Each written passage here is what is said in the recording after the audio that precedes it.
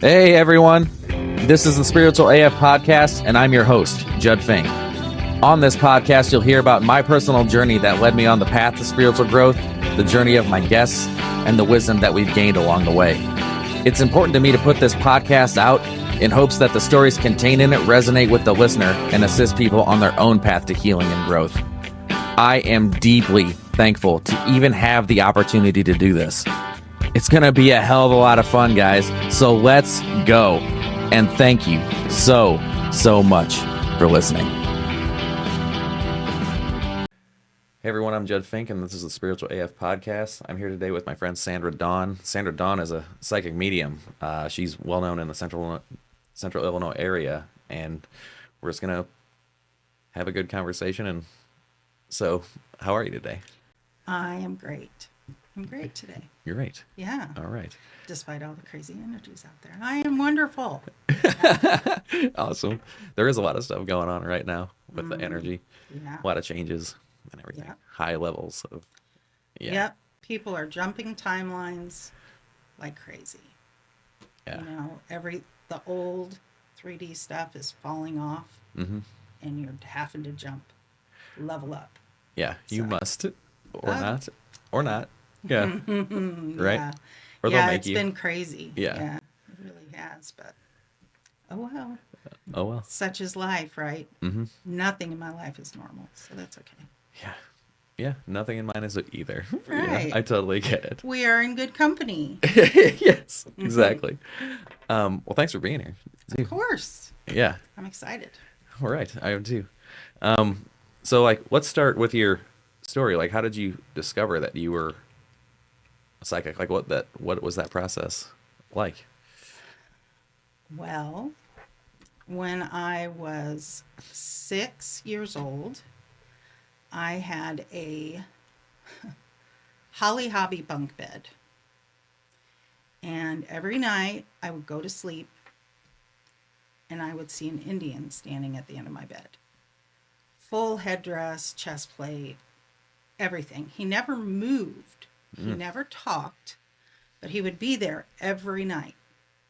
And I always said he had neon lights around him, which, that's aura. Aura. I was just going to say, that was aura, yeah. But as a 6-year-old, all I did was pull the covers over my head and hope for him to go away. And he would eventually, but he'd be there every single night. And as I got older, I noticed that I would look at pictures, I would see certain people, and just have a flood of information that I thought was just all my imagination. Oh, yeah. Because, I was not going down this path as a, teenager. I wasn't doing that. So it was like, I just have a wonderful imagination, and that's it. So fast forward, I got married and had my kids. And my husband was away a lot because he worked on the railroad. He was an engineer. Okay. Like drive the train. Choo-choo. Okay. An engineer. So he was gone a lot. So I was home by myself a lot. The boys were little. They would go to bed. I'd go take a shower or do whatever. And I would always hear my name being called. And the funniest thing is that it was always my dad's voice. So it wasn't like totally startling. Yeah. But at the same time, I haven't lived at home with my parents at this point in a long time. So, like, why would my dad be calling my name? He wasn't at my house. But I still, at that point, I was like, no. I just kept trying to suppress everything. And it was, what year was it? I can't quite remember. Early 2000s.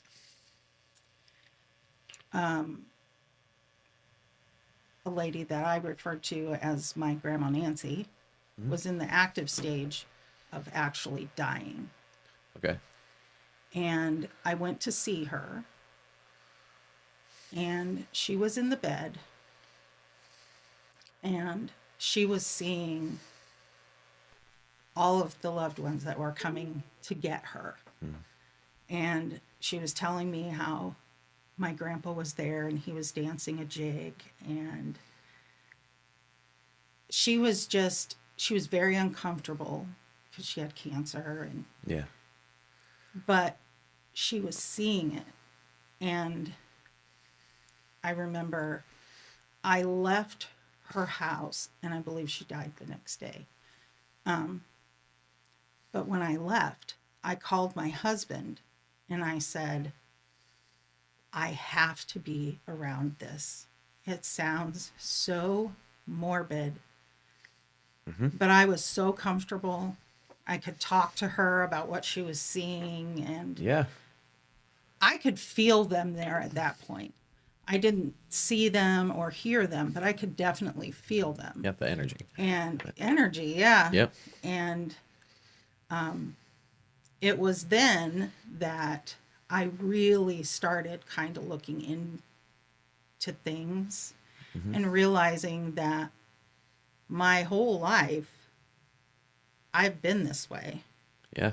And didn't realize what it was. You know, I was all into the ghost shows and Yeah. all the psychics, Yeah. you know, Me too. Yeah. Teresa Caputo, John Edward, James Von Prague, all of them. Yeah. I'd watch them just like I couldn't get enough of it. And then you are that. And then I realized, you Yeah. know, then it's like, oh, what? Oh my God, really? This is what it is. But I started and stopped lots of times. Yeah. Oh. You're familiar with that. You start, you stop, Yes. and you're like, no, I'm crazy. You know, Yes. I'm just You don't crazy. realize what the hell's going on. Right. Yeah. I mean, even if you're doing the work, you're reading, you're talking to other people, it's still like, this is so freaking strange. It gets to a point where it's like overwhelming. And it was, so Absolutely. I would start and I would stop, and I was like, no, I can't do this. And then something would happen, and I would be out somewhere, and spirit would be like getting my attention. Like I remember vividly one time, it was my husband and I had went out to eat, and there was an older gentleman sitting alone by himself in front of the window, like across the restaurant from us. Yeah. His wife, who was passed, was like, hey, my necklace caught on the table. I need you to go tell him that I'm okay. And I was like, yeah, no, I don't do that. I don't do that. I am not walking up to a complete stranger I don't know, and I'm going to tell them, you're okay. You know, I didn't let her go forward with anything else. Yeah. Because I don't do that. That's not good ethics, in my opinion. Yeah. Yeah. And so I would always tell spirit, if they really need to hear from me, you get them to me. And 9 times out of 10, when they've done that, when I'm out somewhere, within weeks, they're coming to me for reading. Yeah. You know, but to back it up a little bit. So started and stopped many, many times. Read books. Read every book I could think of, find. Talked to anybody who would talk back to me. And that's a weird thing. This whole psychic energetic worker Yeah. is very... You got to be open to communicate with people. Well, yeah, you got to be open to communicate, but the other people that are doing it are not always so apt to want to receive it. Receive it, but it's also like, well, that's what you do. Well, I do the same thing, so we can't be friends. Oh, okay, gotcha. We cannot be friends because you are going to take all my business. Oh man, the universe is abundant. Like I'm like, you are nuts. Yeah. I mean, like, the people that not. are going to come to me for a reading are likely not the same people that are going to come to you. Exactly. There's plenty of people and not enough readers, in my opinion. So the spiritual community, like trying to find a mentor, I found 2. And I would talk with them for a short amount of time. The longest I ever had a mentor was 2 weeks.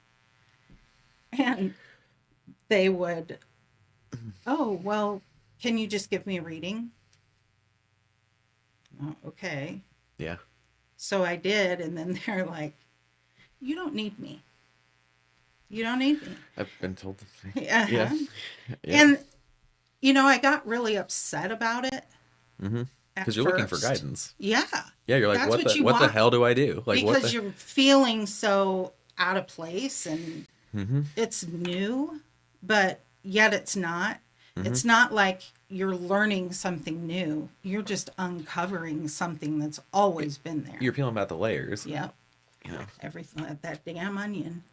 Yeah. Feelings. Getting to the center of it. Yeah. It's, but so the longest I ever had a mentor was 2 weeks. You don't need me. And they would tell me, you just need to trust yourself. Yeah. And that is the hardest thing. Trusting yourself far. Is by far the hardest thing to do, especially when you've grown up not trusting it or believing in it, not even realizing that could be me, Sure. that person. But. Yes. So even in my life, I've had it since I was very young as well. Didn't know how to, so I don't even know if it's like, mediumship or it's like all of them at different, right. I don't know how the hell it's going to show up. Right. But I can tell you, we're just even thinking about it. Maybe roughly 2 months ago, I was laying in bed and I was on the phone and I have my headphones on because that's how I'm, the Bluetooth and all that stuff. And then all of a sudden, as I'm talking, like I'm getting this massive pressure in my face.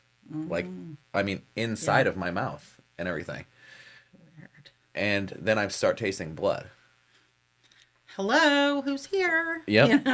What do you want? And then as I kept, then I quit talking for a minute. I'm like, what the hell is going on? Am I having a stroke? And I didn't realize that I was so open in that moment. You know what I mean? Oh yeah. And so then, my head's on the pillow and then the back of my head is just like, has a ton of pressure as well. Throbbing, yeah. Yep. And I'm like, oh shit. Like what am I? And then I close my eyes and then I see this, like it's a tunnel, but it's like an ivy covered fencing, if you, okay. you know like what I mean? Trellis. Like a trellis. Exactly. But it's very long. Okay. And it's a man. I can tell it's a man. Right. And he goes to the end of that and there's one man waiting for him and another man. And he got hit in the face with a bat. Oh my God. Yeah, that would taste like blood. Yeah. And I'm watching this and I'm like literally feeling this. And then my heart is just like, just pounding like crazy. Yeah. And so he's like, they filmed it. They filmed this. Oh my God. And I'm like, I don't know what the hell you want me to do, but like, get the hell off of me. Get the, Yeah. Like, I don't need to feel like what you felt. Back up, You know? buddy. Yeah. Yeah. Get out of my energy. Yeah. And so I was like, you can go find someone else who knows how to handle this stuff. Cause like, I don't know how to handle this shit. Like, Right. you know? Yeah. So I was like, I'm sorry that happened to you, but like, you have no right to be here. Right. You know? And I was like, there are plenty of other people that can help you with this. Go find one of them. Except that he found you. Except that he found me. Because you can help him too. I know. But like, So, in that moment, it's scary as hell. I had never experienced anything like that before. Yeah. You know? And it was terrifying. Yeah, I had You know? something. It was scary. It was so. I am a Virgo. So I'm totally anal. Totally. Perfection, right? Perfection. Yes. Yeah. So I am a Virgo through and through, right?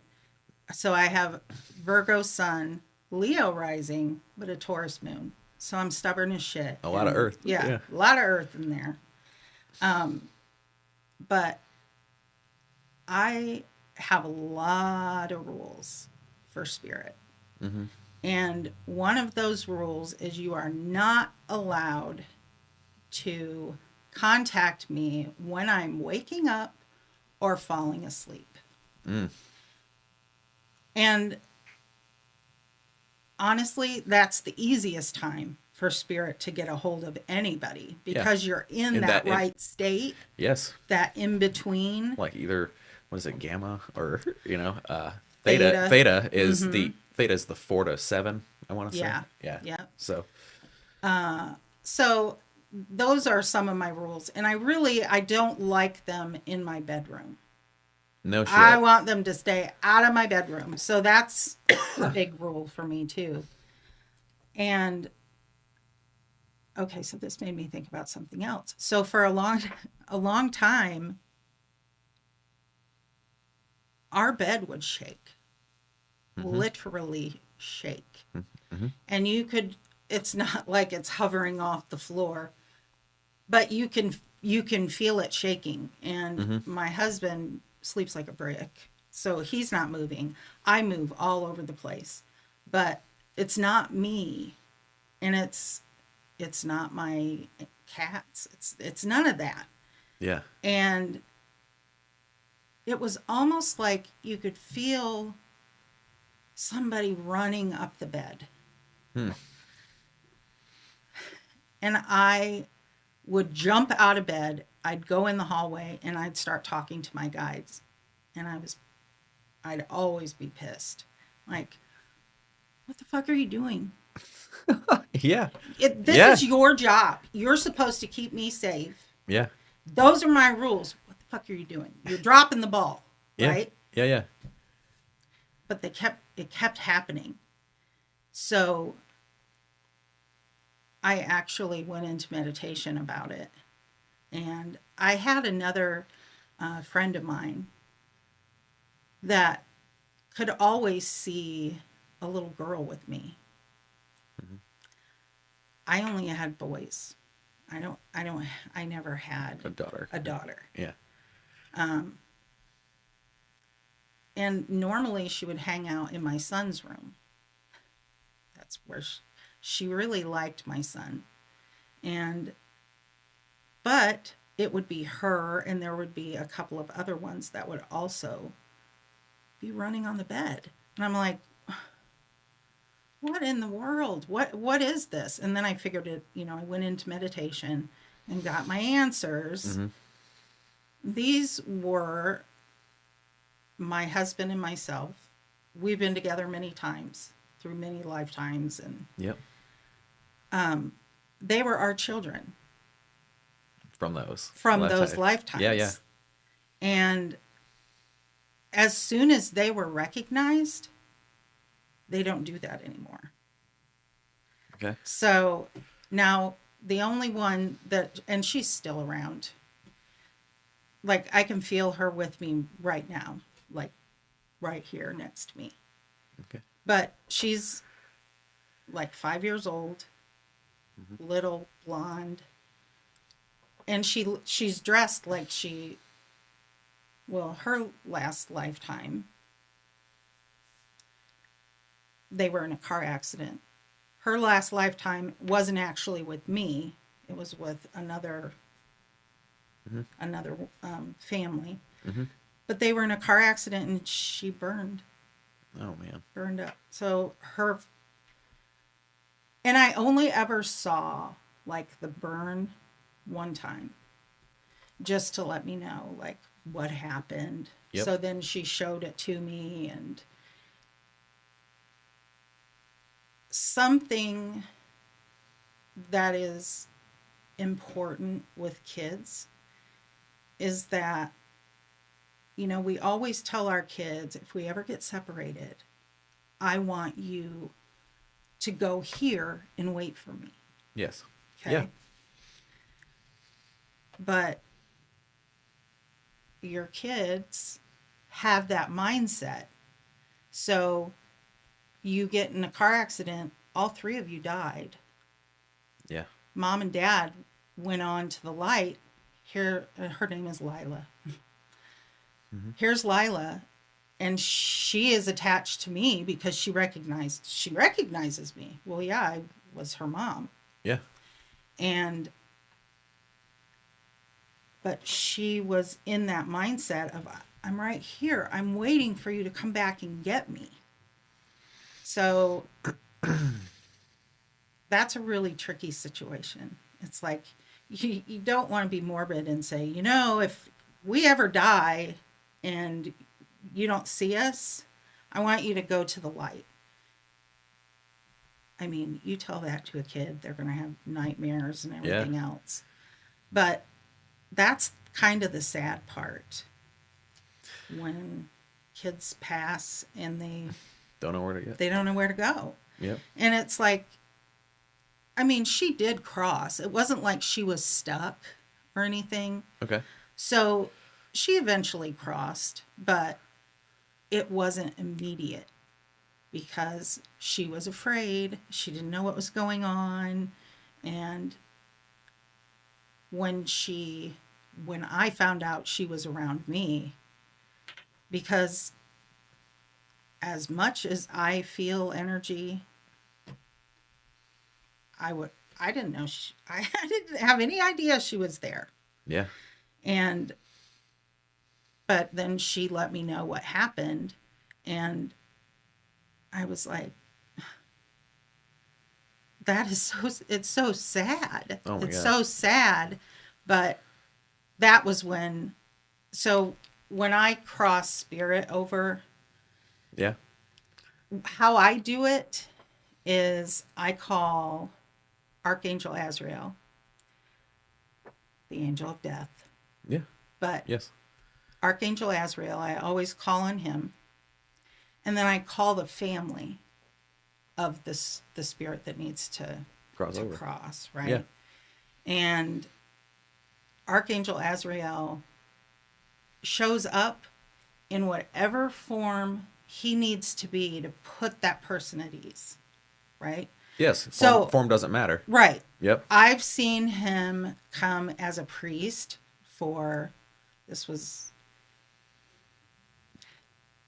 this is another story, but like I was clearing a house. Yeah, sure. And there was 2 children and a man. The man was keeping the 2 children there, basically hostage. Yeah, They couldn't go to the light. Mm-hmm. He wouldn't allow it. Yes. He killed them. I see. He killed them. So when I went in to clear it, I was able to cross those kids over like that, right? So immediately they're going to the light, because as soon as I call their family forward that's on the other side and Archangel Azrael, they're gone. Yeah. Yeah. But the man, I'm getting goosebumps just retelling it. Mm-hmm. Yeah. He didn't want to go anywhere because he was convinced he was going to hell. I mean, there is no hell. There is no hell. I'm sorry to break it to people. That's not how it works. There's no hell. So all of those shitheads that you have to deal with that you think, oh, you should rot in hell, there is no hell. Yeah. But he didn't want to go. He was afraid of judgment. course, because that's what he's taught. Yep. That's exactly. Yep. That is what we're taught. So he was afraid of judgment.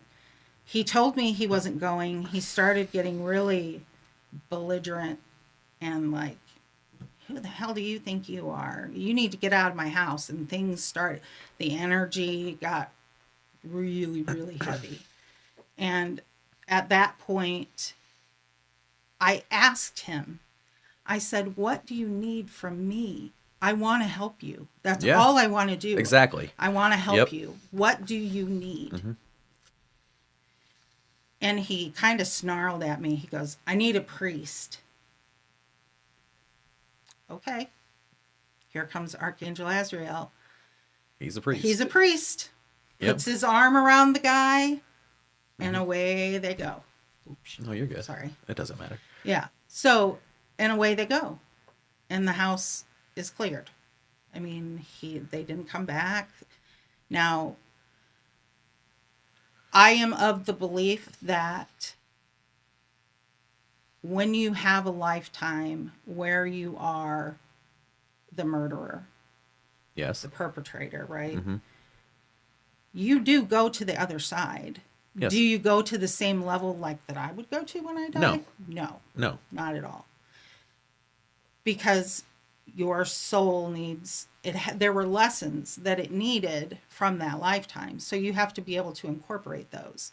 Correct. So you're starting at a lower level of the other side, and there are people that help you. You're not alone. You're not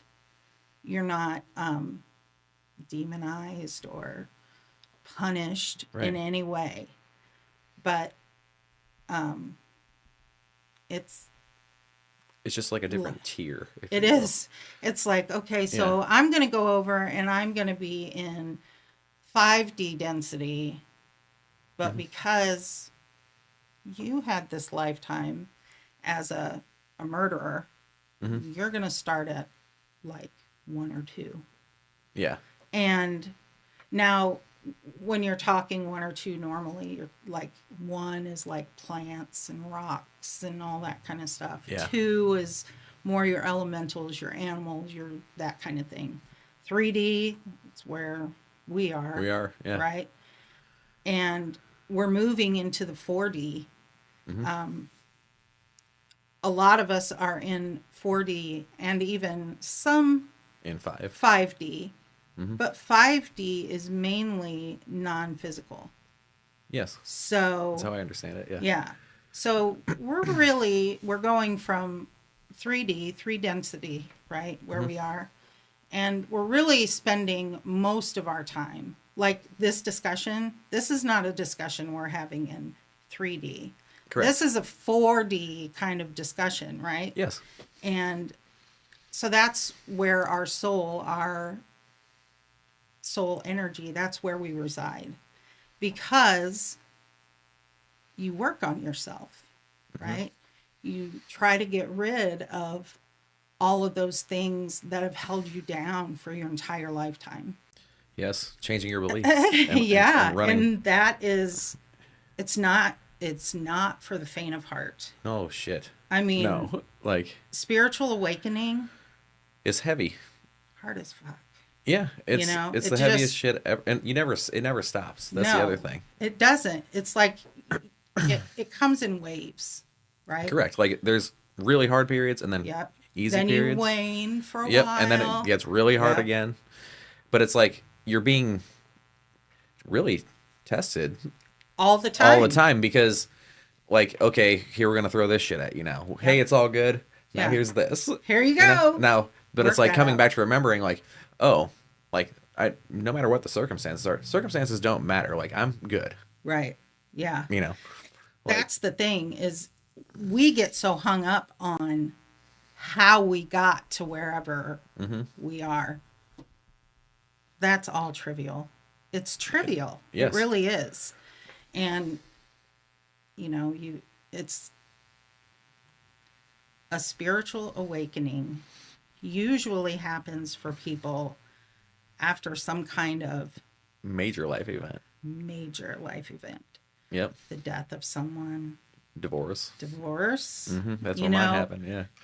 it can be any kind of major change, because that change is making you look at yourself, right? So Like, what did I do? What, you know, this is crazy. I can't, you know, your 3D or ego self correct. is going through all of these emotions. Correct. Which, go ahead. Oh no, your emotions, like, you know, I'm Scorpio, Cancer, Scorpio, like I'm just all Yeah, all emotion. all emotion. Yeah. Right. And like my emotions drive me very much, but like I am not my emotions. My emotions are transient. Yes. You know, and Yes. so I'm a spirit Yep. in this human body, right? I am a spiritual being having a human experience. Correct. And that's totally 100% the truth. But your emotions are based on your beliefs Yes. as well. So like when you actually catch yourself, and I got really good at this shit during my divorce, you know, and like, no, it's not going to be like that. You know, like you had this negative thought. That's your ego. Yep. Yeah. And no, it's not going to be like that. Even current, it's not like everything's fucking, you know, candy and roses for me right now. But I realize, you know, Wouldn't that be nice? you know, but I know whatever's like, I'm going to be fine. I'm going to get through this shit, you know. Spirit's got your back. I mean, we get to a point where we realize, even if you don't know the names of your guides, the names of your angels, you don't have to, right? No, you don't. You don't have to. You just know that they're there. You know they're there Yeah. because you can feel them. But they always have your back. And a lot of times, as we're getting into learning more, right? As we wake up, our intuition, which has always been there, and we've always chosen to ignore it. Yeah. Because a lot of people don't even know how. Yeah.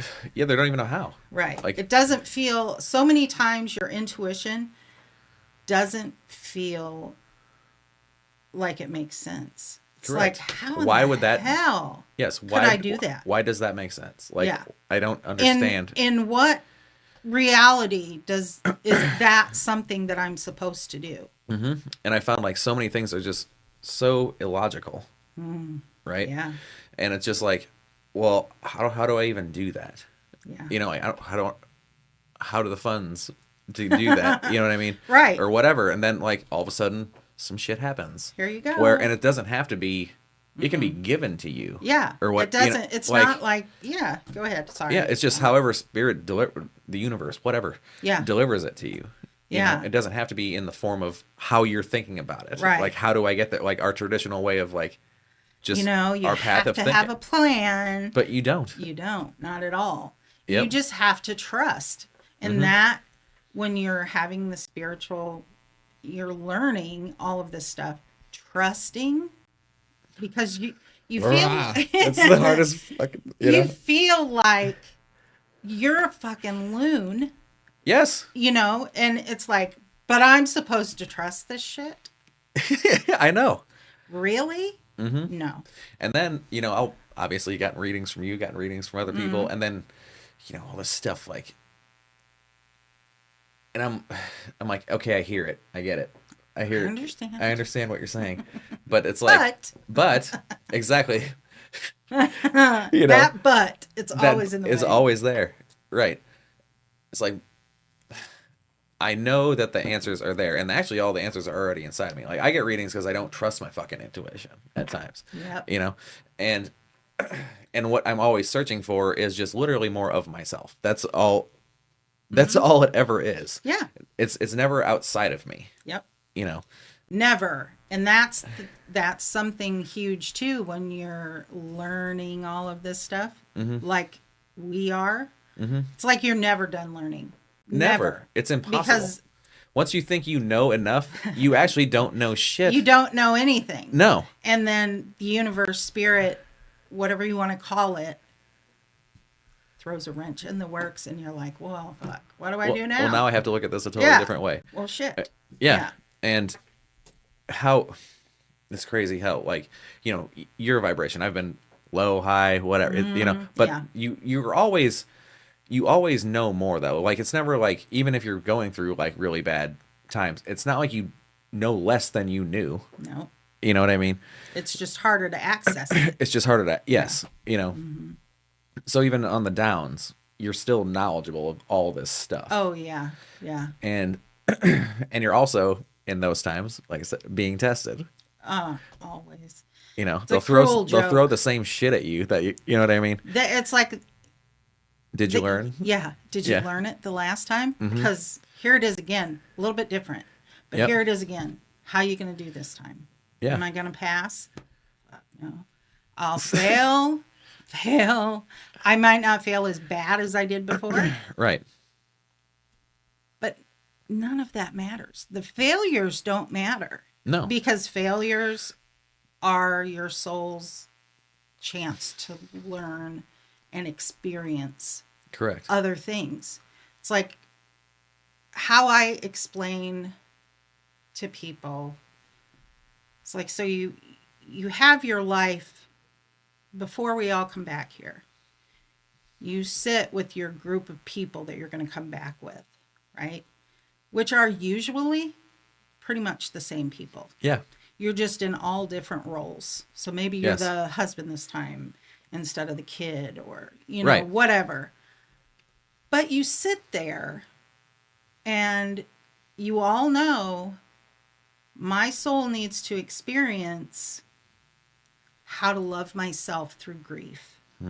Or it's almost, okay, here's a spoiler. People will come to me and want to know, what am I supposed to, you know, what's the meaning of my life? They get to define that. Yeah. Well, they do, but it all boils down to you have to learn to love yourself. That's it. That's what we're all here for. Now, once you learn to do that, then other things open up. And, but yeah, so it's always learning to love yourself. Yes. And love yourself through all of the hard shit that we have to do. Now, and this is something else that I always tell people. You come to Earth. Earth is the place to learn things fast and dirty. Okay. Yeah. This is not an easy place to be. No. Honestly, I mean, there are other planets that are similar to Earth, but they don't have the ego aspect that we do as human beings. Yeah. And ego basically hijacked us, right? So now all of us have given our ego free rein and think that's our intuition, right? Yes. Our ego that... It's actually the opposite of what it really is. Right. Yeah. But the reason that we have ego is because we're in a place of duality, right? Correct. So ego was created to keep us safe. To protect us. I was just going to, yeah. I mean, it just, we gave it too much power. And now ego overshadows everything. And a lot of people might get a little bent out of shape when I say that, because they're like, you're telling me I have a huge ego? Yes. Yeah. Yeah. Ego is not always, oh, I think I'm the shit, you know. I'm it on a stick, right? No. Yeah. Many, many, many, many times ego is, I'm not good enough. Yes. I can't. Oh my God. That is what holds us back, right? I'm not smart enough. I'm not good enough. I'm not Whatever. smart enough. I'm not good enough. Whatever it is I am not enough. Yeah, just overall, And whatever that is. It doesn't matter what you're doing. You're not enough. You can't possibly do this on your own. And it's actually bullshit. Oh, total bullshit. Yeah. But because of the Earth school that we're in, Yeah. we have an ego that we have to learn to rein back in, Mm-hmm. right? So I've spent lots of years in counseling. Yeah. Yeah. And the lady that I'm with now, absolutely amazing. Gina Farron.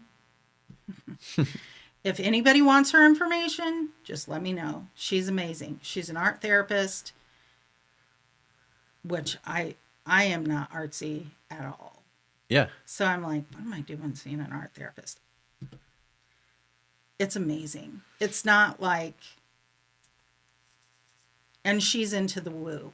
So she's very woo-woo. Yeah, yeah. And she knows about intuition. She follows her intuition. I mean, she would be in the same realm that we would. She just does it a little differently. She approaches it from the counseling aspect. Perspective, yeah. Yeah.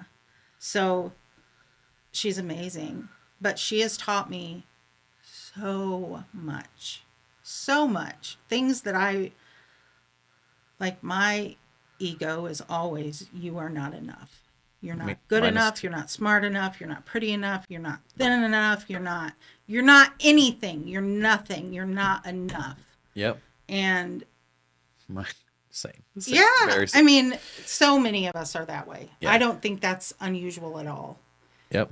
But to realize it, and I think it was the very first session I had with her. She said, okay, so that's your barking dog. Your barking dog is your ego. Mm-hmm. She's like, let's name it. Like, I had no problem. I was like, mine is Rita, and she's an arthritic chihuahua. Okay. And she is bitchy and grumpy all the damn time. And then you name your heart space. Because that is where we want to reside, right? Mm-hmm. We got to be in the heart. If you're in your heart space, you can flow with whatever is going on around you. Mm-hmm.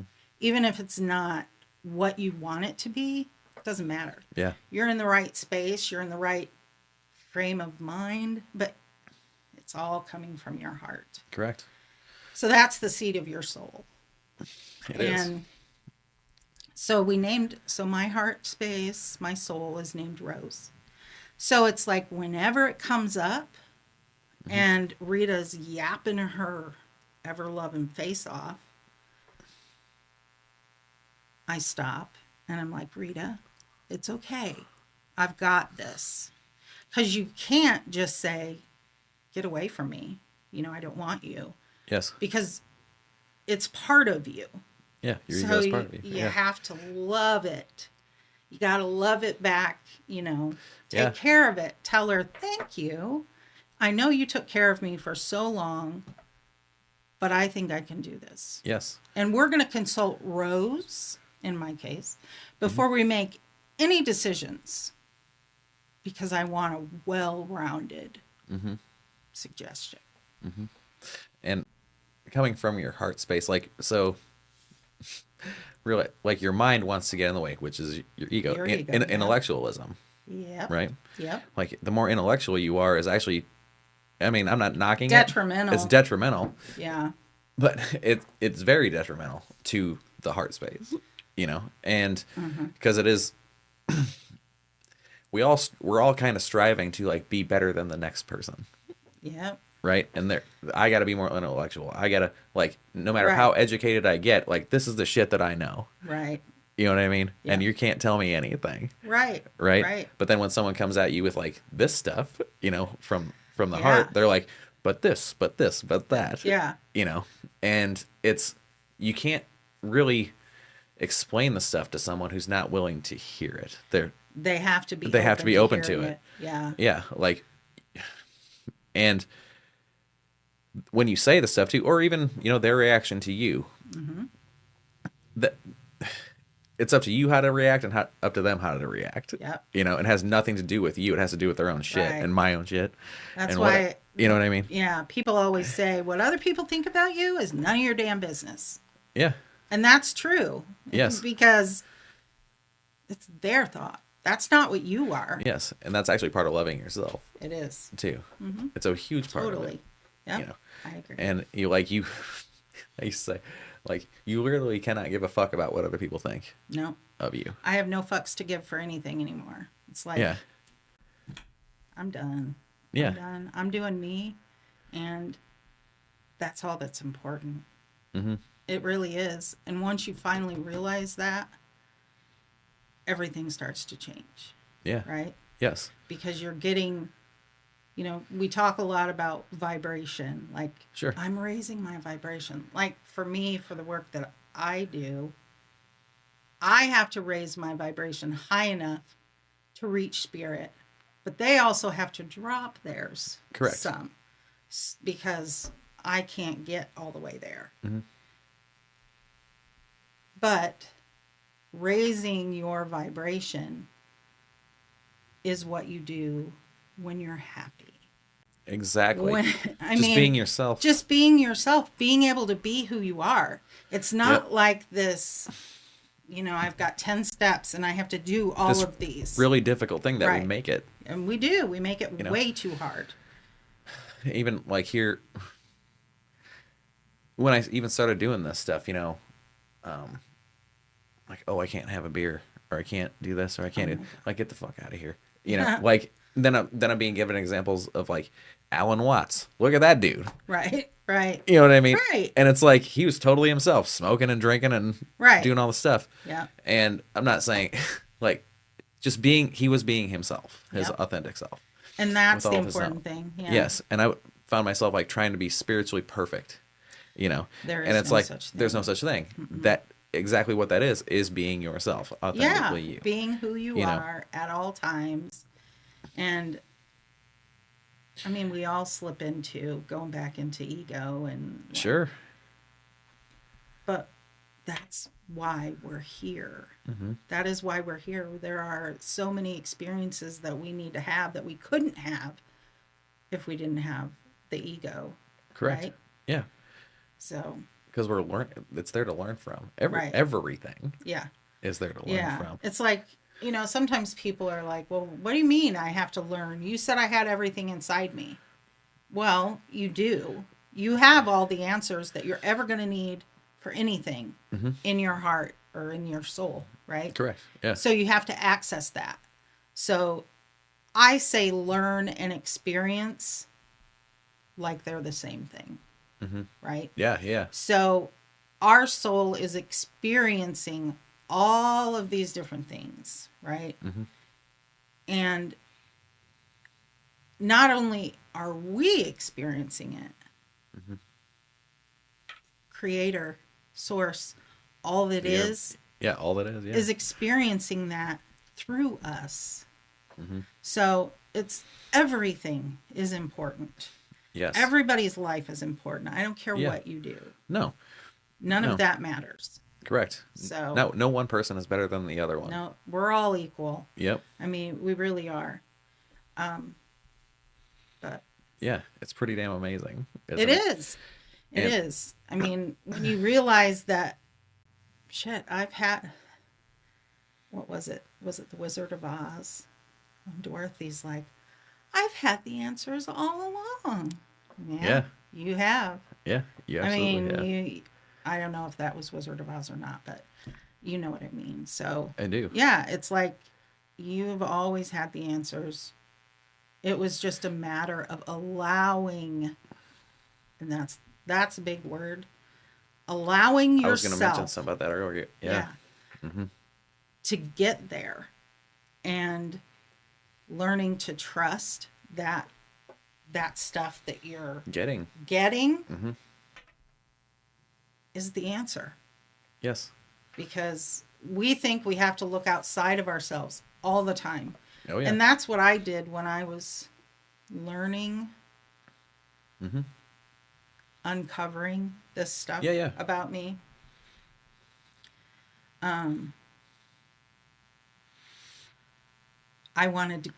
That's why I was hell-bent on finding a mentor.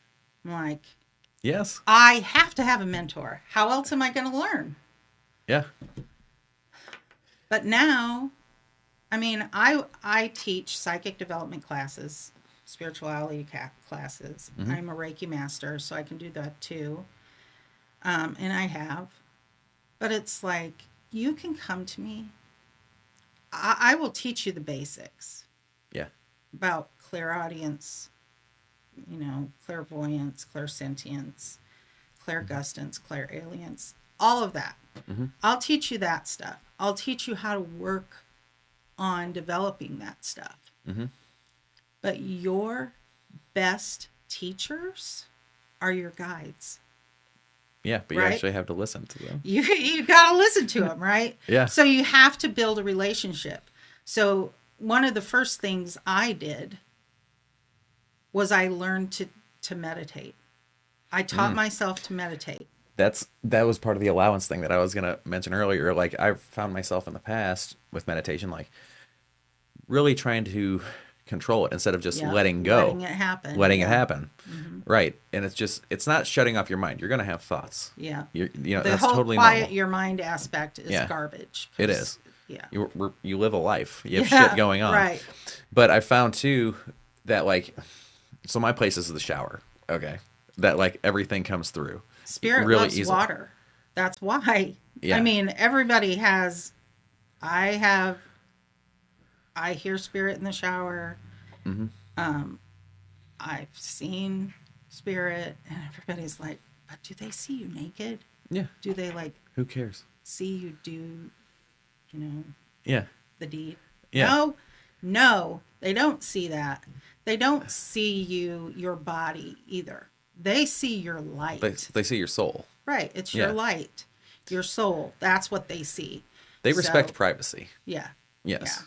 Yeah. So, but, when you're in the shower and some rando spirit pops in, first of all, that really shouldn't happen because you have to be in control, right? Of your space. Of your space. Yes. Of yourself. So, for people like us, and there are millions of them, I think most people, it's like everybody is psychic. Everyone is. They're all, it's to varying degrees, right? Correct. So some people are psychic out the gate and are able to like when you're very young. Yeah. Yeah. Yeah. Young kids. Oh my gosh. They see spirit until they're about 6 or 7. And then usually, the powers that be, mom and dad, family. Program that's that not out of it. real. Yep. That's not real. You need to quit talking about that. And if you shut that down, then they have to go through the opening up, learning to trust yourself, Yes. So honestly, that was one thing I can say. My oldest son is 26 and he lives in Jacksonville, Florida. He's a police officer. My youngest son is 23. He just bought a house. He lives in East Peoria, and he's an ER nurse at OSF. But he's also a deputy coroner for Peoria County. And I have said, this will be okay because none of his friends would ever watch anything like this. But he is a better medium than I could ever dream of being. Oh, wow. Because he was never told that stuff's not real. So he never doubted it. Like, he would tell me when he saw spirit in his room. He saw his grandpa when he passed. He was in his room and he was just standing there. I mean, he wasn't talking to him, but my husband's dad, he saw him when he passed. Honestly, I think he saw him before we even told him that he had passed. Yeah. But I used to see his guide sitting at the end of his bed at night. Oh, wow. And which took me back to when I was 6 and seeing the Indian at the end of my bed. Which, if you come to me for a reading, a lot of times we'll talk about who your guides are. mainly like your main guide, because your main guide is with you your entire lifetime. Yeah. And they help you with everything, right? There's Yeah. nothing that they can't help you with. Yeah. But we'll go through, who it is. And I always ask for a name. Mm-hmm. But I'm always tell people names are for us, not for them. They go by energy. They don't need the name. Yeah. That's us. We need because we that's need, how we need to name it. We Yeah. need to name them so we have Yeah. some way to, it just makes it easier for us. Kind of call it in. Yeah, Yeah, call yeah. it in. Feel comfortable with it. Mm-hmm. So we talk about that, and we'll talk about your guardian angels, which I am of the belief everyone has 2 guardian angels. Assigned at birth. Assigned at birth. Yep. So for me, I see guardian angels primarily as color for some reason. Okay. Yeah. And I always see them over the left and the right shoulder. That's how it works. Not like the good and evil. I've seen the that little. with my own. Yeah. Yeah. Yep. So, we talk about that. And at first, I've gone through a lot of phases with things. Like I wouldn't do past life readings. Mm-hmm. Because I'm like, nobody can validate it. I could sit here and just tell you a good old story. Tell you some shit. Right? It doesn't. Yeah. It's right. You're not going to know. Right. And then I did a past life reading, not really meaning to. Oh, yeah. Just kind of how it showed up. It just happened. And my guides were like, see? Because that person sitting across from you, their soul recognizes that. Yes. It recognizes what you're saying. So if you're bullshitting, they're going to go, yeah, whatever. Right. But most people, and now I do past life readings now. I will ask, what is your most important past life that's going to help you in this one, right? And I'll get details, oh, well, it was 1863. You were in West Virginia. That's during the Civil War. And your husband, your son went off to war. Mm-hmm. You were a healer. You were always a healer.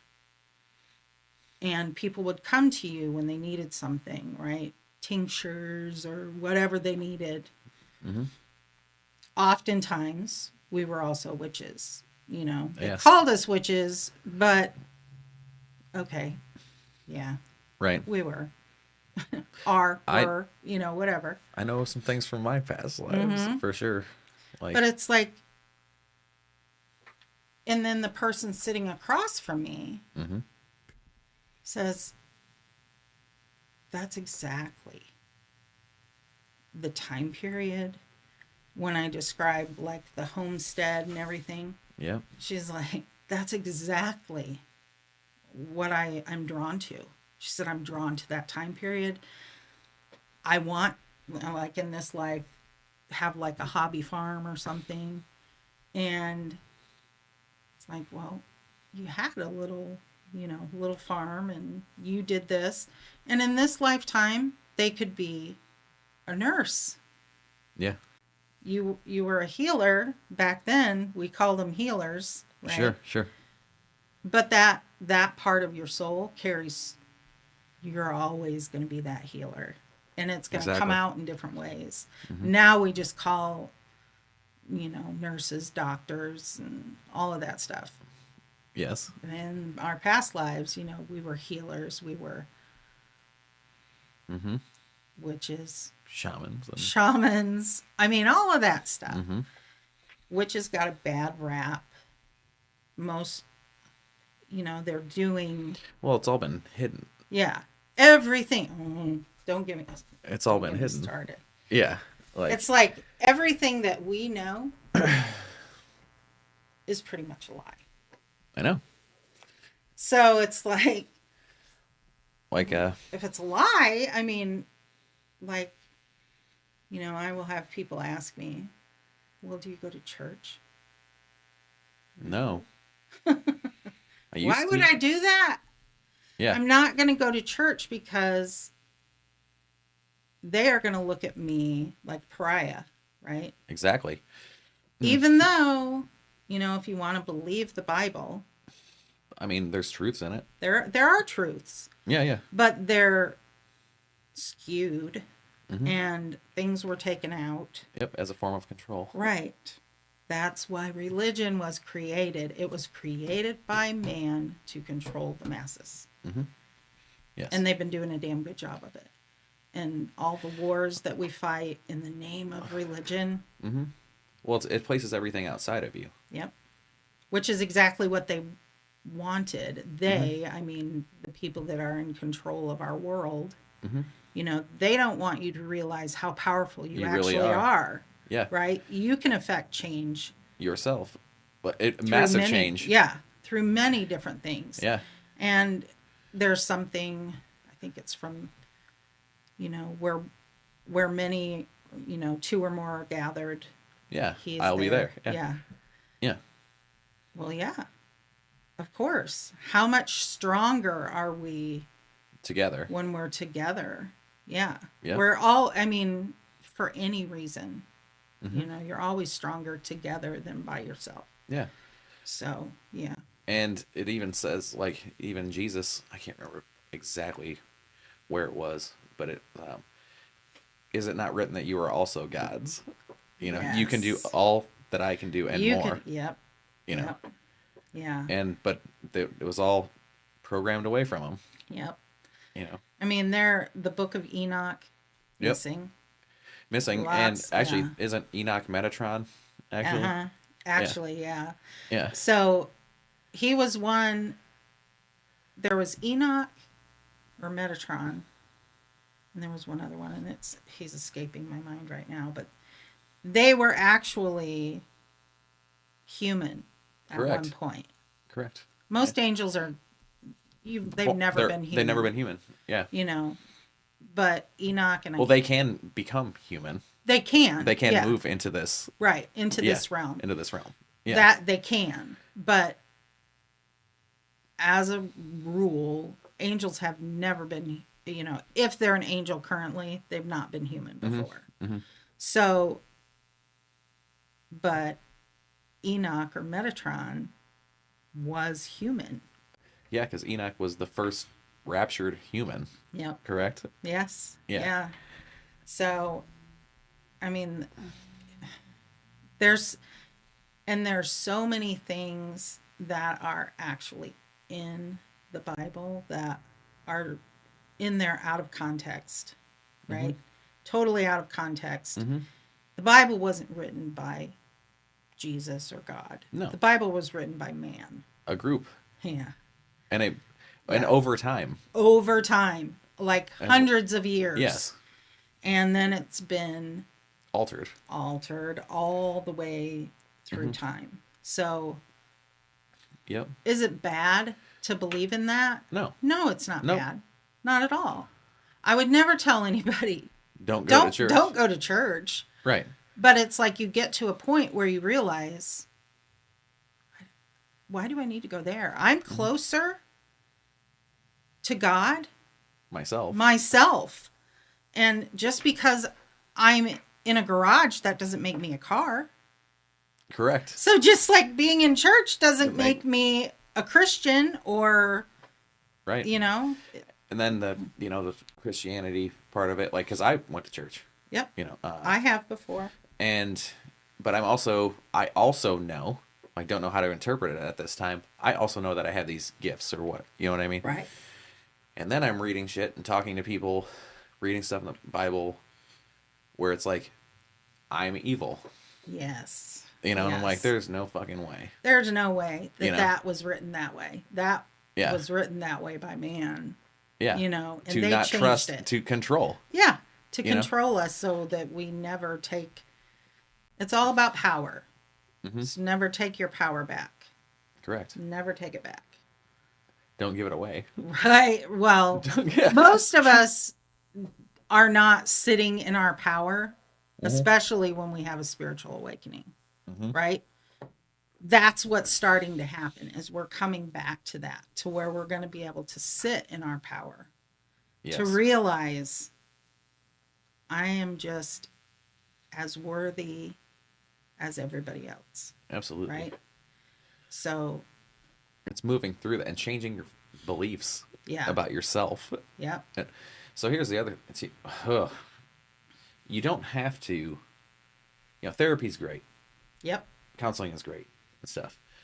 But like, you don't have to, once you realize like why you are the way you are, you know what I mean? And all that, you don't have to go that deep and relive all that shit. Never. No. And that's, there's so many different forms like of counseling if you're doing that. Sure. And there are people that want to take you back and take you through all that garbage. Mm-hmm. There's no reason for that. Mm-mm. You can drop it. Yeah, you can totally drop it, and there's no reason to go through it again. No. And that's where, so like, even through that huge part, self-forgiveness and forgiving the other people, because they have no fucking idea what they're doing. And you didn't know either. Right. Yeah. And so you don't know what you don't know. So how can you blame anyone for how they acted? Right. Or, they were doing the best they can with the information that they had at the time. Exactly. So a lot of people, they're mad their entire lifetime at their parents because of how they were raised. Oh, I dealt with that stuff. It's like, yeah, you can be mad, but what good does it do? It only hurts you. They didn't know. They didn't know. They were doing the best. They were trying not to do what was done to them. Right. Right. You have to be willing to forgive, right? Yes. Forgiving yourself I think it's harder than forgiving other people. I believe that too, for sure. Yeah. It's much easier to forgive someone else. Yeah, definitely. Because like, okay, I've gone back and forth, like, had periods of time, drugs, alcohol in my life and everything. And it's like, oh, why am I doing this shit again? Yeah. Why am I doing this shit again? And it's like, oh, I haven't dealt with this. Right. That's why I'm doing this. I'm trying to avoid looking at this because it's painful. Yeah.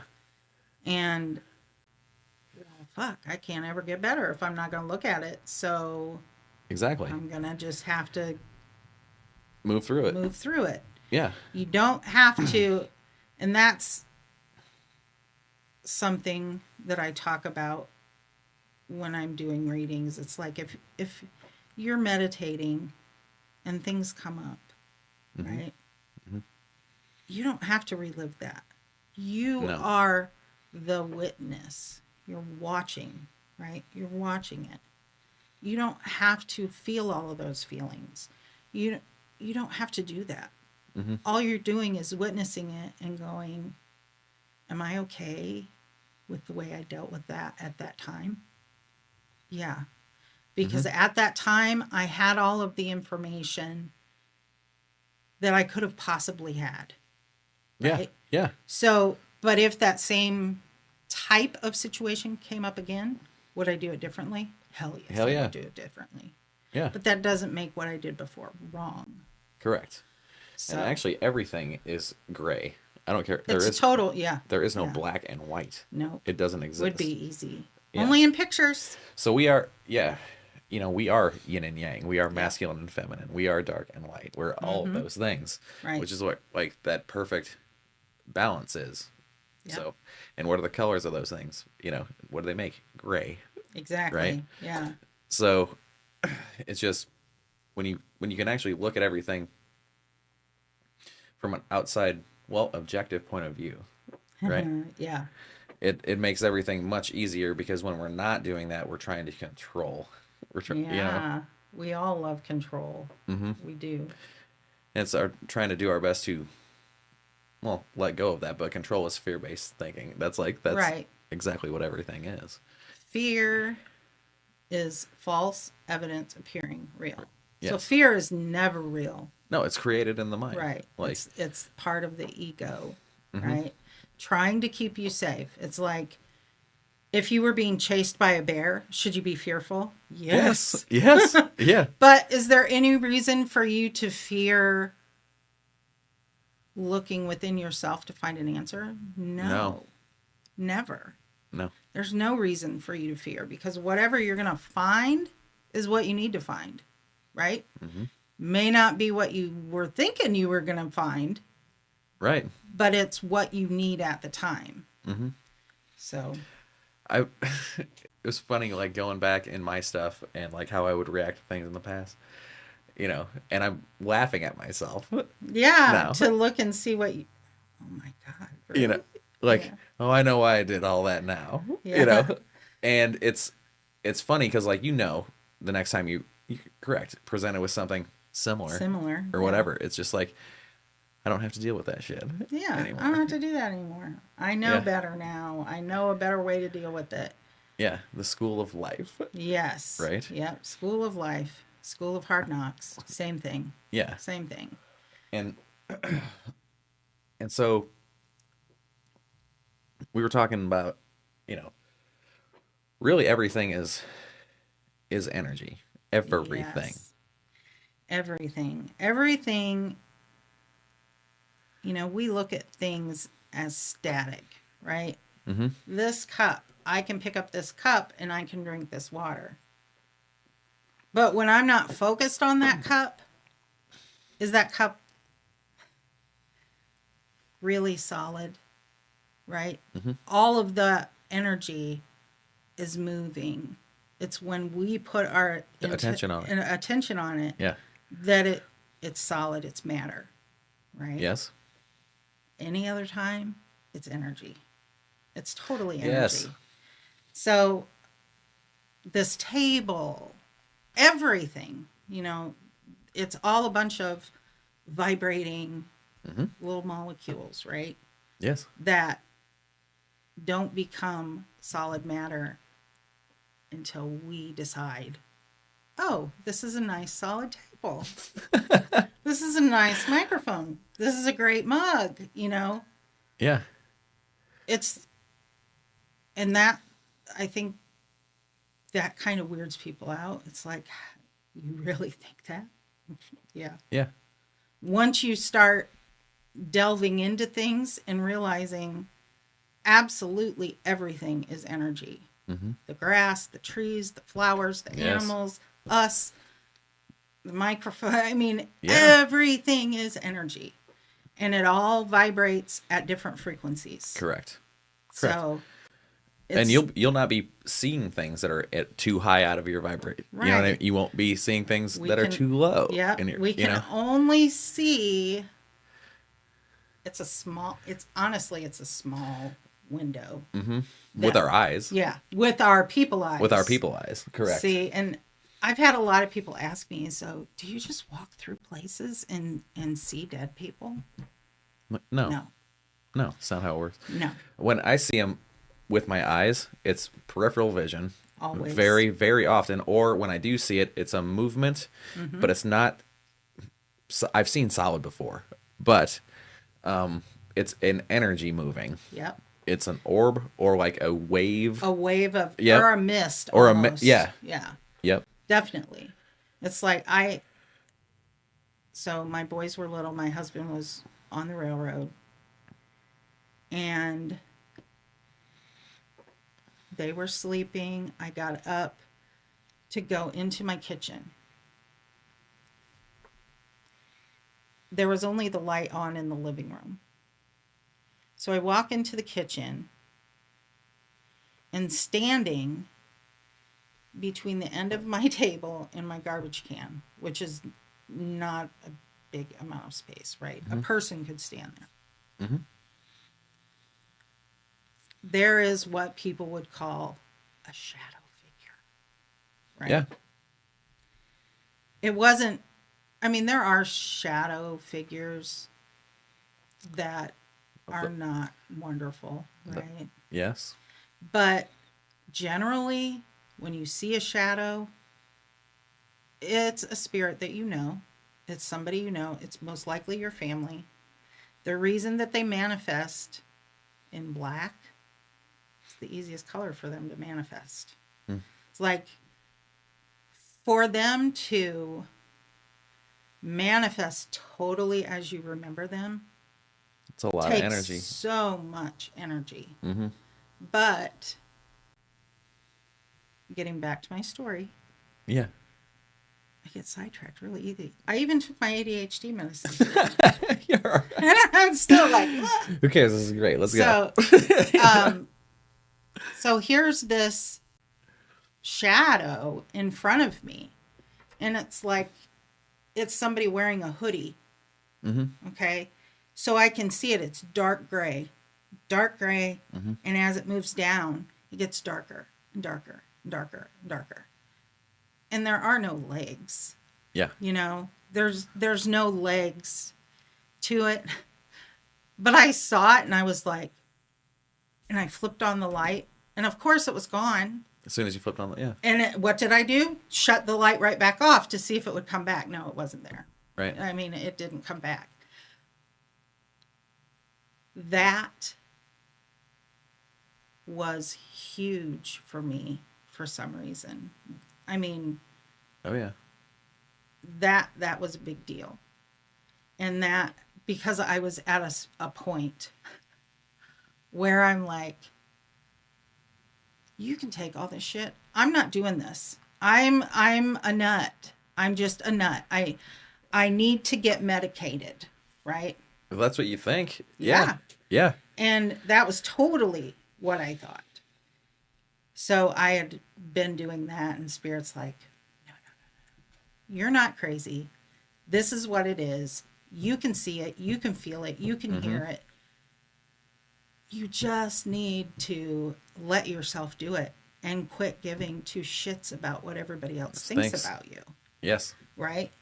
So it was from that point that I never stopped again. I just continued To go. to learn, right? Yeah. And to just accept. And I know that I have a girlfriend who lives in Houston, and we used to run a Facebook group for people who were trying to learn to develop, you know, their spiritual. Mm-hmm. We were both like admins in that group. Wasn't necessarily our group, I don't think. It might have been her group. I can't remember exactly. But we both hated each other. We both thought the other one was a huge bitch and didn't know what she was talking about, right? Yeah. So fast forward, we have been friends for at least 10 years. At least. Yeah. We've never met. We've talked on the phone. We've texted. But she lives in Houston, and, you know, We're here. Yeah. I'm here in Illinois. So, but we've never met. But and we were like, I really thought you were a bitch. And, you know, you're really kind of cool. You know a lot of stuff. Yes. Yeah. I knew a lot of stuff. She knew a lot of stuff. But it was like, yeah. So preconceived notions will do you in a lot of times, right? Absolutely. So judgment of other people is huge, right? Mm-hmm. And it's our nature to want to judge people. Yes. So don't beat yourself up because you are going to judge people. Mm-hmm. I still do it. But, yeah, you know, you just, then you look at it and you go, you know what? It doesn't matter. What they're doing doesn't matter. There's no reason for me to judge it. Yeah. Yeah. It's we're simply programmed. Yeah. To judge. Totally. It's when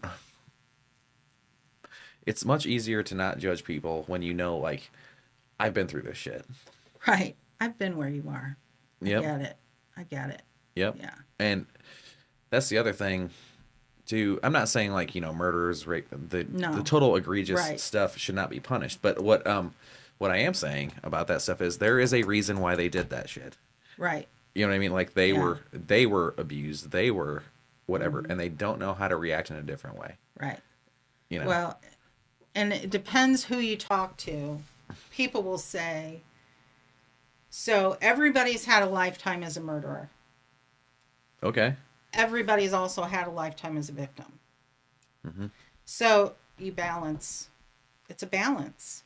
I mean, because what's the reason for us having a life? To experience things, it, and right? yes, correct. To experience different things. And so and a lot of people have a hard time with that. Like, how could I would never murder somebody, not you now. In this lifetime. Right. No, you wouldn't. But did you have a lifetime where you did that? Probably. I was told I had a lifetime where I was more like a Genghis Khan type of, like I murdered a lot of folks. Right. I guess. Well, we go through, you look at all of these time periods, right? Yeah. How brutal. Mm-hmm. Genghis Khan, the Vikings, yeah. just how brutal the nature was. Mm-hmm. So you may not have just killed somebody for the pleasure of killing them because you enjoyed killing, like Dexter. Like Dexter, yes. But you had to take a life, right? So technically, you're a murderer. Correct. So I think a lot of times that's lost on people too. Oh, sure. It's like your life circumstances in the life where you did that. Yeah. Totally. Yeah. Not. It was like, it's kill or be killed, basically. Correct. Well, in those times. Yes. Sure. Especially in those times, right? Yes. So you kill or be killed. And, there were healers. There were still healers then, yeah. That killed people. Did Absolutely. they do it maliciously? No.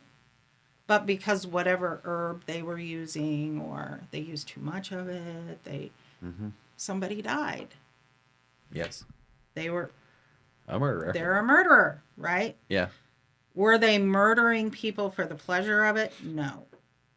It was more, So that's how I like to think about it. I think it's easier for people to understand it when you put it in those contexts.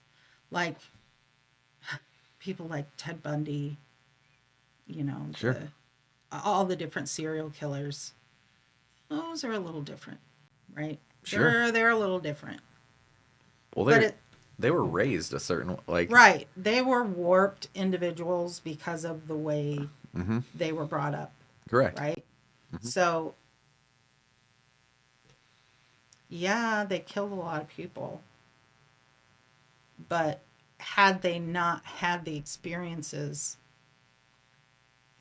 as a child, most times it's a child, they wouldn't be that way. They would not. They wouldn't be that No. way. And yeah, it's like, do you ever come in to this life and say, I want to be the most prolific serial killer that's ever lived? No. I would not doubt that. I would doubt. Yeah. I really doubt that. I think, when you sit with your family before you come back and you say, I really need to learn patience, or I need to learn how to love myself. Yeah. Right? And the person who's going to be your mom pipes up and she's like, oh, I'm going to help you with that. I'm going to help you with that. Do they know exactly how they're going to help you with that? No. Because if you did, everybody would weenie out and not come here. Because it's too hard. Yeah. Right? To know that I am going to treat my kid so horribly so that he has to learn and claw his way back up and say, I am a good person, even though I've done this. Yep. And sometimes it goes sideways and you're a Ted Bundy or, whoever else. Oh, yeah. He's the only one that's sticking in my mind right now, but yeah. There's plenty of them. Oh, yeah. Yes, there are plenty. I just can't. And actually, I thought there was when I saw some statistic where there's every year in the United States, there's like 600 some thousand missing persons cases Yeah. annually, and only like Very. 10% Oh, I'd be or 11 shocked. are actually like solved, Yeah. you know? Yeah. And it's like, and that's annually. Yeah. That shit is crazy, It is. you It's know? nuts. And when I read that, it was just like, oh my God, that's, and like you think of like, you know, this, where we live, right? In Peoria and here, it's just like, that's more than the whole population of this Right. area. Yeah, that's crazy to think there's that many missing people, right? Yeah. So there's probably lots of reasons for that, which is another podcast. Yeah. But Yeah. Yes, it is. it's tough. It's hard to wrap your head around. So also, do you believe that, okay, I believe that you do choose your parents before you come here. Yeah. Absolutely. Absolutely. Okay. And you know that you're going to come in here, you know, and identify with, you know, when you're born, right? Your sign, you're like, I'm Right. going to be these things, right? Your birth chart, Right. essentially. Right. Right. And this is how I'm going to be. These are my parents. This is how I'm going to die as well. But you have a choice throughout it, throughout the life. Yeah. Right? What I believe about our death, right, is that it's very much the same kind of thing that Sylvia Browne believed, right? We have exit points where our body, exactly, where we can choose, we've done enough, I'm done. Like there's multiple times we can choose. Yes, Yes. multiple times. For me personally, I had a terrible car accident when I was 18. I was going to sing at a wedding. The weather was icy. And I got T-boned, right? So the passenger side door was resting on my driver's seat. Yeah. And they actually wanted me to go by life flight. I was only in Washington. They wanted me to go by life flight. To Peoria. They couldn't fly. The weather Because of was the weather. too bad. So I was in the hospital. So I had a closed head injury. My skull was kind of, well, I guess it was a fracture, like right at the base. Yeah, where the bump Your is. occipital. Yes. Which is supposed to be pushed in. Well, mine, when it healed, it's now out. Yeah. So that happened. And everybody's like, oh, well, that must have been, you were psychic after that. I was like, I was no. psychic before that. I was psychic before that. Did I know I was psychic before that? I don't think so. I don't think I did. I was, so that happened when I was 18. And I remember I was in a coma for 5 days, I think. And the only thing that upset, well, I mean, the whole thing is upsetting. I had to relearn how to walk, talk, all that stuff, right? My goodness, yeah. So I did not have a near-death experience. I'm pissed about that. I mean, it's like I was in a coma for those 5 days. I don't think it was medically induced. It was just because of the injury, yeah. And me, I didn't get to have a near-death experience. So I'm like, oh, that sucks. Because I love near-death experience stories. I mean, a lot of them are similar, but that's the thing with a near-death experience. Whatever you believe is what you're going to see. Yes, yeah. Because people experience hell. People experience heaven. People experience, well, that they were totally wrong about how it all works. Yep. You know? That's how lots of them, thankfully, are. And people come back and they're changed. And Can they then connect to spirit easily? Yes. Usually. Mm-hmm. But I think that's part of like, because when I was born, like I was born blue, and apparently died, briefly. So like, I have no idea. I mean, I was just born, right. You know, right. so It's not a memory that you have. Yeah. right. It's not, and so I don't know like why my stuff turned on. My earliest stuff was when I was like 4, Right. or maybe even yeah.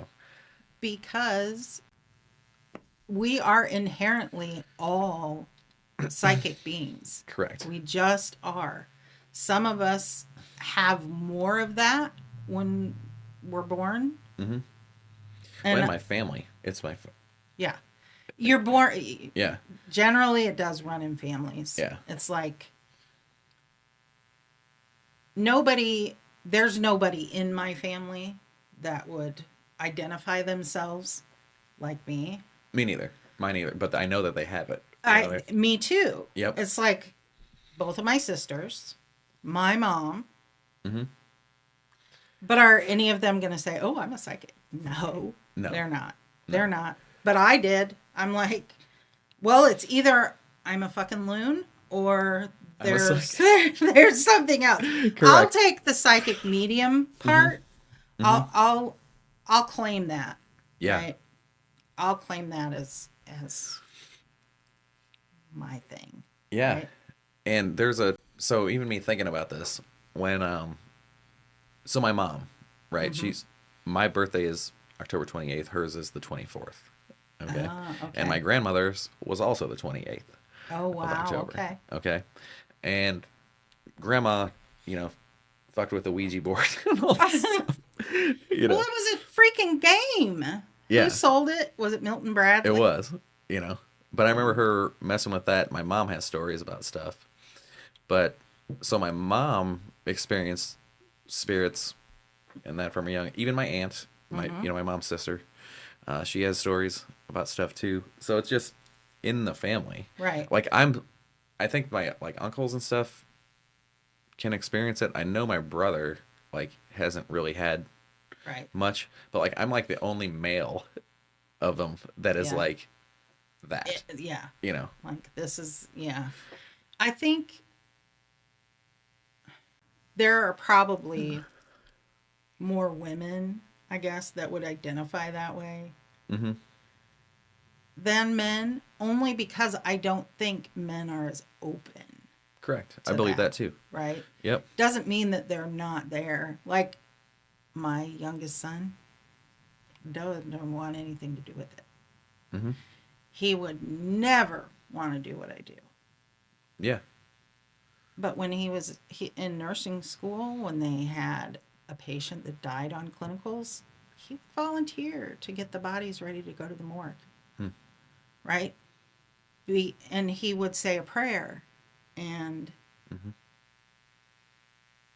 so he's in tune with that. Yeah. And then now in his job as a deputy coroner. Sure.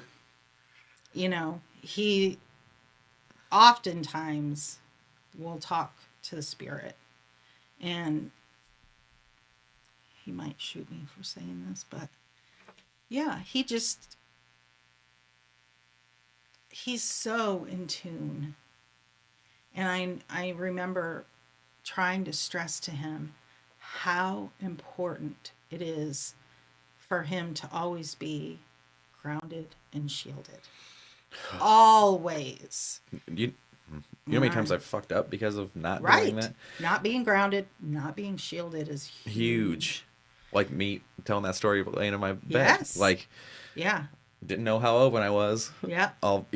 Yeah. And in my fucking room when I've made that rule before, too, you know what I mean? You are not allowed in my room. Yeah. Yes. Yeah. But yes, not shielding, not grounding, and me being all water, how I am, like grounding for me is like huge. Yeah. Like I definitely need it. Yeah. I will fucking go here all the time. You know what I mean? Just way out there. Yeah. My son's a Pisces. Yeah. So, and he is so a Pisces. So a Pisces. But it's like, I teach classes on that. grounding, protecting, or shielding. I don't like protection. Shielding your energy. And then the next most important thing is learning to clear your energy. Yeah, like after interacting. Yeah. Whether so with Reiki, scrub yourself off. Yes. So Reiki, you do the dry bathing and to get rid of it. And people always know about sage. Sure, sage I did that before. Sage will clear. Sage is medicinal. So it is. It's not bad to burn it. My kids had asthma and hated the smell of it. So I only did it when they weren't home. But I turned to different ways of clearing. Everything with me is intent. Correct. Yeah. Because when I was learning, I was like, I don't want to have to use tools. I don't want to have to use a card. Talk about this. Yeah. I don't want to use cards. You know what? We might be psychically hooked up here, right? Yeah. Yeah. Of course we are. Right. So I didn't want to learn. I didn't want to have to use cards, use a pendulum. Nothing. I wanted to just my mind, right? That's what I wanted to do. It was all intent based. Yeah.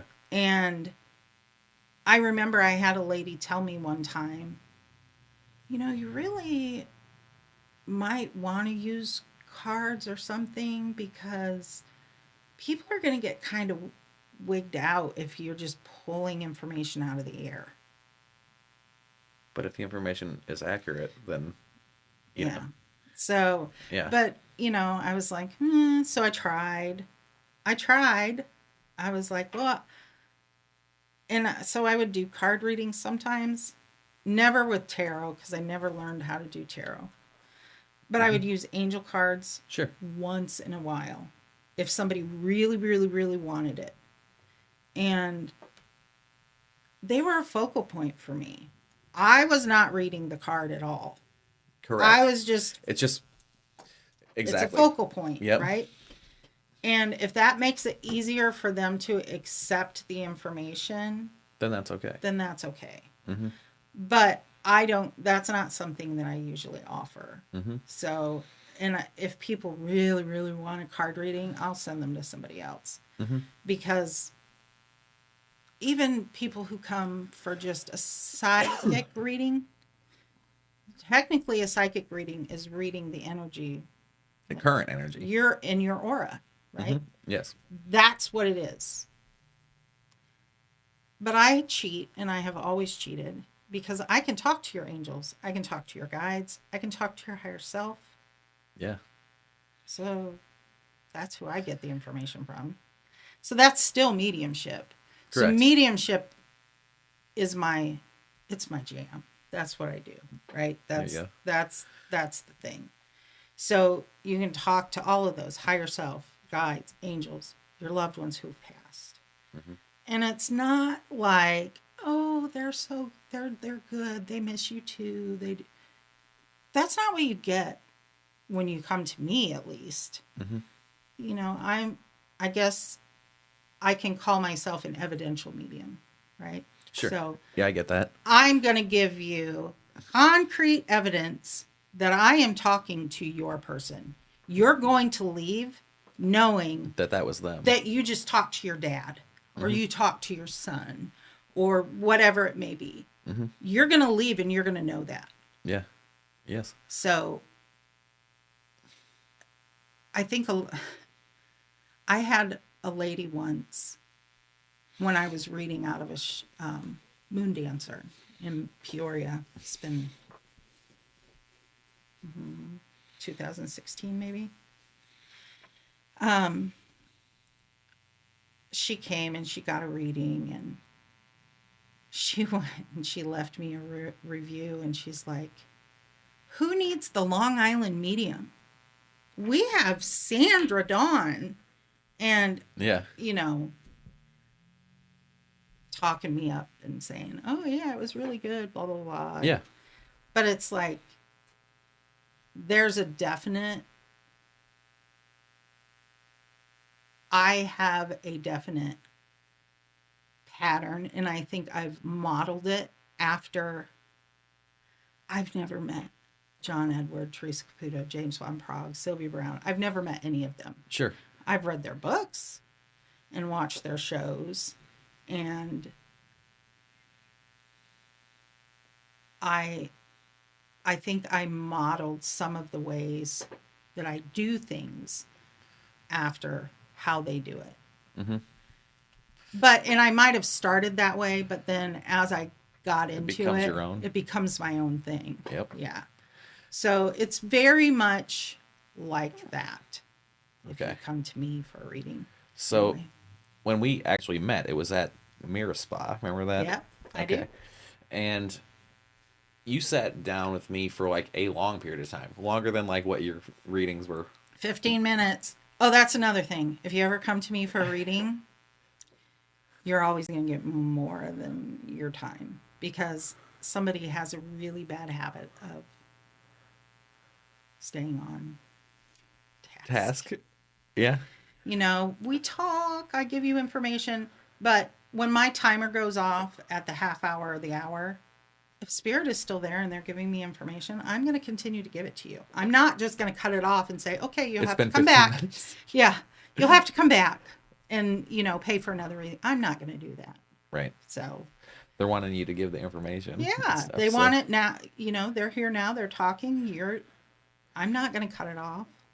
Right. It's not about like the money and stuff like that.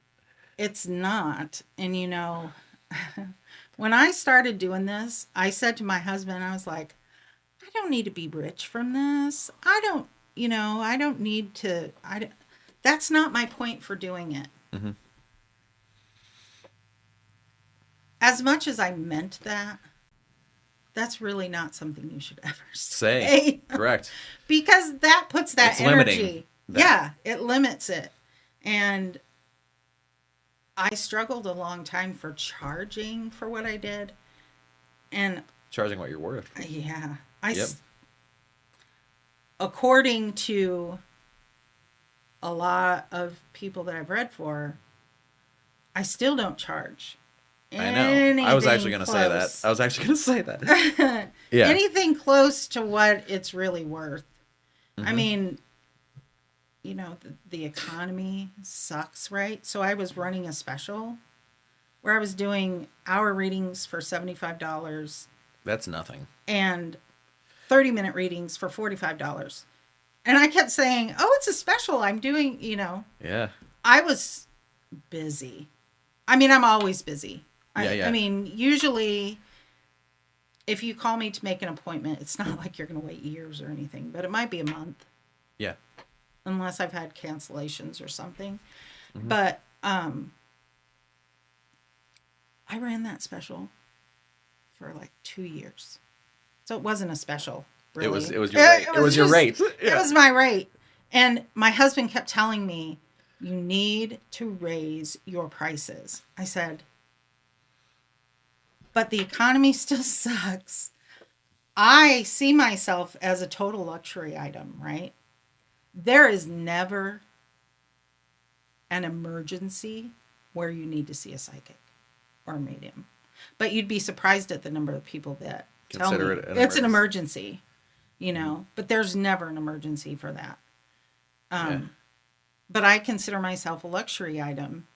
Sure. And I was like, if I want to continue to have business, I feel like right now I need to have my rates where they are. So he kept telling me, and I kept, no, I'm not going to do it. Not yet.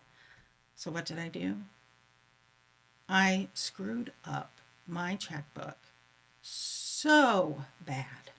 Like I overdrew it. Yeah. And I heard, as soon as I realized I had done it, I was like, he's right. That's what I was hearing. He's right. You need to raise your rates. Mm-hmm.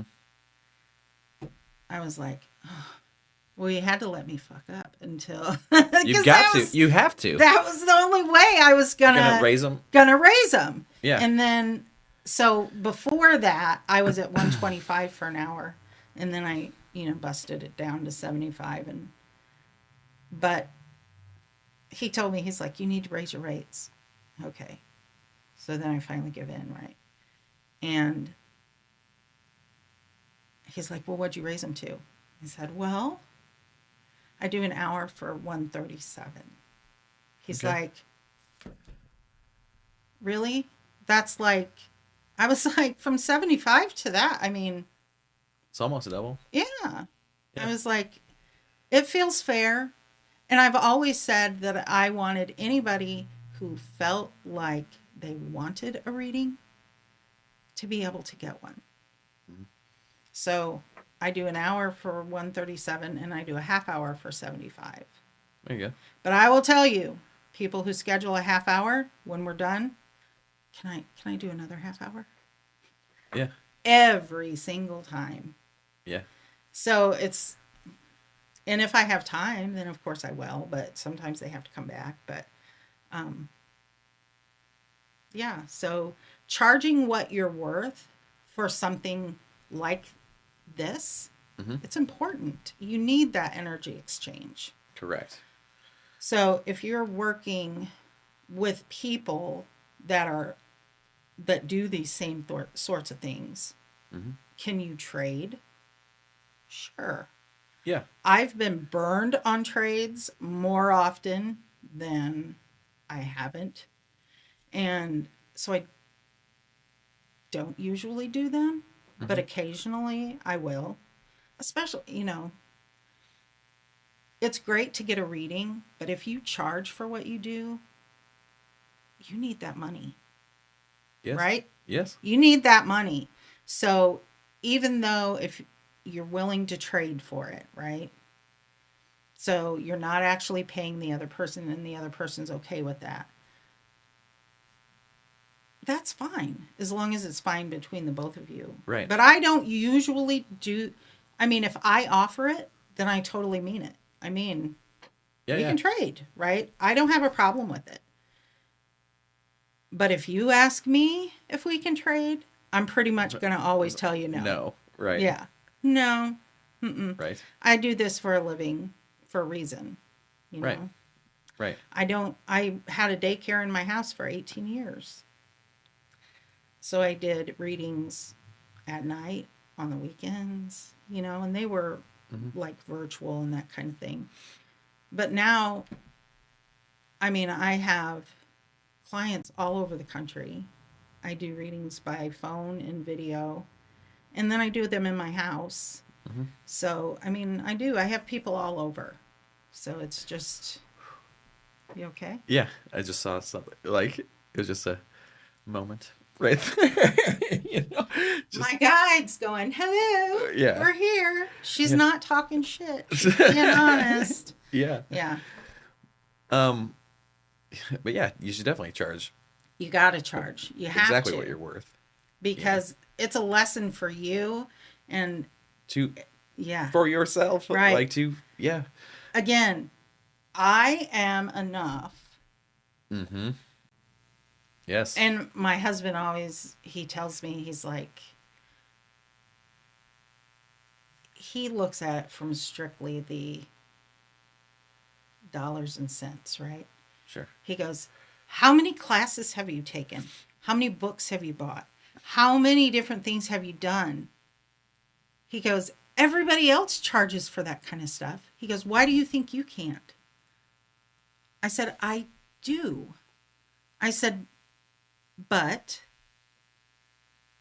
you go get a reading from John Edward, it's like $800. But he has a staff and, he has all that stuff. He has all that stuff. Does that mean you shouldn't pay it? No. If you really want that reading from him, then go ahead. Of course. Yeah. He's an amazing medium. Amazing. But am I ever going to charge anything like that? No. Again, you should never do what I just did. Yeah. And I'm never going to do it.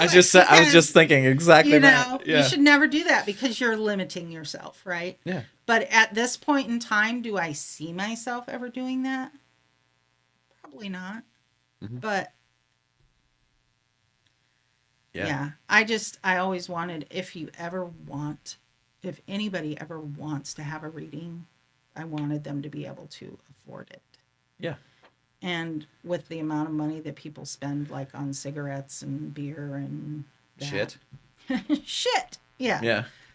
They could definitely, avoid that for a week or whatever and pay my fee. Sure. And it'll be, I mean, I have my website, which is mediumsandradawn.com. Mm-hmm. And I have client reviews on my website. And I have an art, the little bit about me and how everything kind of opened up, which we kind of talked about that. Yeah. But, and then just the different things that I offer. But building a website was an experience. I just updated mine, and it was a huge... It sucks. I didn't like it. But it was like, sit down and do this shit. You got to do it. And once you're in that mindset, you get it done. Yes. Yeah. Even though it took me some days. Yes. It's like... But still, those are days that that's time well spent, right? Exactly. In this day and age, you have to have that stuff. Now, I will say, I don't advertise. I have never advertised. Mm-hmm. Well, I have bought some Facebook ad or something. Yeah. Very I could count the times on one hand that I've done that. Have I ever gotten a client from that? Never. No. Well, never. The people just come to you, though. It's word of mouth. Word of mouth. Right. They know somebody who had a reading and they recommend them. I've done that for you. I know. I mean, we do that for each other. Yeah. And it's like, well, you should really go to this. It's like, oh, for sure. Yeah. You know? The funniest, this is how the energy of spirit world gets through to us, right? Mm-hmm. So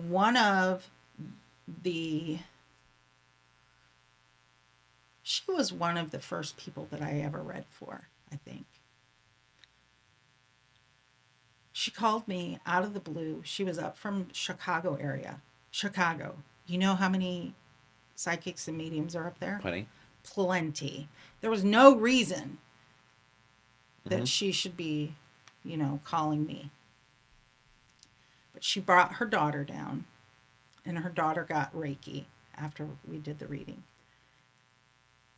It was the weirdest thing. They were down, because originally they were from the Peoria area. And they were down for a wedding. And when she went back home, I think it was her brother had passed. And he was coming to her. I think it first started in a dream. Mm-hmm. And he gave her my name, Sandra Dawn. Mm-hmm. And isn't that funny? Yeah. Mm-hmm. He gave her my name. And so she started searching on the internet, and she found my website, and she's like, oh my God, we were just down in Peoria area. It was 2 weekends before or something. Mm-hmm. Because my phone number is all over. It's on my website. Call me, text me, set something up. So she knew, because of the area code, where I was located.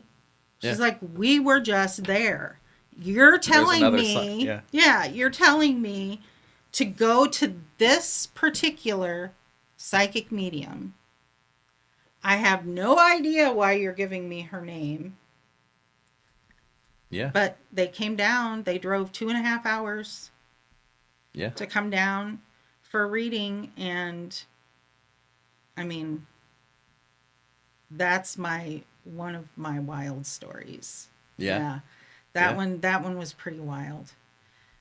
So, That It's stuff like is cool though. spirit. They'll put the people in front of you. Oh yeah. It's like you can't be afraid and think, "Oh, I'm never going to be, nobody's ever going to find out about me," or No. You got to go. Yep. And Spirit's got your back. yep. And here, what I've been experiencing for the last several months shut down. You know what I mean? Yeah. Just like, Jesus, just fucking stop. You know what Right. Like, lay off. I need a break. Yeah. Yep. Yeah. We go through that. I mean, I think that's normal just because we're in that world of energy. I mean, yes.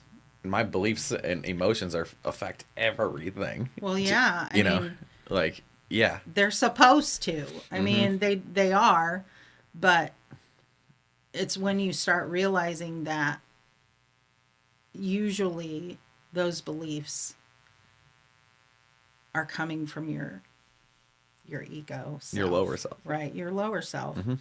And we cannot just tell our ego to go fuck off, right? Right. We need it. It's trying to keep us safe. That's the whole point of it. Yeah. Right? So you have to just kind of love that back into yourself. Exactly. And say, like, it's thank okay. you, I got this. We're Yes. going to be okay. And that, I think, most people get to the point where they're like, they just want to say, I don't need it. Just go away. I'm done with you. You can't do that. There's people, though. So several weeks ago, maybe a month ago, I went to a monk came here. Okay. And so it was a sit-in, and it was like an hour and a half long, and, like, no ego, you know what I mean? And just like super peaceful and everything. And it's just like, okay. Then, denouncing, like just material things and and all that stuff. And I'm like, I get it. That's your deal. That's how you chose That's to how do you it. chose to do it. I was like, but like life is to live. Right. As well. Right. And experience and like have, good. Yeah. And like, you don't have to have nothing. Right. You know? Right. And, everybody's different. Right. So that was the way he felt chose. called to do. But for, most of the population. Correct. They're not going to go. They're not going to go do that. But listening to his story was just amazing because he was married, had a successful business, got divorced, gave up everything. It's just like, holy shit. It's like the people that, they get divorced and they go to, what is it, like Kathmandu, that area, and they have this whole spiritual awakening. It's like it kind of jars it. But like the movie Eat, Pray, Love. Yeah. Yeah. There's so many stories like that. But it's like, when you're in that type of situation, it's easy to be spiritual and be. Yes. But then when you come back and you're in your real life, that's where it gets hard. That's where it switches back. Yeah. Yeah. Right. It's like, oh man, everybody doesn't think about things the same way I do. And oh my gosh. Learning how to deal with that and not, turn people totally off. And it's an art. It's an art, right? Yes. So just accepting them for where they're at. Yeah, exactly. Yep. And it's not that hard to do. But no, yes, like it's not. But everybody is where they are because that's where they need to be, right? Yes, so, you're never somewhere you're not supposed to be. Exactly. So it's all whatever the energy you're in that moment is going to dictate everything. And like the universe, so me trying to be spiritually perfect, like I mentioned before, the universe gives you who you are, not what you want. Exactly. Yeah. And it's like, you can't fucking fake it. You cannot. You can't fake it till you make it. No, you can't. You have to be that. Yeah. you know. Yeah. And so even myself, like, I have a routine, you know, that I fall in and out of, but like when Right. I'm going through my shit, you know, It's but normal. Yeah. it's normal, right? But I like, you know, work out, run, and then meditate, write, whatever, read, you know, learn some shit, Yeah. right? Yeah. And then, you know, get out there, connect with people, right? And but when I was in this hermit mode recently, you know, I am in that mode a lot. yep, when I'm in Yeah. this hermit mode, like I'm not connecting with anyone. Yeah. I'm not out there doing it. But it's not because I don't trust myself and my abilities or Yeah. anything. It's just that like I need to figure some shit out. And you have to recharge And your you got to batteries, recharge. right? Yeah. Yeah. And You know.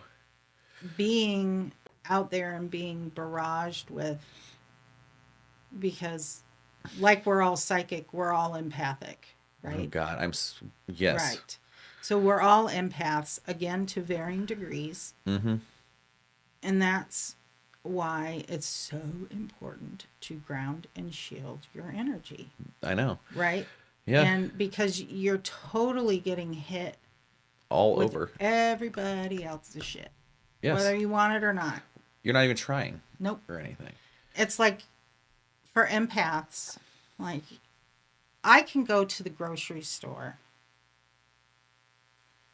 and I can be standing next to somebody and all of a sudden I know everything because they emotionally, I call They're it putting it out emotionally vomit Yes. all over me, right? And I'm like, oh, I got to clear this. Yes. And right? they don't even have to tell you anything. No. Yeah. I mean, it's just like you can stand. Usually I get them that want to start talking, you know. Mm-hmm. And I always tell my husband, I'm like, I think I hate people. And I go, I don't really You don't mean that. I know. I don't hate people at all. I love people. I mean, I love being able to do it to share what I do with you. Yeah. You know, but just people in general and the energy and the mood of the world, that's hard to deal with. So in that respect, that's what I don't. It's That's the what you energy. don't like. Yeah. Yeah. It's totally the energy. And it's like, Well, even though, like now especially, because we are in this transition. a transition, we're like in the ending phases, right? So we're in the ending this year. Most likely next year will be more of the ending type thing. Yes. For a lot of people, not everybody. And endings don't mean everybody's going to die. Or, no. It's just those patterns, right? So those patterns are coming to an end in your life. But with those endings come the new beginnings. Correct. Right? That's what's so damn scary. Right. It's the unknown, right? But there's nothing to fear. There is nothing to fear because spirit, universe, creator, source, whatever you want to call it, always has your back. Yes. Always. You're fully supported. Even in your negative beliefs. Right. You're fully supported. Yes. Yep. You put negativity out there, you're going to get negativity back. Yes. But, it's like, does one of my I guess you could call it a catchphrase, thoughts become things. Absolutely. Thoughts become things. And until people create that shit environment for themselves, I don't think they realize that.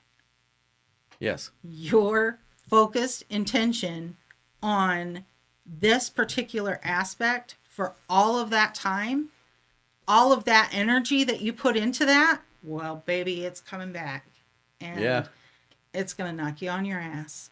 But there's a reason for it, right? Absolutely. There's totally a reason. So I think I started to talk about at one point how I describe like your life chart or your life Sure. Okay. So it's like you start, you plan it all out with your loved ones, right? And you have a path, right? So you can go from beginning to end straight. You never stray, right?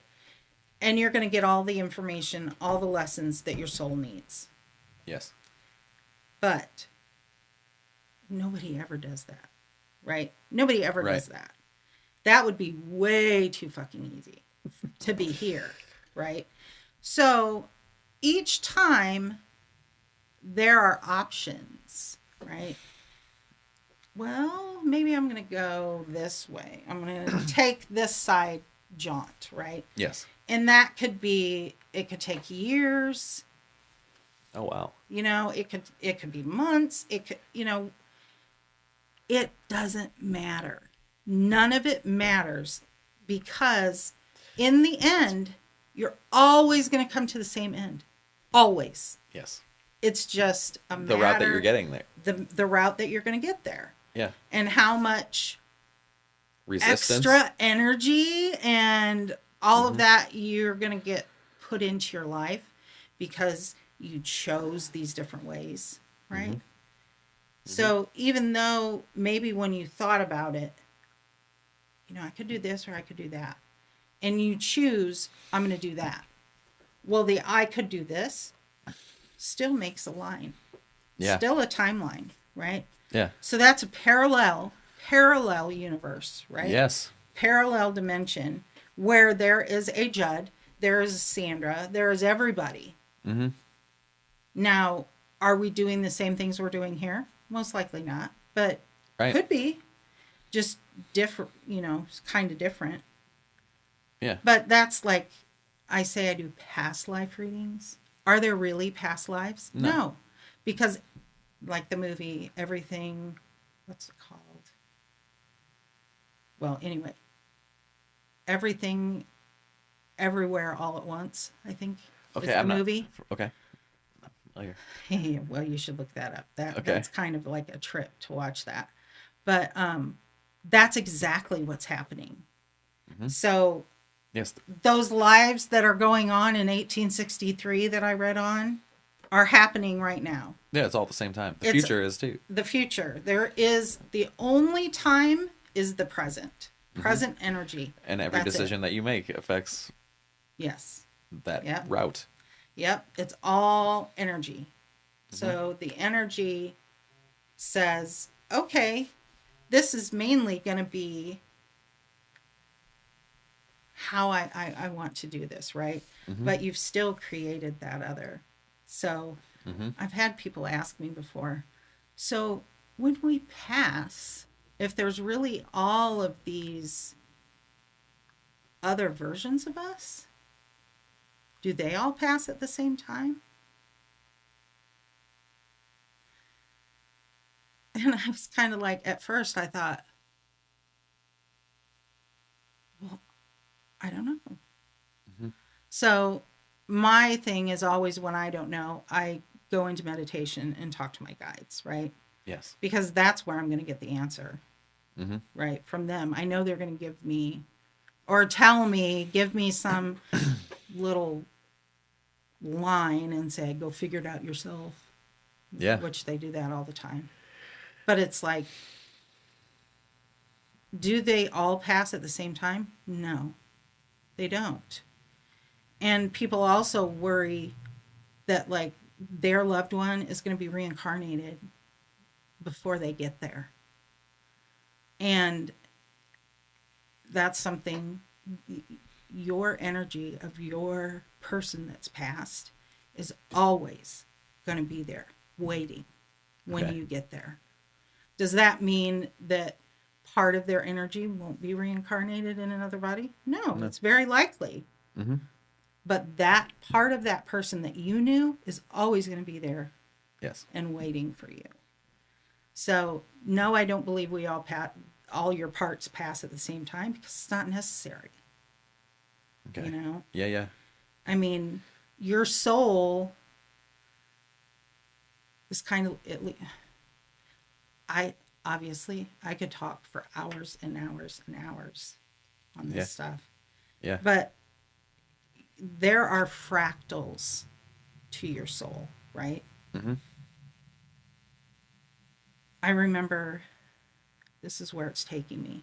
So we were traveling, we were going on vacation. And when we came back, there had been a murder at a rest area that we had routinely stopped at, right? Okay. And I remember I went into the women's stall. Again, bathroom, water. Right. As I'm in there, I see, and when I say I see, I'm seeing in my Third mind's eye. eye, Yeah. right? Yep. I've only ever seen once with my eyes, once or twice. Mm-hmm. That is rare. So if somebody Yes, tells you they that's always rare. see that way, they're full shit. Yeah. Because it's rare. It's super rare. I've only seen it once. Yeah. And it's so you usually see it within your mind's eye. Mm-hmm. So I'm in there and I see this woman who's like huddled on the counter next to the next to the sink. Mm-hmm. And she was very obviously she'd been hurt. Mm-hmm. She had not crossed. So that was also a first time meeting that for myself. Yeah. And actually somebody, an earthbound spirit. But I remember looking at her and thinking, she really looked like see-through. Mm-hmm. I mean, very, very see-through. Mm-hmm. And she showed me what happened. You know, the guy, I can't remember exactly, he strangled her when she came out.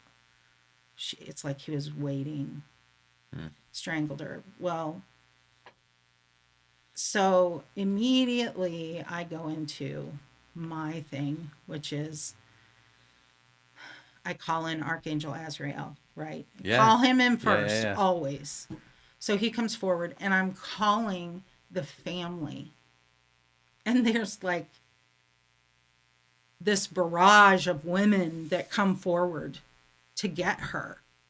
But so does herself. Really? Herself came forward to get... that was a fractal of her soul. Yes. That was the traumatized fractal that was murdered in that.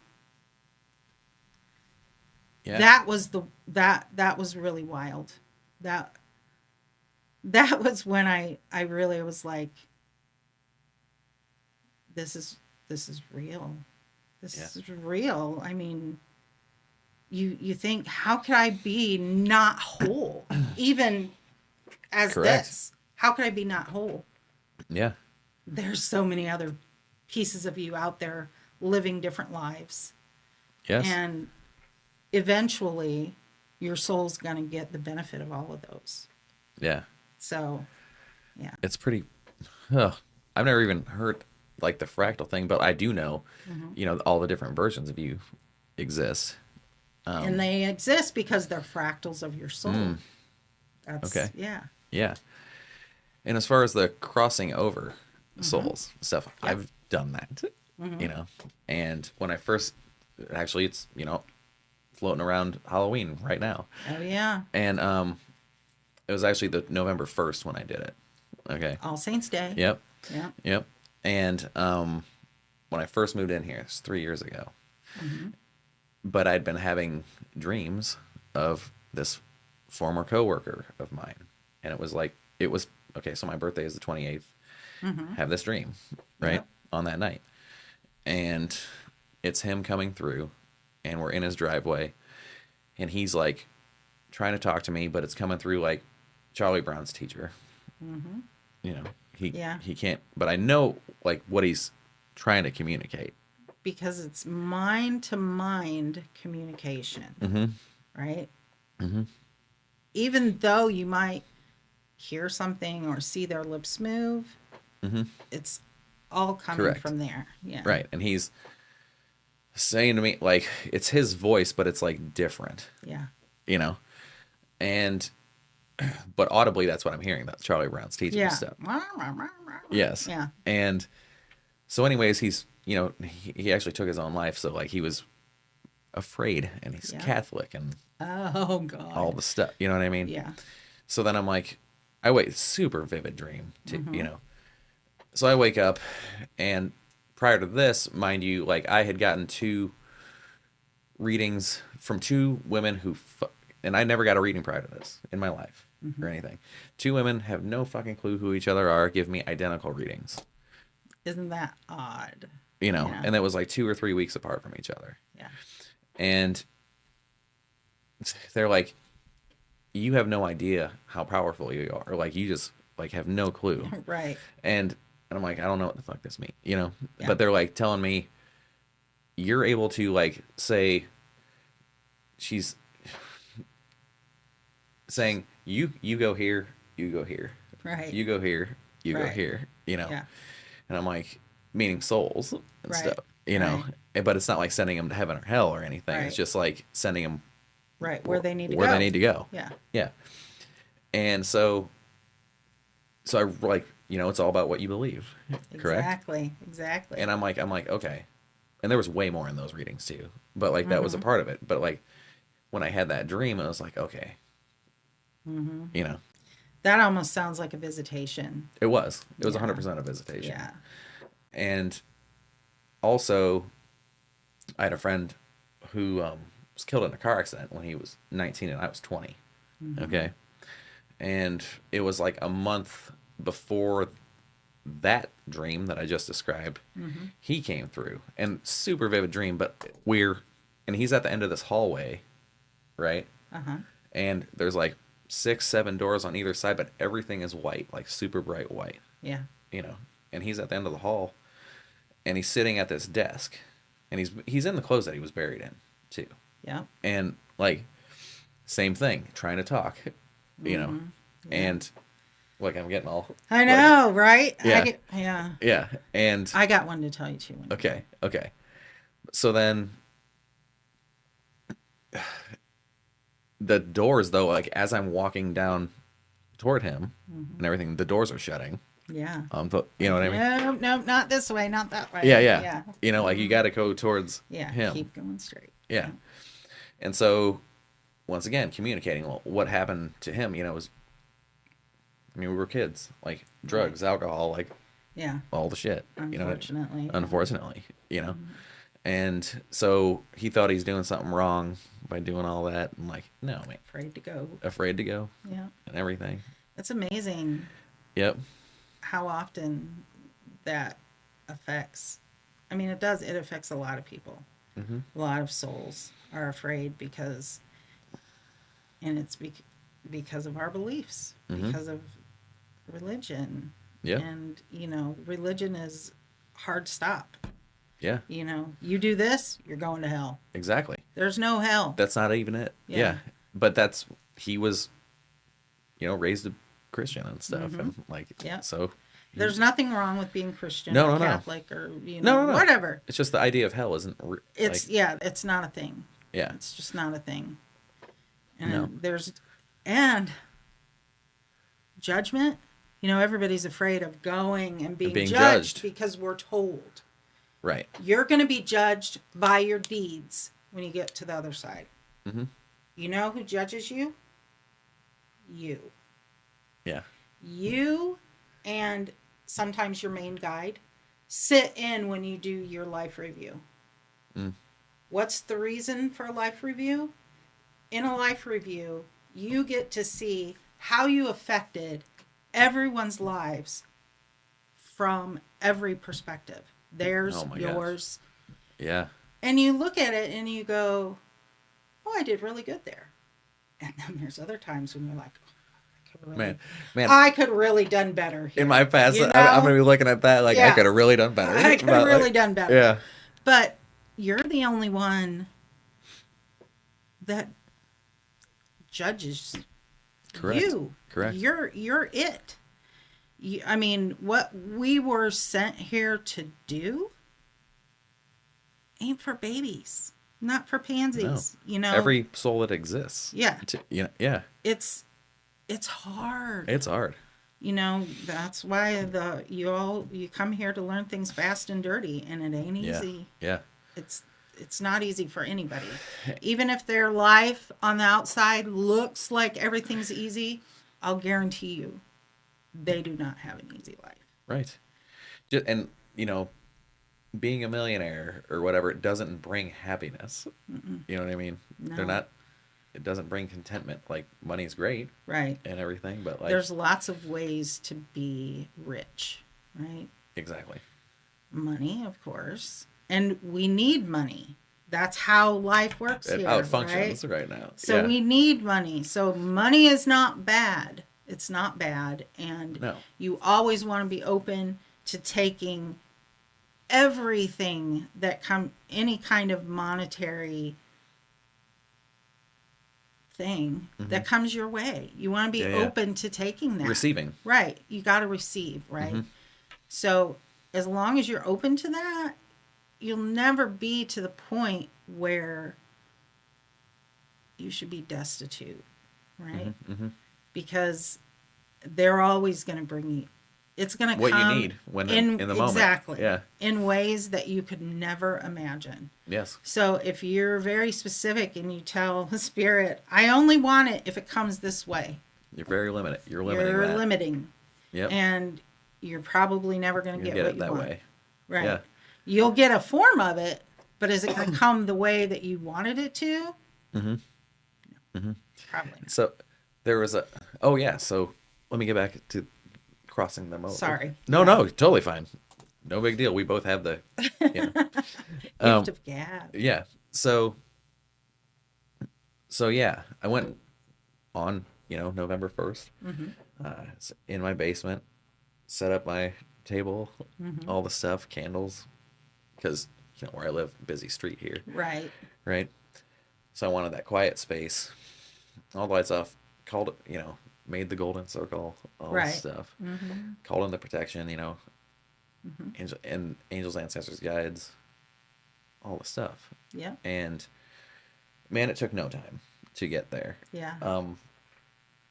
And I'm all of a sudden in this place where it's like this in between, but everything is like the brightest, most vivid colors I've ever seen. Yeah. And it's like a prism. Mm-hmm. Yeah. Right? Yeah. Is the best way I can describe it. There's no floor or anything. Yeah. But like that reaches to the sky, if you will. But there's like no sky. I don't know how to describe it. Yeah. I don't know how to describe it accurately. There's no real, I don't think we have the words to describe it. Yeah. I mean, we can try with like you're trying to do right now. Yeah. Just like colors. Like you said, they're the most vibrant. Mm-hmm. They're this. Like I haven't seen colors like this. No, those colors don't exist here. Like when I'm telling somebody, oh, their angel is cobalt blue. Right. It's not like the cobalt blue here. It's so much more. It's like it's backlit and there's it's amazing. Exactly. Amazingly beautiful. Exactly. And it's like transitions into each other from like what I'm describing, anyways, so I get there and like these in between souls, like they're lost. Yeah. Right. Yeah. Mm-hmm. And, but there's all of them. Right. And there's so many, it's crazy, but they're showing up as black and white and only faces. They don't have bodies. Okay. Okay. And so like nobody noticed me except one girl noticed me. Mm-hmm. Okay. Came up to me. Her name was Emily. And she knew that she knows she's dead. Right. She just can't find her way out. Mm-hmm. Huh? Can't find her way out. And she treated people poorly in life. She's very pretty too. But she's in like 20s, but she treated people like shit. Right. Because she, took advantage of people. That was just, killed in a car wreck. Yeah. kind of her shtick. Yeah. Right, this Yeah. Yeah. lifetime. And anyway, so she's afraid, was afraid to cross over when she died, car accident and all that stuff. And I had to explain. It didn't take long at all, like maybe 5 minutes. Right. Talking to her, and I said, "That's not how it works. Like, you get another shot. Just, you know what I mean." Yeah. And then whenever I describe this part, I always get emotional. But like, then I ask God to open up the light, right? And this feeling of like perfect love, Yeah. Unconditional. Unconditional, like nothing ultimate, we've felt. Nothing we've ever felt in our lives. Yeah, Yeah. Yeah. So then she went, right? Mm-hmm. And the second she went, Carl, my coworker, right next to me, right there, right there, fully him though. Yeah. And he was like gold as well. Awesome. Yeah. But then I could actually talk to him in this one. You know what I mean? It wasn't the wah wah. Wah wah wah wah. Yeah. Yeah. That's amazing. And then,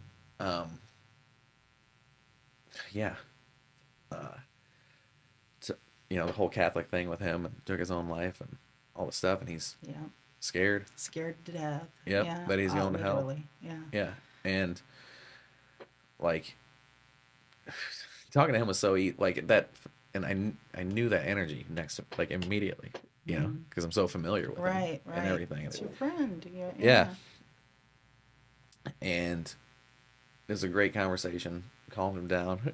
The light was still open. Yeah. And everything. It's not going anywhere. Yeah. And so that was great. Like, he went and and then it kind of, closed it up, and it's time to, because not everyone there is like ready. They're not all ready. Yeah. Yeah. Yep. Sometimes it takes some time. And they didn't even know the light was open. They're still because they couldn't see it. It's like the vibration. Yeah. Right? Yep. So when you're ready to go and your vibration allows that, right? It's like, oh, I'm ready to go. I'm done. Yeah. Sayonara, bitches, right? Yes. I'm gone.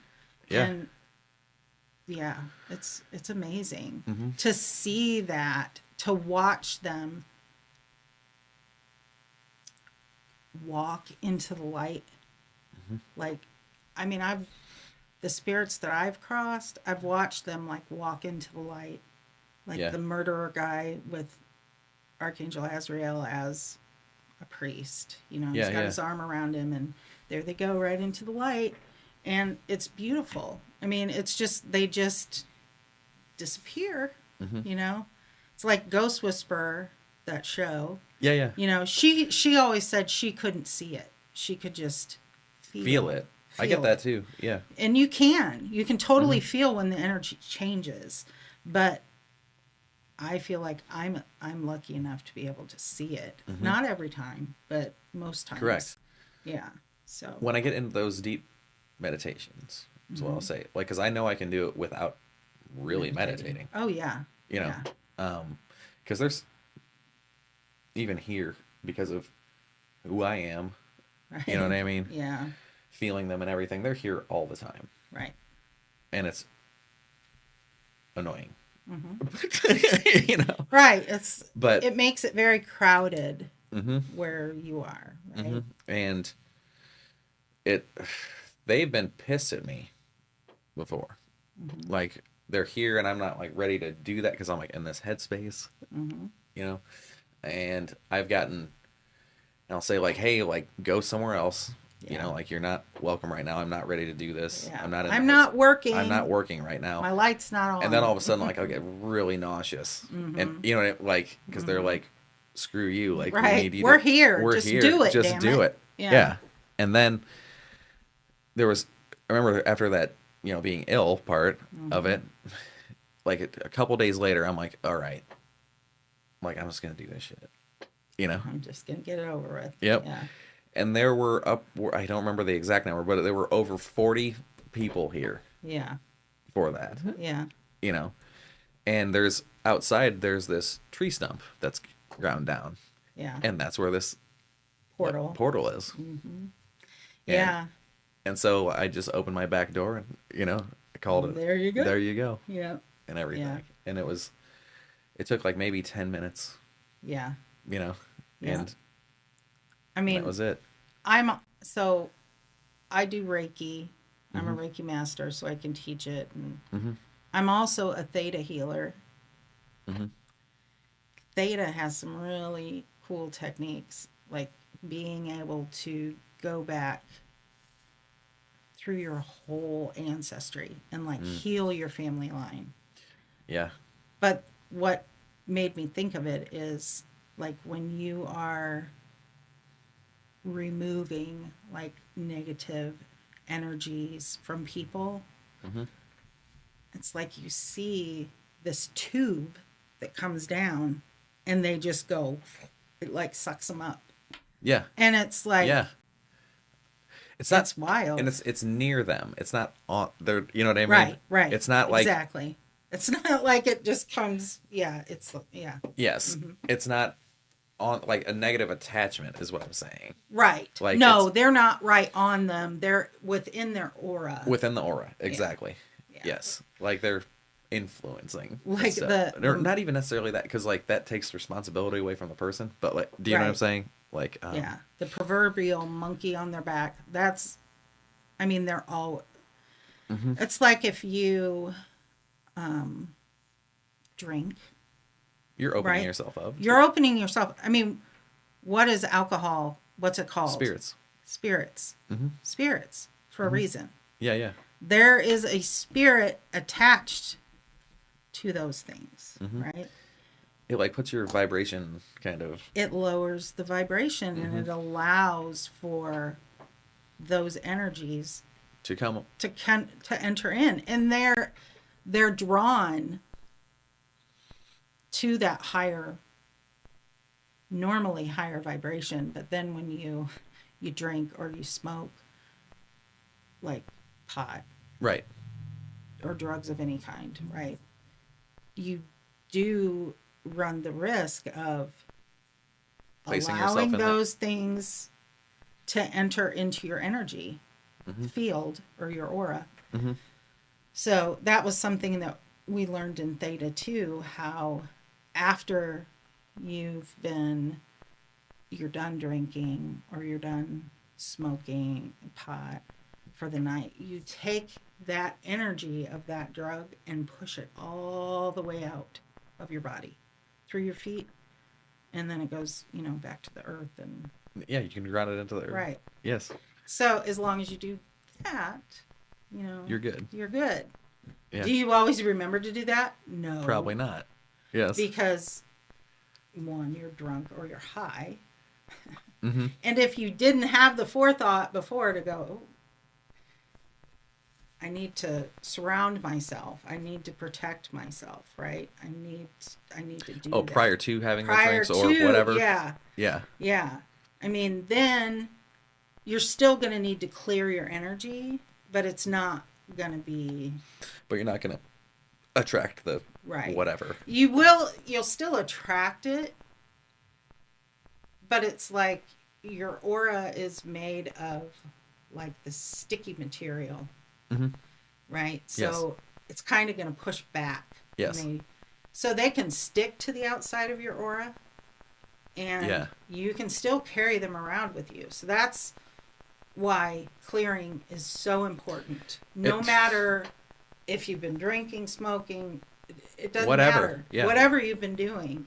If you have been influenced at all, phone, TV, radio, any of that, what you're consuming. Yeah. It's you absorb consumption. that. Yeah. You absorb that energy. So being able to get rid of that energy is super, super, super important to people who are empathic. Yes.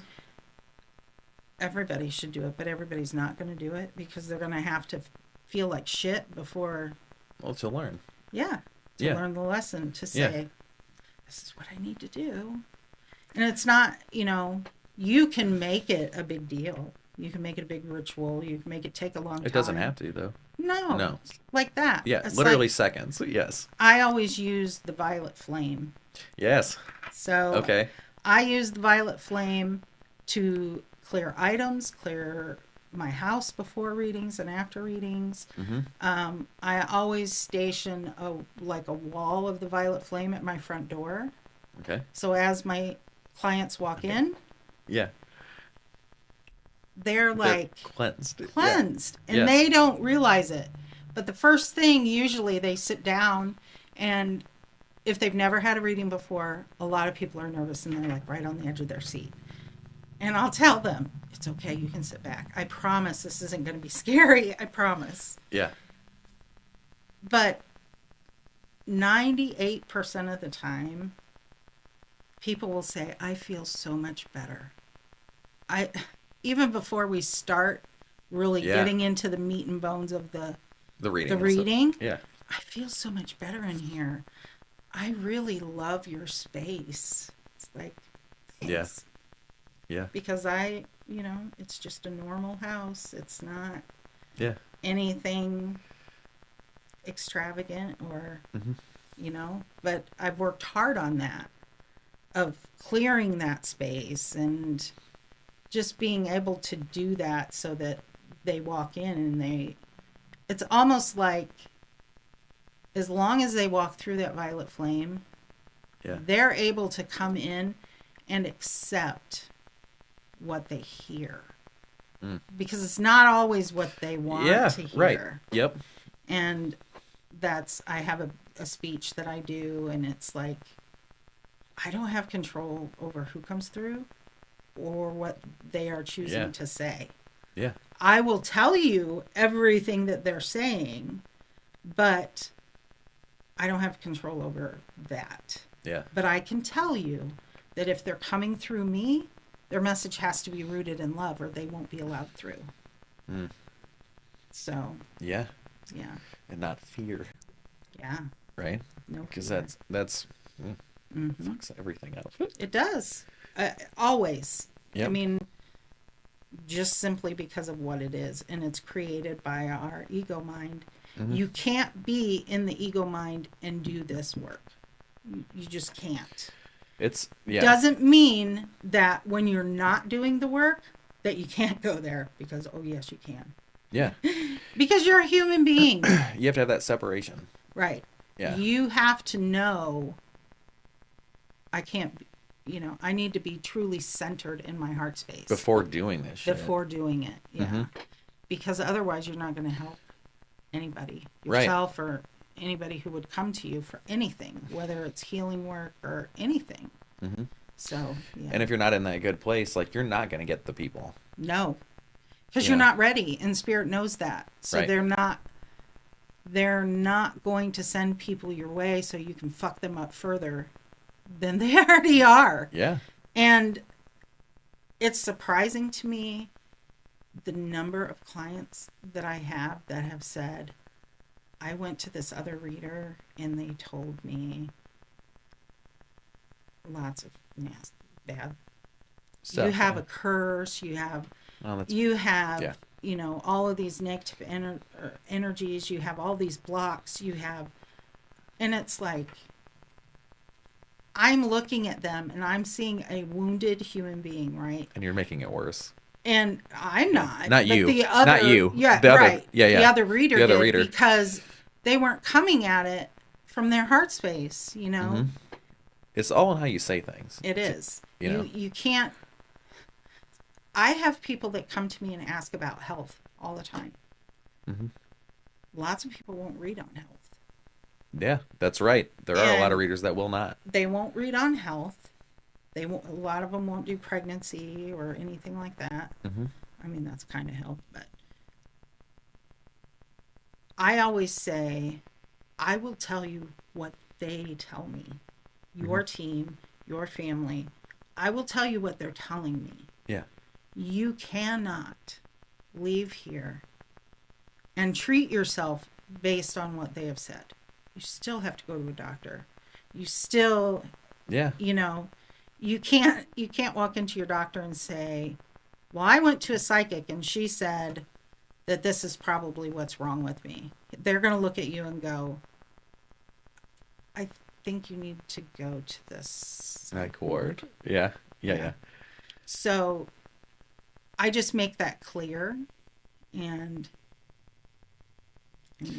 it literally is. Okay, so like for example, it literally is all about what you believe. it is though too. Mm-hmm. Okay, so and the power of prayer, more than one. You know what I Right. mean? Because prayer is just a form of meditation. That's all it is. Yeah. But like, so for example, like, so I have a sister that has had cancer twice, Oh, wow. and she's still with us. She's 33 right now, actually. Anyways, right? She was like, she passed like 2 different times the last time. All right. Wow. And was completely open. She had cancer in her liver, lungs, brain, lymphatic system. Oh my. Okay. And my parents actually like would get on these group prayer online, you know what I mean? Like a prayer chain. Like a prayer chain, right? And there were thousands of people that were involved in Those this. are so powerful. So powerful. Yeah. Anyways, we were all there to say like goodbye, you know what I mean? And it never happened. Like she just Not her time yet. not her time, right? And so, but with that prayer chain thing, she was like, ugh, it's crazy. Like within no time, like cancer free, from being in a coma for I think it was 2 months, Wow. a medically induced coma, because Yeah. they had to open her up because she was so swollen. Distended, yeah. Yeah. And have all these fluids pushed through her, and Wow. like these bags removed like constantly because of the fluids, and like it was just crazy to even see, Right. But how that energy works is what I'm saying. It's the power of belief. Oh, And I've totally, seen yeah. it. She's still here. You know what I mean? Like, Right. it's just it's not crazy because I Right. know. I know, You but know. that's like the only word that feels like it fits that's in our language. It's so crazy just Yeah. how powerful that is. I can totally relate Yeah. to that. Yeah. They're amazing. So even the stuff where it's of course, go see a doctor if you need to go see a doctor. Right. But it is based on your belief as well. It is. You know what I mean? Every disease Is has dis-ease. Yeah. has a spiritual component to it. Yes. Everything So that happens. Everything does. Yes. And there are people that can get better for a while, but if you ignore that spiritual component, it's always going to Continue. It's always going to come back, right? Yeah. Of course. Did you did you want to do a reading or anything? Do a reading? Who would I do a reading on? Yeah. Okay. I can. Okay. If you would like me Sure. to. Sure. Like, if you're cool with that. I'm cool with it. Okay. I'm easy. Okay. So it's going to be kind of difficult because you've actually talked about a lot of things. So there are a lot of people here.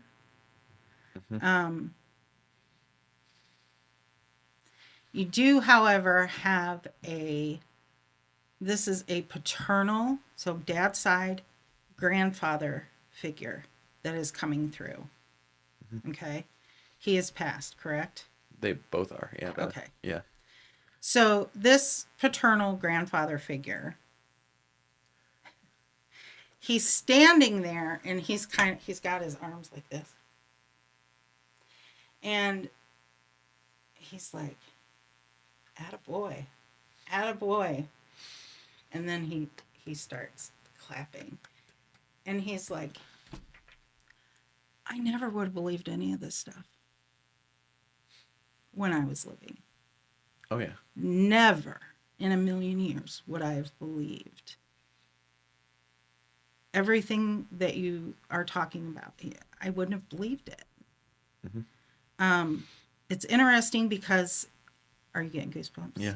That's a good, goosebumps are, you know, a good sign, right? So he's showing me what looks like a farm.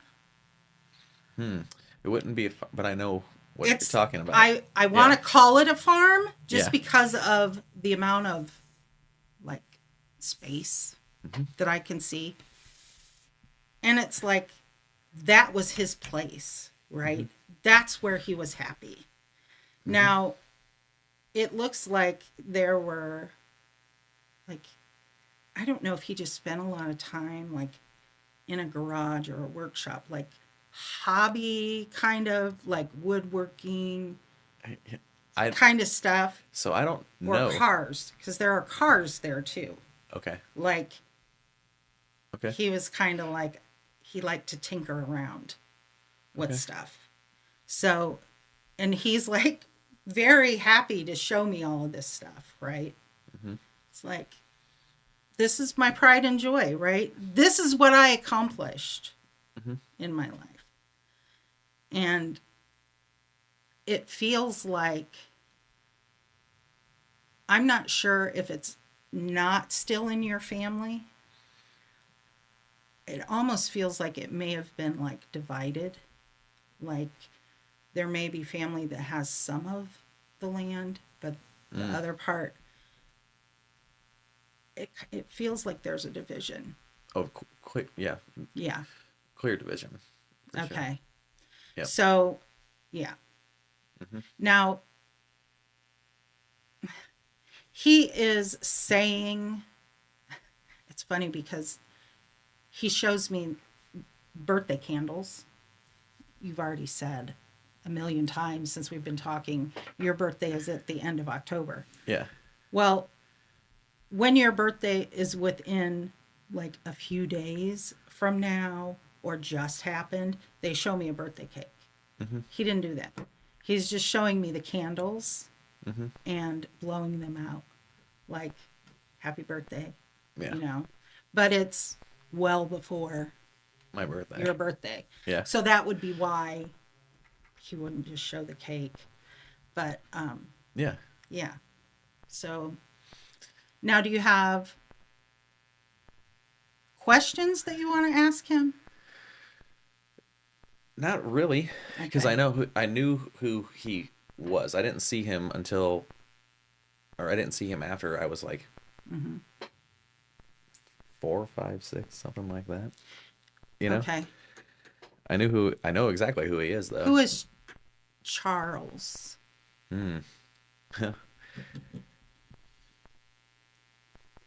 Is that Christopher Charles? Yes. He's like, yes, yes. Like, Yep. okay, who is that? Is that That's my your friend? Yep. Okay.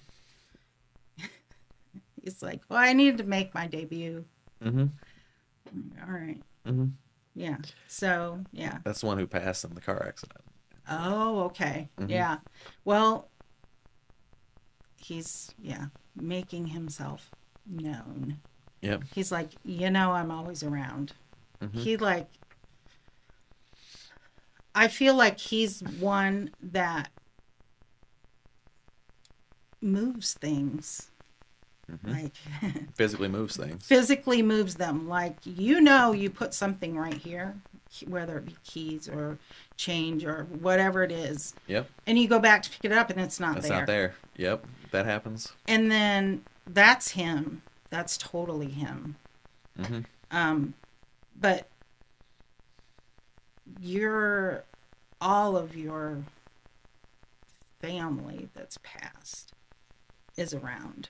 So you have this grandpa, the paternal side, so dad's dad, that when you said, do you want to do a reading? He's like, I'm here.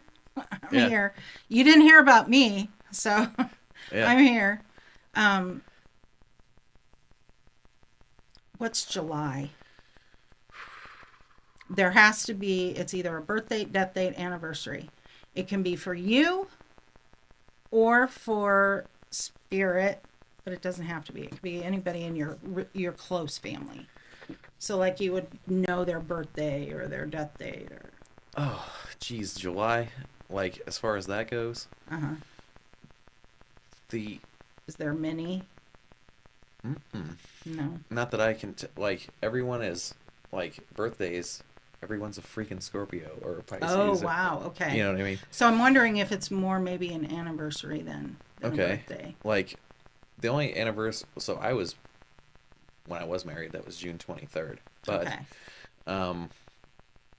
the girl that we talk about and everything. That's when we met. Was in July. Yeah. So that would be. I see when I give months, I always say it's usually birthday, death date, anniversary for you, for spirit, or for somebody in your close family. But that is not always the case. Because that's the only thing that is not the case, and it doesn't surprise me that spirit would want to kind of weave that in here to say you're doing good with it. Yeah. I mean, that's totally my feeling with July, because July feels like almost like something you're supposed to avoid, at least right now. Yeah. So when we can tie it back to that girl, for right now, the avoidance is necessary. Yeah. Will it always be necessary? Maybe not. But they are telling you not. They're like, you're limiting yourself. Oh, yeah. By that focus, right? Yeah. It's limiting everything. Like everything around your me. whole life. Yep. It's limiting.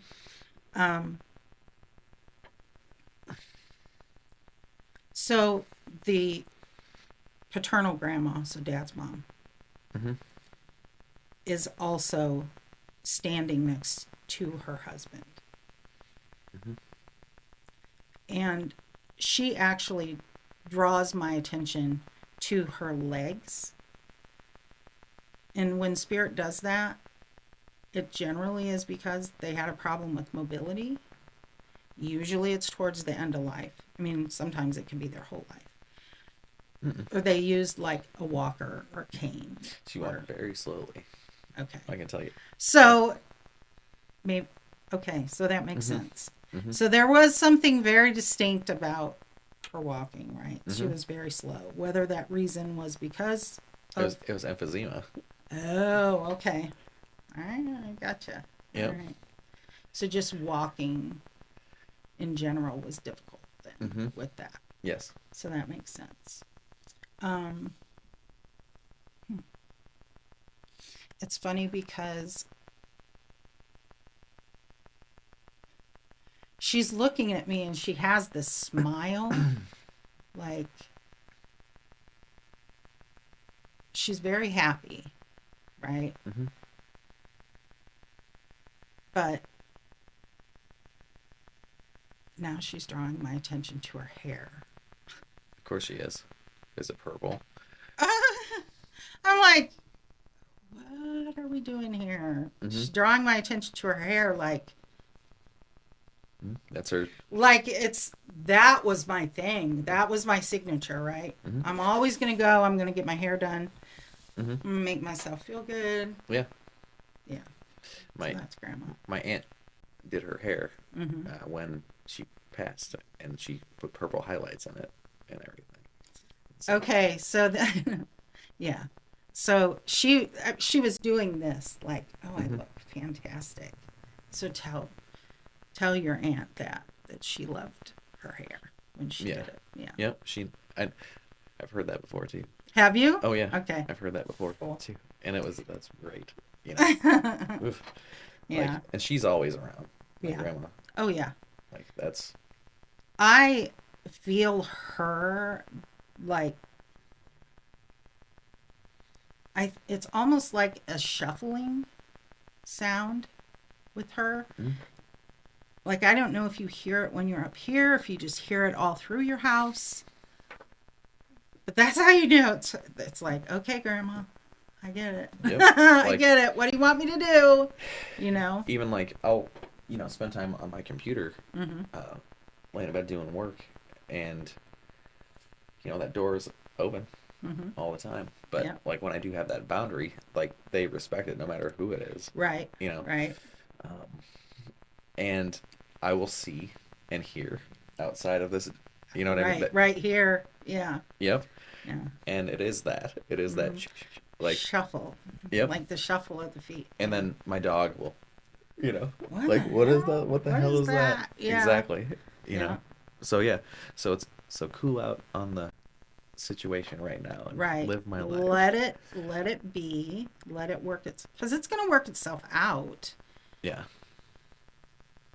But I kind of am getting the feeling that the other way that you've gone, person that you're Oh, okay. seeing now is really a good person for you right now.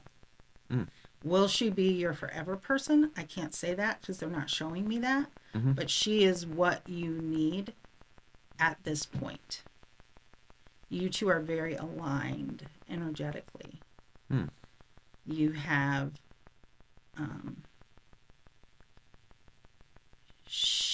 it's almost like you have things to learn from her, and she definitely has things to learn from you, but it's not going to be contentious like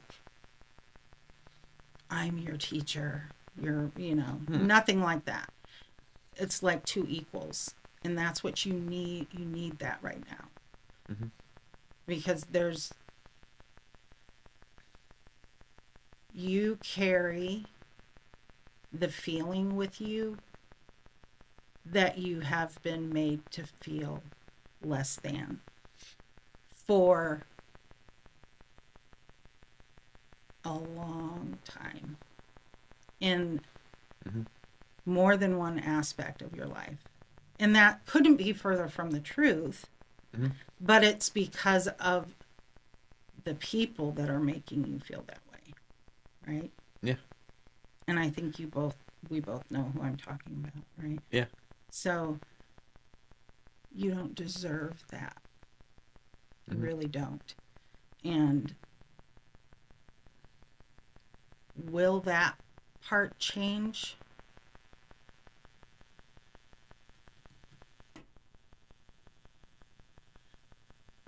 I never give time frames on things unless Spirit gives it to me. Mm-hmm. And when I ask, will that part change? They're showing me a calendar and just going, like, there's no stop to the amount of time. It's like it hasn't been defined yet, right? Yeah. The path that's going to be the one that's finally taken hasn't been decided by her yet, right? Right. That's how I interpret that to Okay. me. That's the feeling behind it. It's like, if you hang out and wait, you could be waiting your entire life. Nobody is meant to be alone. You're just not. No, we're not. We're not meant to be alone. So, yeah. Yeah. Sorry. No.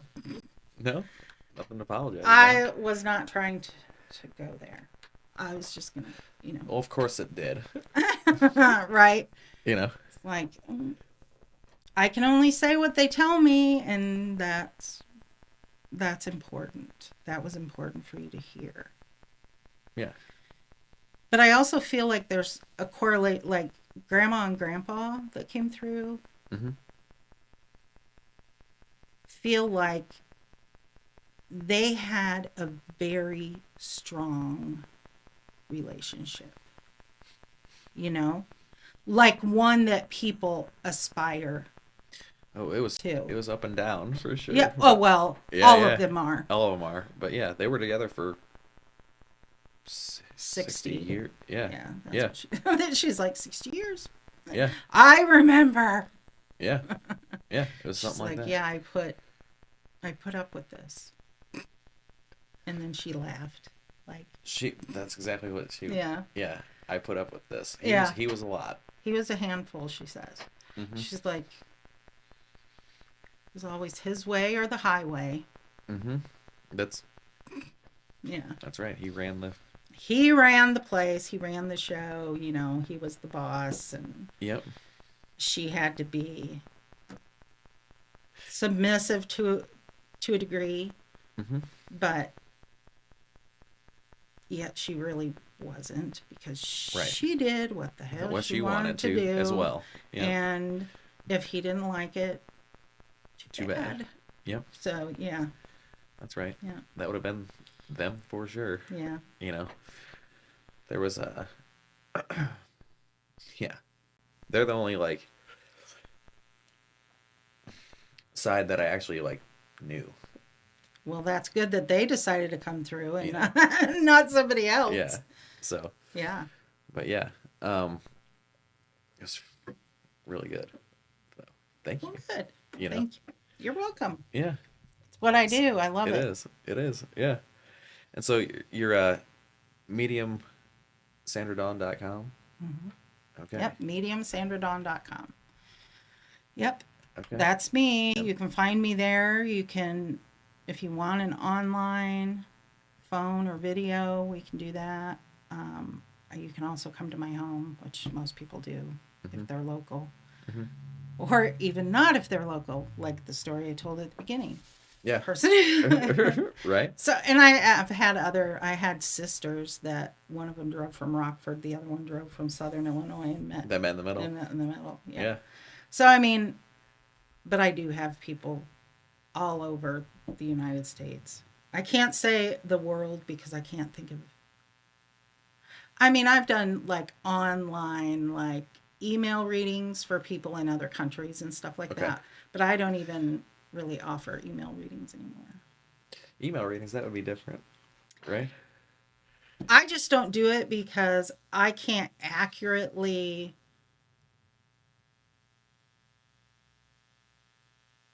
charge for my time because I get lost.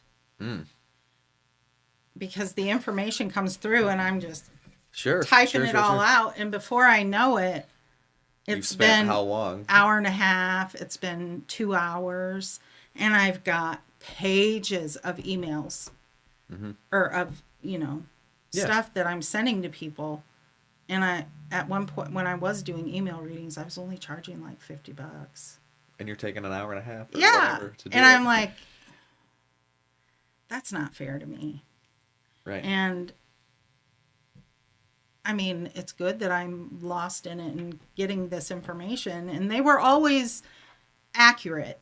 Now, was everything accurate? No. Nobody's ever going to be 100%. No. Right. And I would never claim that. But most of it was accurate. I mean, there were things that people couldn't, they didn't know, or they were going to have to talk to other people, or, stuff like that. But it's no different for me. It's like, I don't need a picture of you to do a reading. Right. All I need is your energy, something with your energy, and I can read you. That's pretty cool. So it's like you typing me and saying, can you do this email reading for me? Or, that's all I need. Yeah. So, I always tell people, like, when they come for reading, I always send instructions, and it's like, if you want to bring photos of your loved ones, you're more than welcome to do that. It's not necessary, but you're more than welcome to do it.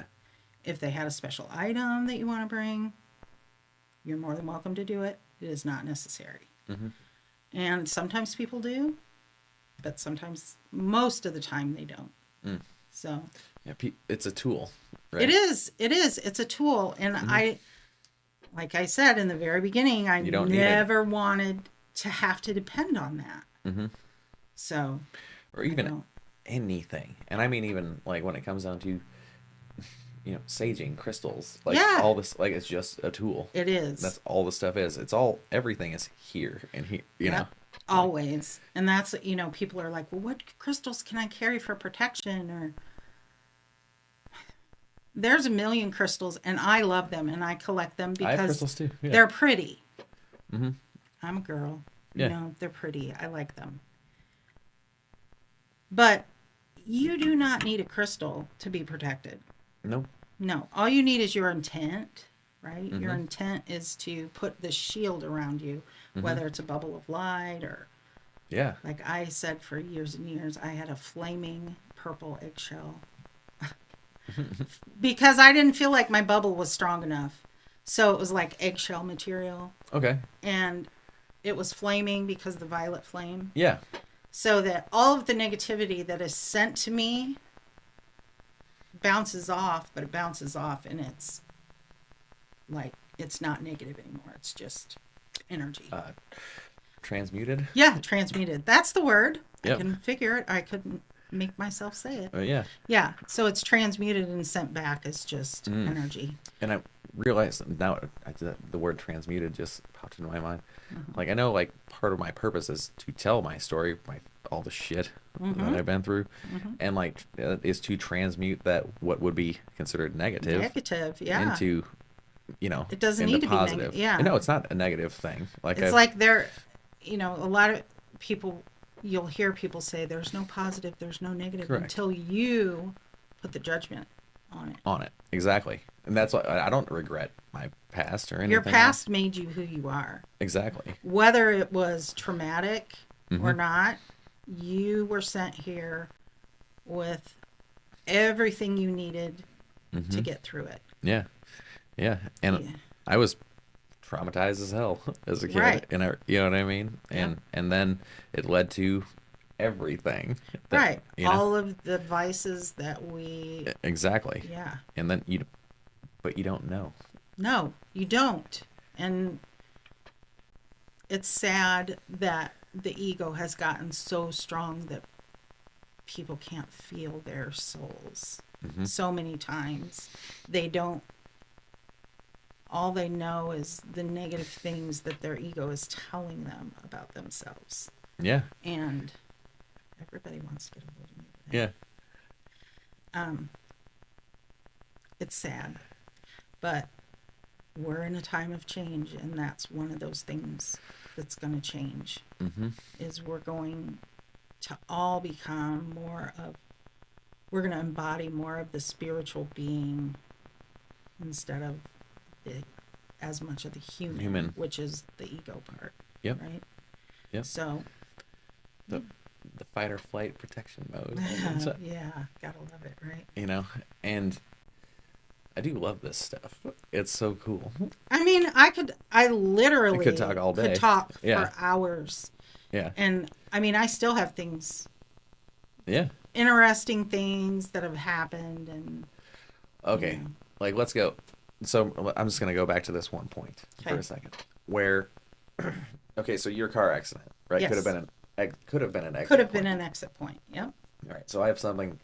So I have two actually, specifically, where, also a car accident. Okay, I was 19, about to turn 20. If you've ever been on the curve, going from like on 150 into Carlock, there's a curve, entering Carlock there. Yeah. And I grew up in Carlock. Right. So I've done that curve doing 90 miles an hour. Multiple, just I know how to do it. Right. Well, you drift. That's right. Right. Yeah, and Hey, I watch NASCAR. Oh yeah, you just go down and come out high. Like that's how you do it. And but yeah, this one particular night, it was raining out, and I'm like racing out to Carlock because like I had to beat my girlfriend there. That's what it was. Yeah. And so anyhow, and thank God my buddy Neil was he was gonna be in my car too, like before I left. Like thank God he was not in my car, Divine intervention. Because he was going to get in my car. Right. And he did not. It was not his exit point. It was not his exit point. Right. Or yours. Or mine. But, so I go down like I say, in the curve, it's wet out, and the back end of my car starts to turn fishtail. And no, totally turn. Just totally turn around. Totally turn around. And then I'm sideways, and then it catches, and I go downward, not the other way like you would think. I go down into the ditch on the other side. My back end hits, and I start flipping end over end long ways. Oh my God. Yep. And I'm like 60, 70 yards into the field. Okay. But I'm like being looking straight into the ground. Boof, boof, boof. Yeah. So I ended up like 60, 70 yards into the field, and there was just shit everywhere in my car. Yeah. And I actually was wearing some Carpenter Tommy Hilfiger jeans. Oh, of course, Tommy Hilfiger. That was the time. That was the time. And the little Carpenter part, I was throwing around so much, not my body, but because I was harnessed in.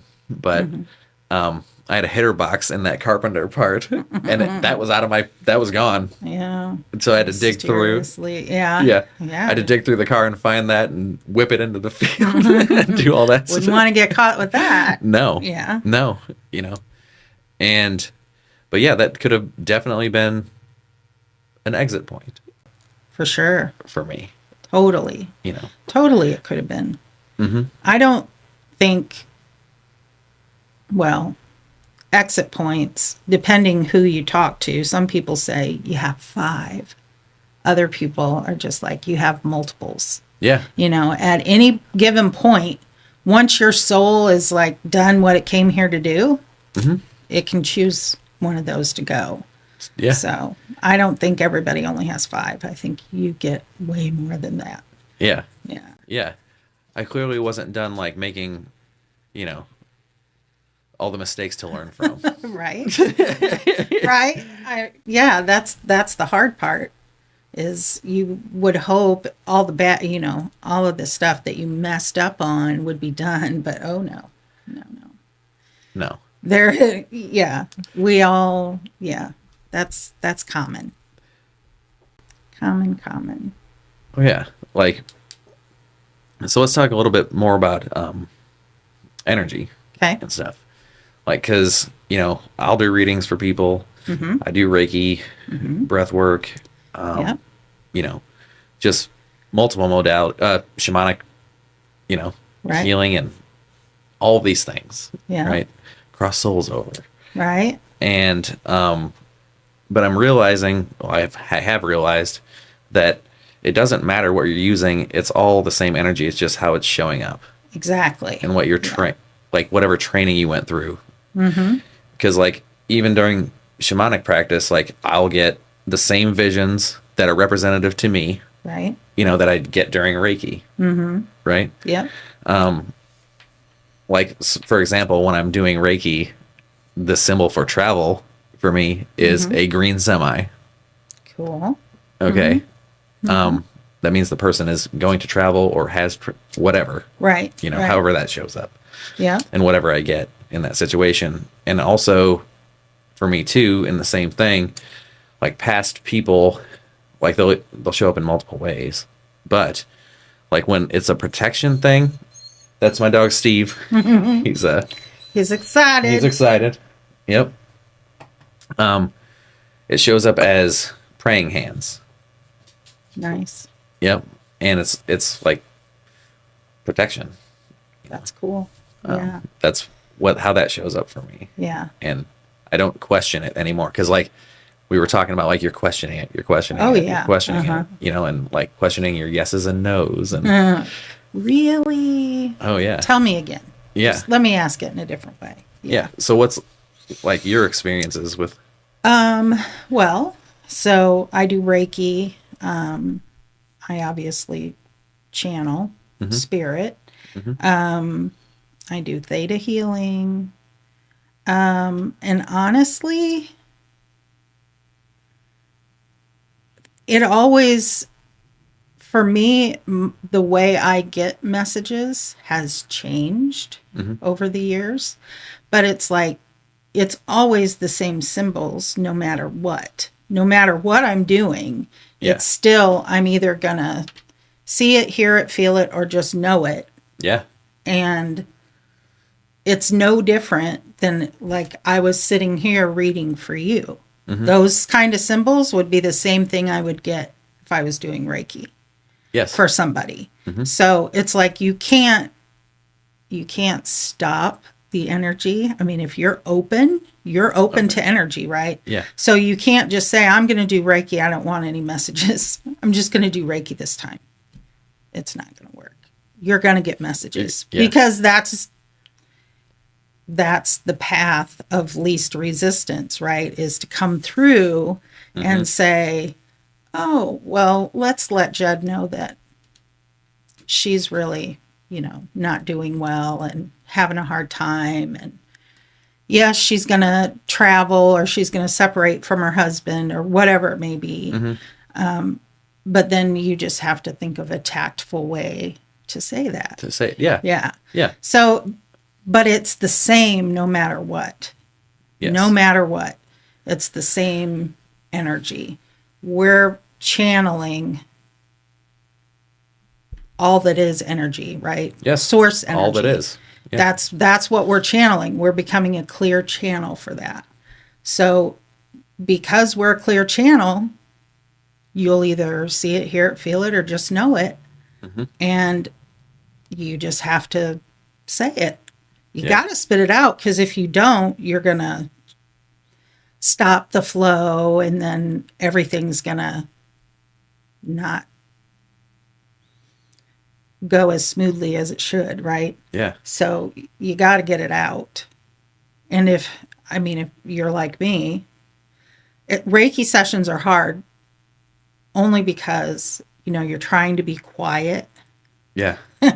So it's like, okay, well, I'm getting all of these messages, right? How am I going to remember by the end? So I just like to let my people know. I'm like, I might get messages, so don't be surprised if I am talking to you during this. Yeah. Because otherwise I would forget. I am a medium. You are a medium. We're just like Ron Burgundy. We just read whatever is on the teleprompter, right? Yeah. That's it. We don't think about it. We don't put any judgment to it. But if Spirit's giving it to you, you need to get it out. Need to say right? it. Yeah. So to sit and do a whole Reiki session, or even when there's a room, we do a Reiki share. Yeah. I can't hold all those messages until the end, even though I try. But because especially when you're with other people, I never want to go first. Yeah. I never want to go first, because it's like, then I'm afraid that the other people that I'm in there with are not going to want to say whatever they got, because everybody is very apprehensive of themselves, right? Trusting it. Yeah. They don't trust it, and they're going to say, oh, well, she got this, and that's totally opposite of what I got. So everybody gets different things. I mean, if we all got the same thing, it'd be boring. Yeah. Right? Exactly. So, but also in those, like, there's confirmations as well. Oh, almost always. Yeah. For sure. I mean, Reiki shares they're a cool thing. They really are, because you always learn from other people. Right? Absolutely. You always learn from other people. So. And it's also that, safe space, because we're all in that common. Yep. You're all in there. Yeah. It's the energy of you're all in that same energy, right? But you're all, because you're different people, you're all going to pick up different aspects of that energy to give to the person that you're working on. Yeah. So. And being able to say it is actually like steps forward for yourself. Oh my gosh, yeah. That's the hardest part, I think, for people. In any kind, whether they are getting a feeling that you might be having pain or whatever it is, they're going to be afraid to say it, because most people were not brought up to just say how they, whatever thought they got or what they saw. They're just not brought up that way. Mm-hmm. And they don't want to be wrong. Exactly. Yep. That's hard. But we have ego, and ego is trying to keep us safe. So the ego's going, that might be a little not true. You might have made that up. No, you didn't make it up. And it is ego. Like we don't want to talk because of it. Exactly. And exactly. because of fear. And that's all it ever is. It's just this fear, that fear, but it's identifying why it's there. Right. Right. So fear, right? Fear is I always say, fear is false evidence appearing real. Right? And it feels real. It feels totally real, but it's not. So once you start going against that natural feeling of, I'm going to keep my mouth shut because somebody's going to misunderstand me. They're going to tell me I'm totally out in left field, and I don't think I can deal with that. You just have to push past that. And if they don't understand it, it's because they're not ready to. Yes. It does not mean 100% of the time that you're wrong. Right. I mean, it's how it was presented. Well, even future stuff. Shows. I mean, how, timelines shift all the time. Yes, they do. But whatever you get, like, you have to tell them. Right. Especially if they're asking you specific questions. Right. About. That's people, there are a lot of people that come to me and want to know about their future. Like, I will tell you what it looks like at this point in time. It's current energy. Right? Yeah. But if you walk out of my house, get in your car and you drive to the end of the street and you go left instead of right like you normally would, everything's different. Yes. It's all based on decisions. I mean, that's just how finicky, I guess. I mean, that's free will, right? It is. It's free will. So you have the opportunity to change something if you don't like what you were told. And a lot of times people don't like what they're told. Yeah. It's like, well, shit, that's not what I want. Yeah. Okay, well then make different decisions and you'll change it. Exactly. But if you stay where you are at this moment, this is most likely what's going to happen.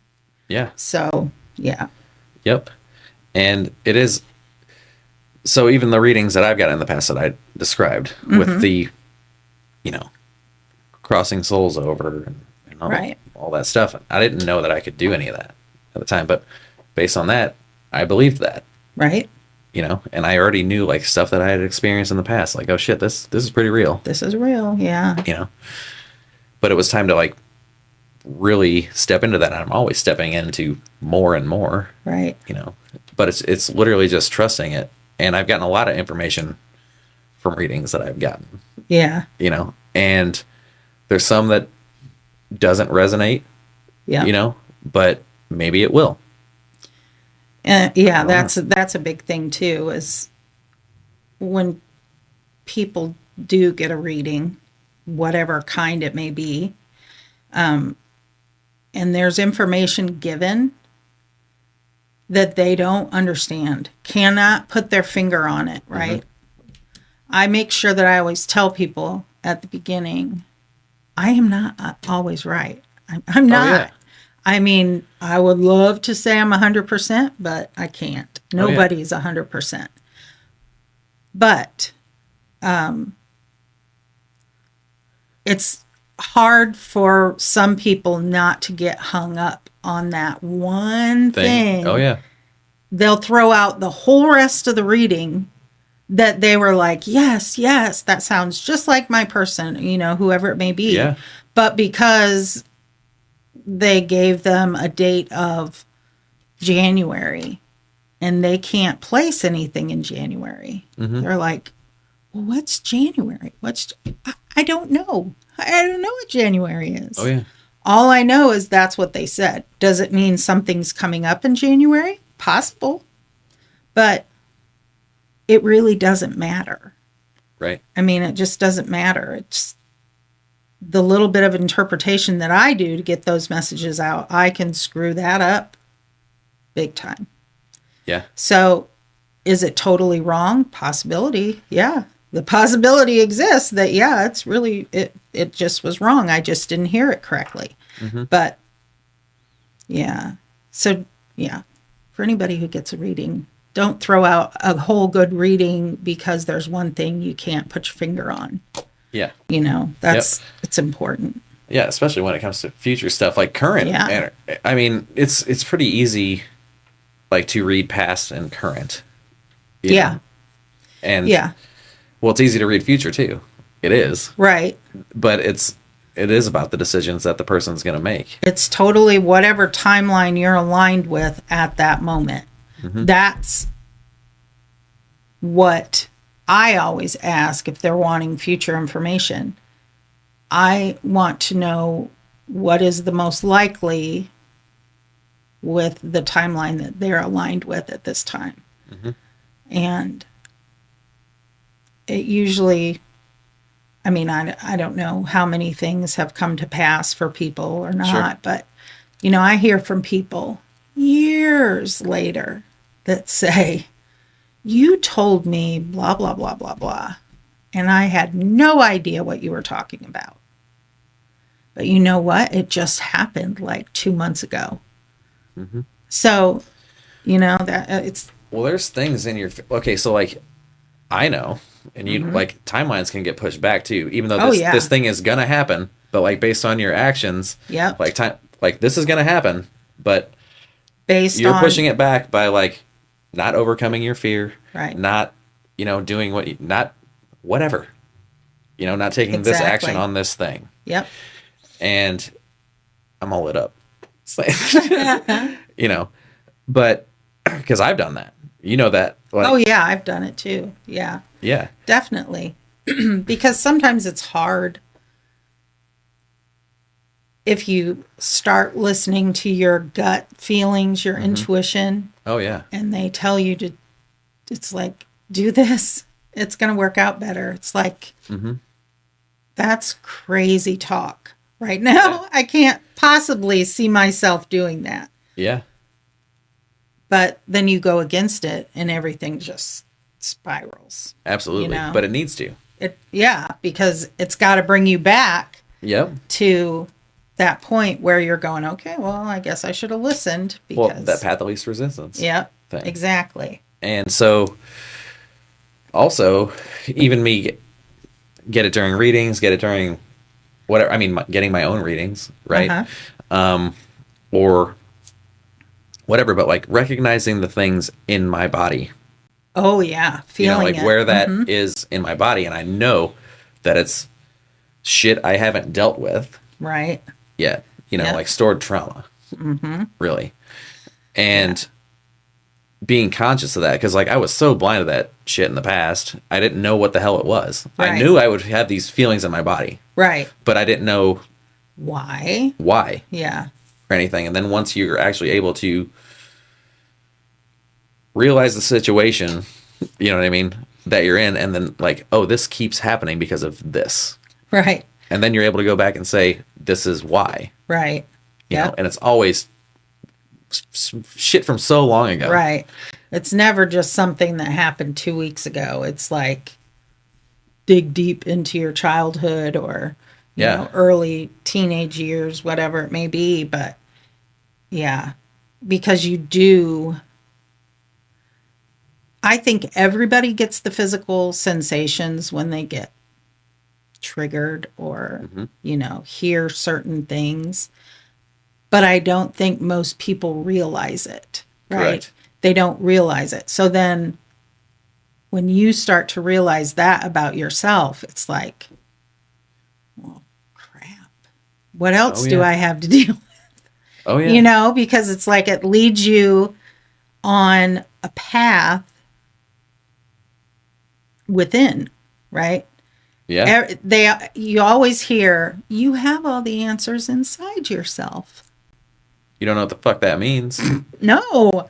But you do. You Yes. have all the answers. It's trusting yourself. Trusting yourself. And do those answers always feel comfortable? No. Of course not. No. Of It's course rare not. that they do. Right. When you're in that process of doing that work. Right. You know, Yep. whether it be agree. you in therapy, coaching, you know, Right. whatever, even just forms of self-reflection, Right. you know, like shadow work and stuff like that. Yeah. But I will say that, like, that shit isn't necessary to feel that pain. You know what I mean? Yeah. And, like, you can just accept it for what it is and move on That's from it. something that I will tell people as we're in a session, whatever kind of, if it's Reiki or just a chant reading session, whatever it is, there will be things that come up for you from this. Mm-hmm. You do not have to go back into those experiences. Right. You just are the observer now. Yes. You are the observer. You see what happened and you say, I did the best with what I knew at the time. Exactly. I'm going to let this go Mm-hmm. and move on. You don't have to go back into all your feelings, and No. you don't have to do that. It's so common that people do. Right. though. It's easy to. Yeah. Especially if you haven't. Shit, I do. I Yeah. do too. Yeah. I mean, even though I know better, but I am continually saying, I'm stuck in my head. I'm stuck in my head. I'm stuck in my head. Yeah. Because that is where you get all of your opposition to things and Correct. all of. Resistance. Right. If you're coming from your heart space, which is where we want to reside, Mm-hmm. right? You're not going to get that. Right. You're not going to get those because ego lives in your mind. Well, with your mind, you're trying to control. Yeah. With your heart, you're not. You're doing just any- allowing. You're just allowing. It's the flow. Yeah. Right. And when you're in that good energy, that is coming from your heart. That when you're happy, Yeah. that's not your mind. That's because you're in that moment. Right. From your heart space. Right. Very open to receiving. Yeah. For me, I know that music is it's a big thing with me. I love music. I used to sing when I was younger and all that, but it's still a huge thing for me. If I put on music, I will get messages. Oh, yes. I'll get, I mean, and these are messages about me, you know, Yes. myself. So yeah, it's definitely gets you because you're in that present moment. When you're listening, you're in that present moment. You're there with that music. If you're singing along, you're dancing along, you're doing whatever, you're in that present moment, but your ego is out of the way Correct. and the energy Is can come aligned. through. Yeah. Right. And it's all aligned and you're going to get what you need to get. And like, so I've experienced it where with music as well, listening to songs, like the same song I've heard hundreds of times has different meaning. Yep. Depends No. where you are in that moment. Yep. What that song means to you. You hear it differently. It's like, I'm a good one. Like I make up my own lyrics to songs I do too. because I do too, yeah. I don't know what they're saying. So it's like I've always done that. When I sang to my kids when they were little, I made up my own words because I couldn't remember the words. Yeah. But I will make up my own lyrics to things. And when you actually sit down and you look at those lyrics, if you pull them up and it's like, well, shit, no wonder this song hit me the way it did at this point in my life, but it was totally different to me even a month previously. Yeah. Right. So, And like you said, there is no coincidences too. And based on what you're going through, maybe you've never heard this song before, but it's like, holy shit. that was for me. That's for I me. needed to hear that today. Yeah. Or even with another individual, Yep. You know what I mean? Like, whatever you're going through, like, because they'll show you, like, hey, like, listen to this person, like, this is what you're supposed to be doing. Yep. You know, Yep. just through song. Like, I've Right. experienced that many times. Yep. So if other people telling me about me, Right. us, whatever. Right. Right. You know what I mean? Yeah. And so, yeah, it's pretty damn amazing. Like, It is. It's just spirit working. That's right. all. It's just the universe. I know a lot of people have said to me, you think everything's a sign. Yeah. Everything is. Everything is a sign. It is. If you are in the right mindset, everything's a sign. It's how you look at things. It's simply that. Once you change your mind about how you're looking at things, everything else changes. Right. You know. Right. I mean, I would much rather be in a world where I know I'm getting constant reassurance by the signs, the numbers, the songs, the whatever it is, the bird that I see that's sitting, the hawk. How many hawks did I pass on the way here? You know, it's just, it's reassurance. And that's a beautiful thing. And I mean, to be out of that mindset and think you don't have any backup, right? You're doing it all alone. Yeah, you're telling that to yourself. It's exactly. not true. It's not true, not at all. Yeah, it's just a matter of a change of mindset. Realizing how supported you actually are. Right. You know. Yeah. And also where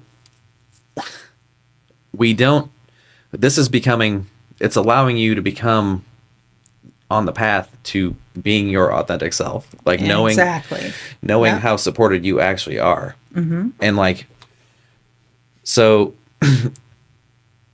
even here recently talking about, you know, becoming with someone, their authentic self, and they're like, I don't even know what that is. Right. You know, most people but we're don't. always finding out what that is. Right. You know, and we find out what that is by overcoming fears and saying the shit that we need to say to people that we haven't been saying. Right. You know, and just through that process, you're just finding out more and more and more of who you really are. Right. You know, and not being attached to the outcome of their reaction to what you say. Right. You know? I mean, there's a lot of times that there's things that need to be said, right, to certain people in your life. Absolutely. But could you say those things without losing your cool? Yep. Without them completely shutting down and saying, you're a fucking Looney Tune, right? Yeah. That never happened. It's all approach. But a way that I have, I think, learned to get around that. Because the peace that I have with people in my life is important to me, right? So do I want to walk in one day and say, hey, I uncovered all of this shit that happened and I want to talk about it because I don't think it was right. Why did you do that? I'm not going to do that. I'm not going to do that. So what I do is I go into meditation and I ask to speak to the higher self of the person that I need to speak to, right? Because their higher self is not going to talk back. At least I've never had one talk back. But you can tell them, hey, this happened and I'm just trying to work through it. And I know you did the best with the information you had at the time. And if you can forgive them at that point, great. If you can't, that's fine too, because you're going to work on that. Yeah. But talking to their higher self, then I've noticed within usually a week's time, that person will call you, right? They're going to call you. They may not talk about that specific thing, but they feel the need to reach out to you. And that's because you spoke with their higher self. And that, I think, is a lot easier than Because if I had to get up the courage to talk to everybody that I feel has done something that's impacted my life negatively, I couldn't do it. Yeah. I couldn't do it. But my guides are the ones that said, you don't have to do that. Mm-mm. You just talk to their higher self. And that's as good as it gets. That's the highest version of that person. That's not the human that you're dealing with. That's their highest version. Yeah. And that's where you're going to be able to say what you need to say. And like I said, I've never had a higher self talk back to me. So they just kind of take it and smile. And also, like, with the forgiveness part, like, if you're ready to forgive that person, that's great. And then also, that's like a domino effect. Forgiving the other people and also yourself in that process. I think that's the hardest one, is for us to forgive ourselves. Absolutely. For the things that we've done or allowed to happen to us. Yeah. But I realized, I put myself in so many situations that fucked up my life. It's, you know what I mean? But it's okay. What did I learn from it? Did I continue to do the same shit? Did I, you know what I mean? Exactly. Like, but we're always going to be presented with that same thing over and over and over again until we learn from it. Until you learn from it, until you've taken the experience that you needed, and that's the soul's growth, right? So that's your soul's growth. But experiencing the same thing over and over again in different ways with different people in your life starts to suck when you... Yeah.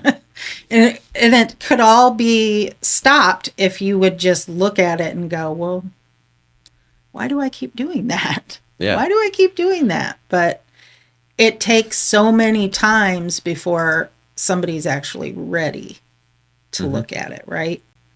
But the hardest thing we can do is look at ourselves. Oh, God. Yeah. Yeah. Yep. I mean, really look at it. You know, and do that, because that takes work. It takes being really honest with yourself. And that most people are not honest with themselves. You know, we all fall into the victim mentality at times, right? It's somebody else's fault. We didn't do anything. They did it to us. No. Nah. No. Not exactly. No. You know? You allowed stuff to happen to you. You didn't have boundaries. You didn't, you know, whatever. Because, like, there's all forms of it, right? Like, I realized, too, that, like, I was such a people pleaser. Oh, and everything, like, because I'm looking for acceptance and love. Right. Because of how I grew up. And my boundaries at points didn't exist. You know? Yeah. And I'm, like, searching and searching and searching for this acceptance, not knowing that it's in me. Right. The whole time. I mean, that's something that I usually will tell people in my classes more so than in readings, but it's like, when you have a question, what's our first inclination? What do? We go to Google. Oh, I'm going to type in my question and get an answer, right? Well, the kind of questions that you're going to come up with, you're not going to find on Google. Right. But if you can sit with yourself and that question and go into meditation, you'll get an answer. Yeah. Meditation, or, I mean, I don't do automatic writing. I call it channeled writing. I have a journal, and it's like, what do I need to know today? And then I label it. I'm like, me. My question, right? Yeah. And then whoever is speaking through me to answer my question, I'll write them down, you know, Mother Mary or whoever it may be, right? And it's amazing sometimes the answers that you get. It's like, well, I couldn't have even thought that up. Because again, you judge it. You're like, am I making this up? I just think that they're talking. No, you're not making it up. Where the seat of your psychic abilities and all of that sits, same spot where imagination is. Yes. So you have to give yourself grace and just go with it. Write it down. Yeah. And then go back and read it, because it's going to mean something different when you go back and read it a week from now than it did at the time that you wrote it. Mm-hmm. So, yeah. And so you mentioned imagination, right? And that's where everything is born from. Everything that exists, Right, is is born imagination. is born from the imagination. Yeah. And there were people that, people do it all the time. Yeah. Actually listening to themselves and taking inspired action. Right. On that imagination. Yep. Right. And the different methods, the visualization, Right. all the stuff that actually gives you the ability to trust that. Yep. Specifically, because you have an idea, you have a goal, and actually ideas don't even come from your fucking mind. No. They come from higher source. They come from source. Yeah. Yeah. Higher self, source, whatever Yep. you would like to. However you want to label it, it's all the same. Yeah. Same thing. So when you get an idea, it is something from divine. Oh, yeah. Yep. You know? Yeah. I mean, so those ideas, when they come in and you think, okay, I'm going to start putting that in motion, right? I'm going to put this idea in motion. If you keep running up against roadblocks, there's reason. Yeah. You either took that a little out of context and you're trying Instead to of do allowing. it instead of allowing it to happen. Because if it's supposed to happen, it will be easy. It's not going to be hard. Yeah. And the timing of it will be perfect. Yep. Whenever that shows up. Yep. Totally true. Yeah. And, even me, like trying to control at times and not let go of this, not let go of that. It's so easy to get back in that place in your mind, but it's about having that daily practice of coming back and just, okay. All right. I got it now. Yeah. Yes. Yeah. I let go of the reins. You're in control. Yeah. I'm not in control. I am in the flow. Yes. And it's not always easy to stay in the flow because. Well, it's like this. Yeah. But it's all, it's up and down, but it's not like you don't have the knowledge that you gained. It's not like you lose that knowledge. No. Yeah. You all. never lose that. But the flow, even though it sounds like it should be easy, right? To always stay in the flow. It's not always easy. But when you're right, exactly. So, and our egos have kind of taken over the show, right? So we gave them like the driver's seat, where it should have been our soul in the driver's seat, and ego's just over there going, whoa, you might want to look at that before you go that way. Fear. Right. Yeah. It's like we had to have ego to come here because this is a world of duality. Do the other worlds, other timelines have the duality like we do? Some of them do, but a lot of them don't. Yeah. A lot of them don't. Everything is also, duality. Nothing would exist without it. You have to have the balance. Right. You gotta, yeah. It's like right now it looks like there is so much darkness, right? That's coming out. Hollywood, government, all of these things. The world in general, right? There's all of this darkness that's coming out. Well, is it because there's more dark? I don't choose to see it that way. I see it as because there's so much light. Yeah. It's shining it. Yeah. There's so much light now. Exactly. The dark can't hide anymore. Right? And the light will win. Yeah. It always wins. It's just a matter of time. So it's also realizing that, because like I've been to the darkest points in my life, many times many times at this point, like to the considering suicide and all that shit, and like actually considering it. But then like getting to that place, obviously I'm not going to do that shit, but getting to that place of finding the light in that darkness. Yeah. And the purpose for Yeah. it. Yeah. You know, and because there's always something bright in there in all that shit. Right. You know, no matter what anyone's been through, there's something good in it. Yeah. You just have to find it. It's, You have to be willing to look for it Right. too, instead of staying in that mind space of like, Oh, this is scary. I can't do this. yeah, Yeah. No, you have to, yeah, that's the whole shadow work. And, you know, nobody wants to do that, but it's important. yeah, So, it is important. But when, especially if it's getting out of those really dark places that we put ourselves in, yeah. it's the way to get out of it. Right. You know, and I think for me, like, I go so fucking deep all the time. Like, Right. Right. you know, like, that's how I learn, Yeah. you know. Not how I learn everything, but like, I'm the dude who has to like really touch the fire. Right. You Is know? it really that hot? Let me just stick a toe in there and Yeah. see. Yeah, it's hot. It'll burn the fuck out of you. Yeah. But are you ready? Because you gotta walk on that fire Yeah. in order to make your next move. Yeah. Right? Absolutely. So But even walking through, like, you're going to learn something oh yeah. from it. And that's part of the, like, all the fucking, I'm definitely the dude who has done the shit that most people say that they would not do. Yeah. You know? That's a nice badge to have. Well, it's also to teach.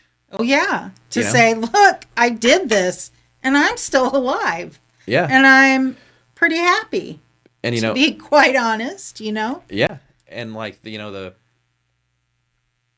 all the stuff in the past, infidelity, being with a married woman, like, all this shit. And, like, but also realizing through that, all of it, like, I challenge authority. I challenge, like, social norms. I challenge, like, whatever's true to somebody else, like, doesn't really, it's not necessarily true to me. Right. You know, it's all about energy. Yep. It is all about that. And, like, I do question everything. Like, why is this way? Why do we have to do it that way? You know? That's me. I'm a why girl. It's like you tell me, well, this is how we're going to do it. Why would I do it that way? Because you know I could do this, that, or the other thing, and it's going to be done a lot quicker. And it just makes more sense. Yeah. You know? So it's like I question absolutely everything. Yeah.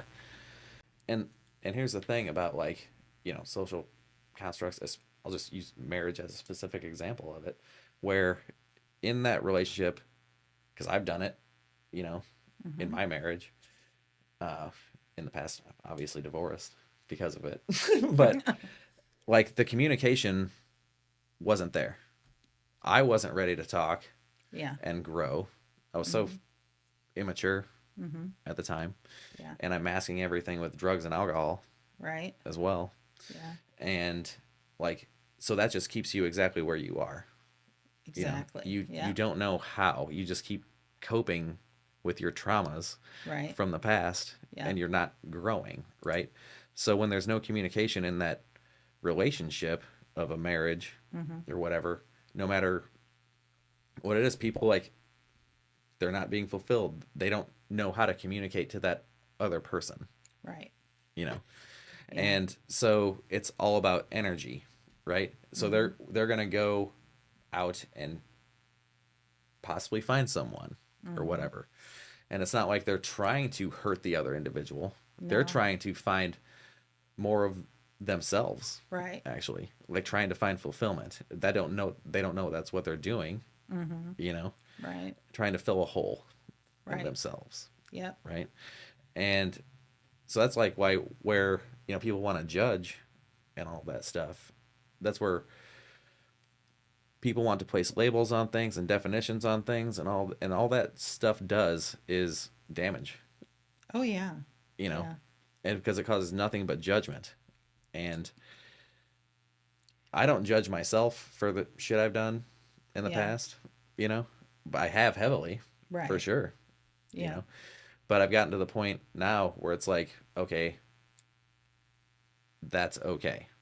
Right. Like I challenged that, did not work, whatever. Right. But whatever is true to me at the time, and I think everyone should actually live like that. And this whole point comes down to unconditional love and understanding.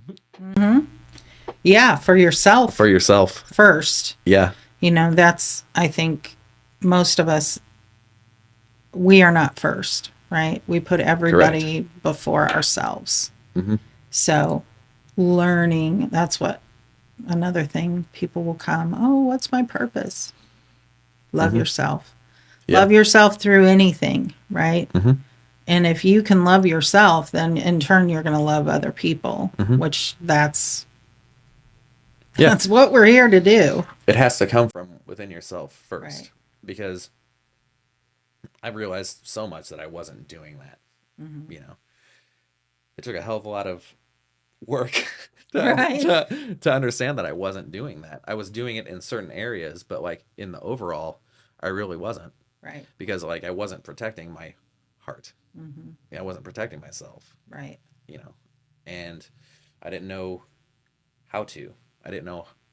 Yeah. I mean, I don't think most people do know how to just innately how to protect yourself, your heart, you know, your feelings until you have like a spiritual awakening. Yeah. Once that happens, then you kind of get a clue that, wow, you know, I really need to do something because, you know, we talk about, oh, I wear my heart on my sleeve. I definitely do. That's the God's honest truth. You know, do you want people pissing and shitting on your heart all the time? No. So you have to learn ways to protect yourself, right? To shield yourself from the icky energy that other people, for whatever reason, Are spitting at you. Yeah. Right. And, you know, we walk around with bubbles of white light or shields or whatever it may be, whatever works for you. From your imagination. Exactly. Yep. You know, if you want to be walled up in a metal castle, then so be it. That's how you walk around. But all of that ick energy and all of that stuff is still going to stick to the outside of your shield, right? So that means you have to also learn how to clear that shit, right? Because the longer it stays stuck, it's going to start seeping in through that shield. And then you're going to be walking around with it going, oh, why do I feel like such garbage? I feel this. Well, is it really yours? No, it's what somebody else spit on you, right? Yeah. So, yeah. Grounding, shielding, and clearing are super, super important for spiritual people. Yes. Oh my gosh. Very, right? That's my mantra, one of them. Yeah. Ground, shield, clear. Every day. Yeah. So, yeah. And back to the judgment from other people, right? And once you realize like everything is energy and vibration, right? Frequency. Right. Where that individual, any individual, like who is seeking outside of their marriage or whatever, right, that they're going to share something similar, some belief with that person that they meet. Right. You know what I mean? And it's something like not being worthy of love, not being worthy of good enough, not being whatever. Because like, look, they're in a marriage that like, they're not good enough. Right. You know what I mean? Yeah. And like, it's all based on belief and your nervous system. Yeah. And what you put out, you know? Yeah. And you may not even be necessarily looking for it, but when you meet that person, it's just like, oh, we connect really well. We connect, you know what I mean? Why do we connect so well? Why do we connect so well? Yeah. And then like, you know, there's temptation and then all these things. Well, you're not a bad person because you don't know how to say, this isn't me, like this isn't my moral, like this isn't moral, or This whatever. doesn't fit my moral compass. I am married. I can't go outside my marriage. Right. Because when you find That connection, a lot of times those are karmic, right? Mhm. So you've been together in a previous lifetime. Absolutely. Your Yeah. souls know each other. Like that. They long for each other, Mhm. right? But does that mean you're supposed to be together this time? Maybe, maybe not. Maybe not.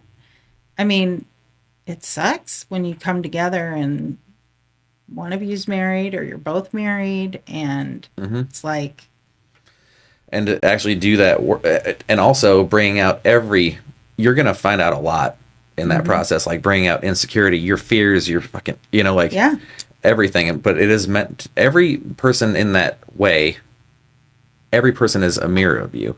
yep, And you're meant to grow and learn from right, that, right, and it is, whether you're willing to do that work and overcome those fears, like, use an example, like two married people are in separate marriages, are having an affair, right, like, so they don't want to hurt their families, right? So yeah, it's a secret, all this stuff, but they're so connected, everything, yeah, right? Well, it's that lack of communication in the first place, that why any of this shit is even happening. There's disconnect in there.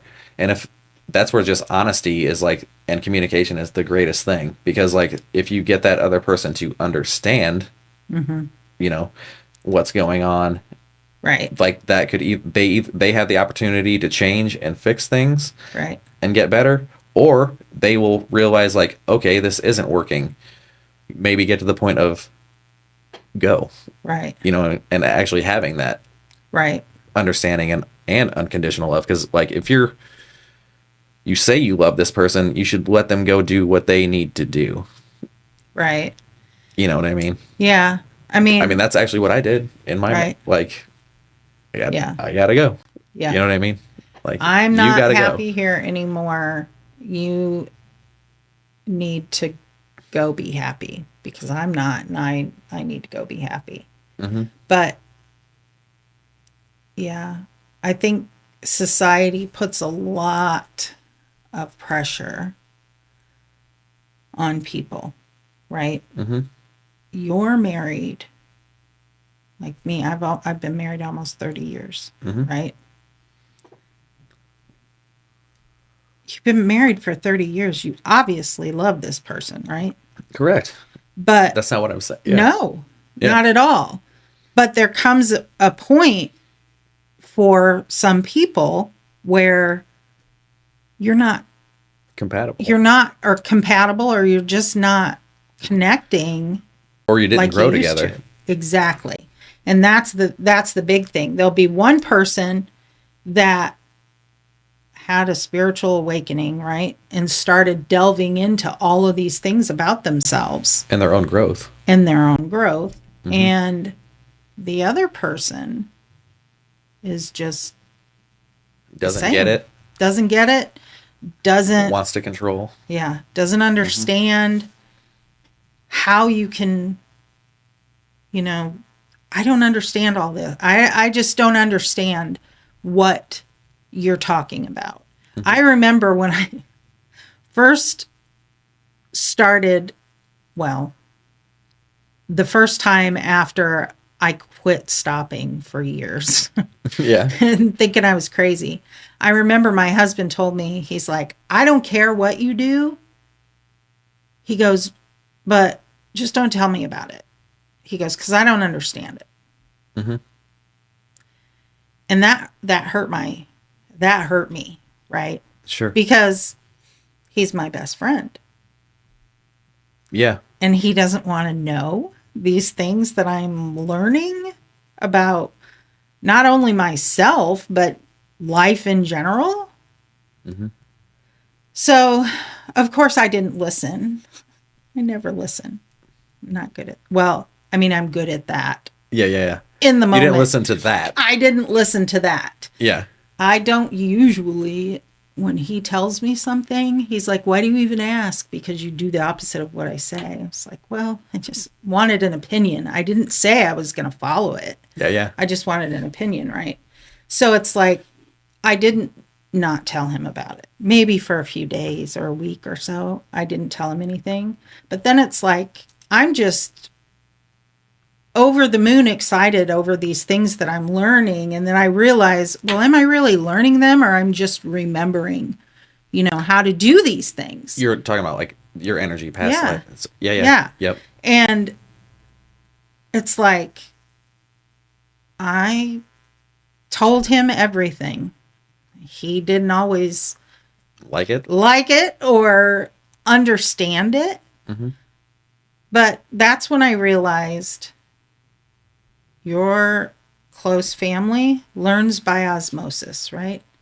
You're learning all of these new things. Mm-hmm.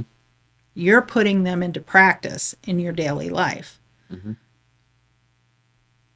He now, when I'm like in the depths of despair, like, oh, I'm just so sad. I don't know what my problem is. And he will look at me and he'll go, well, is it yours? And I'm like, well, yeah, I think so. Well, did you ask? No. So it's like he learned everything, whether he wanted to learn it or not. Mm-hmm. And so did my kids. I mean, my kids are continually throwing my words back at me and saying, Mom, you would tell us blah, blah, blah, blah, blah, blah, blah. So why won't you do it? Mm-hmm. I don't know. I just needed somebody to call me on the carpet and say, you're being stupid. Yeah. I've done the same thing. Like I can certainly give great advice. Oh yeah, me too. Certainly I'm really good at that. I have a lot of knowledge. Yeah. It's amazing the amount of knowledge that you can hold in there, right? Mm-hmm. But then when it comes to you, it's like, mm-hmm. the fuck do I do? I don't know what to do. Oh, yeah. I need to ask somebody. Well, it's like, just use an example like somatic work of any sort. There's so many. Right. Right? Yeah. So many modalities of it. But like, you can teach these somatic healings, right? You can advise and do all this stuff, but are you doing that for yourself? Yeah. Yeah. Like, are you actually practicing it yourself? Like, you can be the most knowledgeable person in the fucking world on it, but if you're not applying it to yourself, then like, what are you actually doing? Yeah. You don't want to be the do as I say, not as I do person. And it's easy to fall into that. And Reiki is another one. How many times do you do self-Reiki? Me? Yeah. I don't do it very often. I actually ask either. others. Yeah. I don't either. But should I? Of course. Of course. It's the first thing that we learned. Right. Self-Reiki, the very first thing. Yep. And is there anything that would be uncomfortable about self-Reiki? If there's things you need to know, it'll be uncomfortable. But it's just, there are things that we know we need to do that we don't do. And it's because a lot of them carry a heavy cost, because you have to really look at it, right? Absolutely. Look at it and say, this is okay. That's how I dealt with things. I'm going to move forward from here. Yeah. And then it just goes back to don't fall into your feelings, be the observer, look at it, say, I'm okay with it. I did the best with what I had. Mm-hmm. Right. And that's okay. The unconditional love thing, like being the observer, right? That is exactly that. Yeah. Because like, you're able to see everybody's point of view, your point of view, and come to that level of understanding. Like whomever is involved, right, like they might not agree with whatever. Right. But that has nothing to do with you. Nope. It's all them. Nothing. It's like they always say, how other people's opinions of you are none of your business, right? Yeah. Because that has everything to do with them. Correct. And not you. Yeah. So, and their own thoughts of their reality and like what they accept and what they define and everything. But like if this person defines this thing now at some point in their life in a different way, right, then shit don't line up. But like that has nothing to do with you.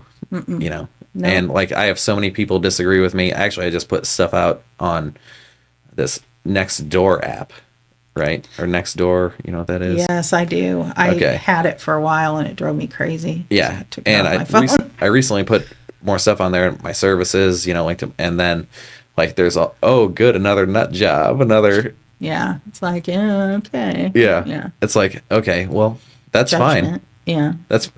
Who cares? Yeah. You know? Doesn't matter. No, because your people will find you. Like without yeah, even trying. It's like I've been doing this a long time. I've never advertised. Mm-hmm. Never. Mm-hmm.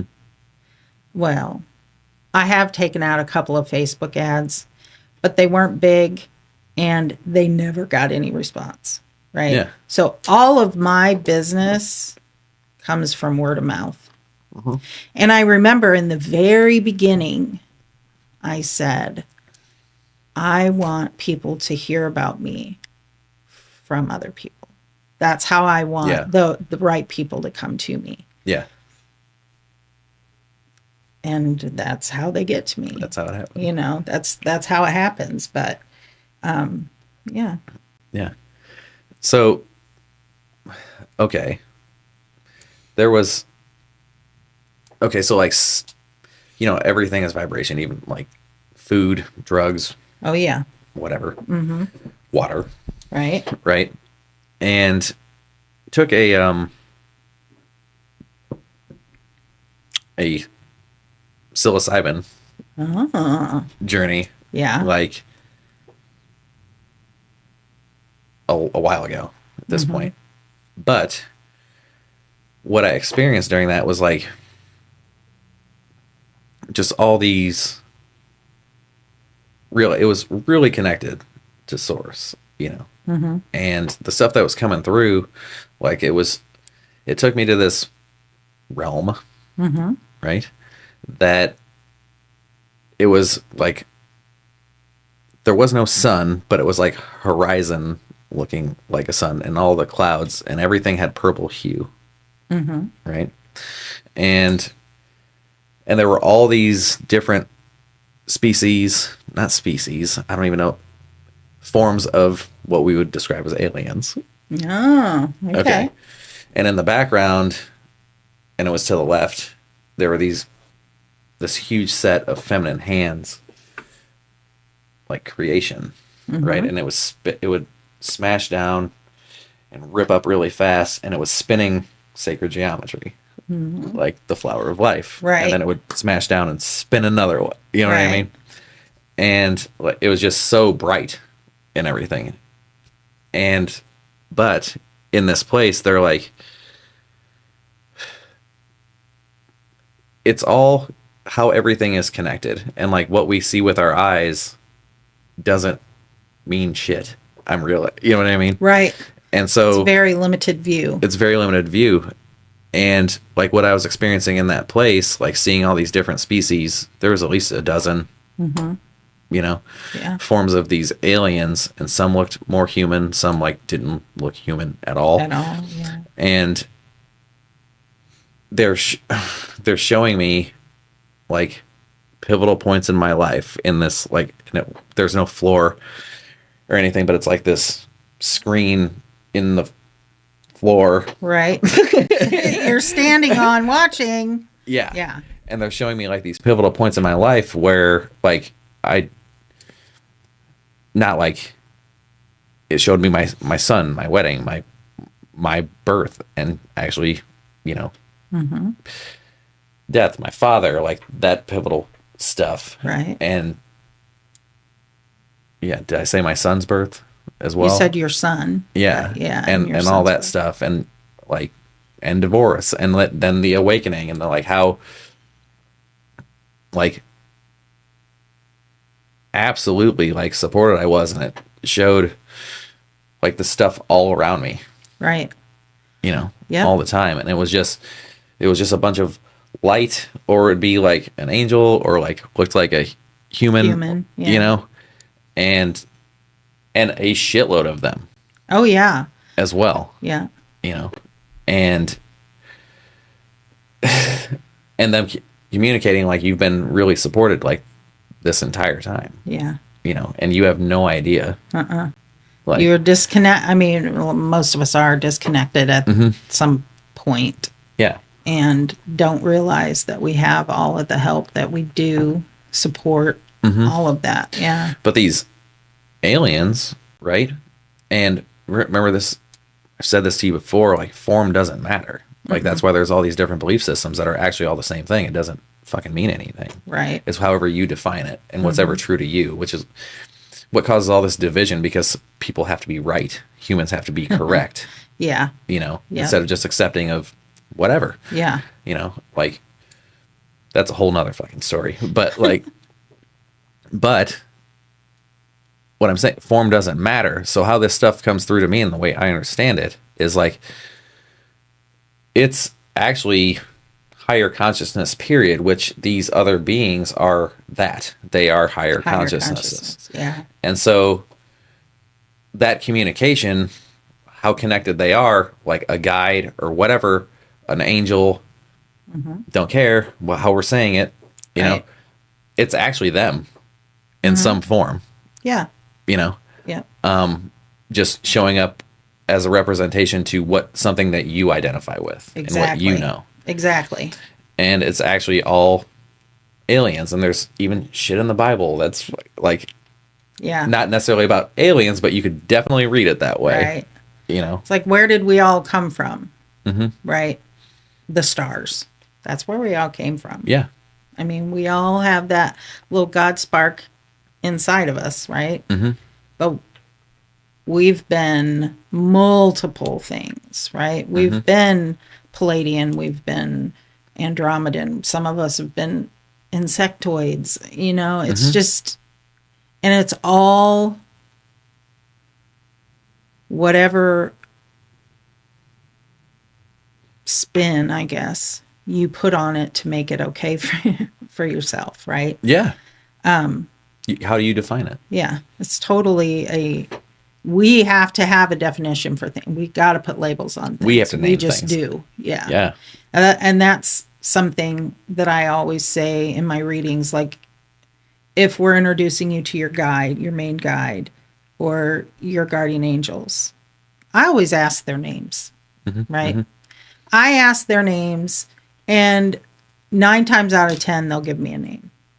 But I always tell a person, names are for us, not for them. Yeah. They go by energy. So if you don't like their name, don't use it. Name them something different. It doesn't matter. Yeah.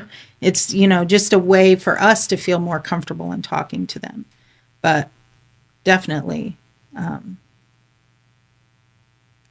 yeah, everything ancient aliens, the series, right? Yeah. They have shown the pictures of the spacecraft and all of this kind of stuff on wall, like in hieroglyphs, and all of that kind of stuff. Yes. So, and there's stuff all around the world. right. So, I mean, they've always been here. They're still here, you know? Yeah. It's just a matter of being able to, because most of them are not walking around in their regular form, right? They're like camouflaged in to look like the human beings on this planet. But there's something different about them. Usually if you run into somebody, it's like they feel different. So different. It's like, oh, that's an extraterrestrial. I don't think they like to be called aliens, but I could that's be just wrong. how we identify. Yeah. Yeah. But extraterrestrials, right? So someday we'll have open contact and know all of that stuff, but Yeah. right now, there's certain segments of the population that know that they're, here. Well, if you ask, I think, what is it, Alexa, she'll tell you that there's an armada of alien motherships that were spotted by the James Webb Telescope. Oh, yeah? Yeah. I mean, it's been all over TikTok and Facebook, and people are asking Alexa, what did the James Webb Telescope spot? Oh, yeah? There is a, armada of motherships on the... So Yeah. it's like, did they let something out? Sure. Who knows? Sure. And that's even a good segue into like the remote viewing thing that you Oh, yeah. Oh, experienced. yeah. You want Yeah. to talk about Yes. that? So I did what I call remote viewing. Mhm. And this was last year. And I was shown 2 different scenes. The first scene that I was shown like the Rocky Mountains. And so I knew I was somewhere out west, right? Then I saw these big white things that kind of looked almost like the top of a tent or a teepee or something. And there was a bunch of them. I was like, what in the world is that? I have no idea what that is. So I ask and I go further in. Now I know that I'm in an airport. Okay. And I'm shown what looks like it's like a big square, right? All of a sudden I drop down and I'm in this square. Okay. So I'm walking and I come to a door. I open the door and there's women in this room and they are having babies. But when I wrote it down, I wrote breeders. Okay. That's what I wrote. That's And their purpose, I guess. that's their purpose. Yeah. And these babies were not human. These were alien babies, right? Okay. All different kinds. Mhm. And they're just, it's like they're having them one after another, after another, after another. It's not like the normal gestation period for a human, right? Like the 9 months. Yeah. Yeah. It's not that. It's like one after another, after another. Okay, so I leave that room. Walking down farther, I come to a room at the end and I open that door and I can hear, it's a strange guttural type sound.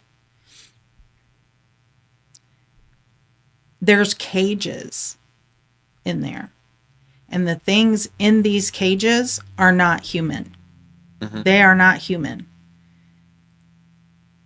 They looked scary. I mean, I don't know what they were. They didn't look like the aliens that the women were having in the other room. I don't know what these things were. But then I'm trying to remember everything.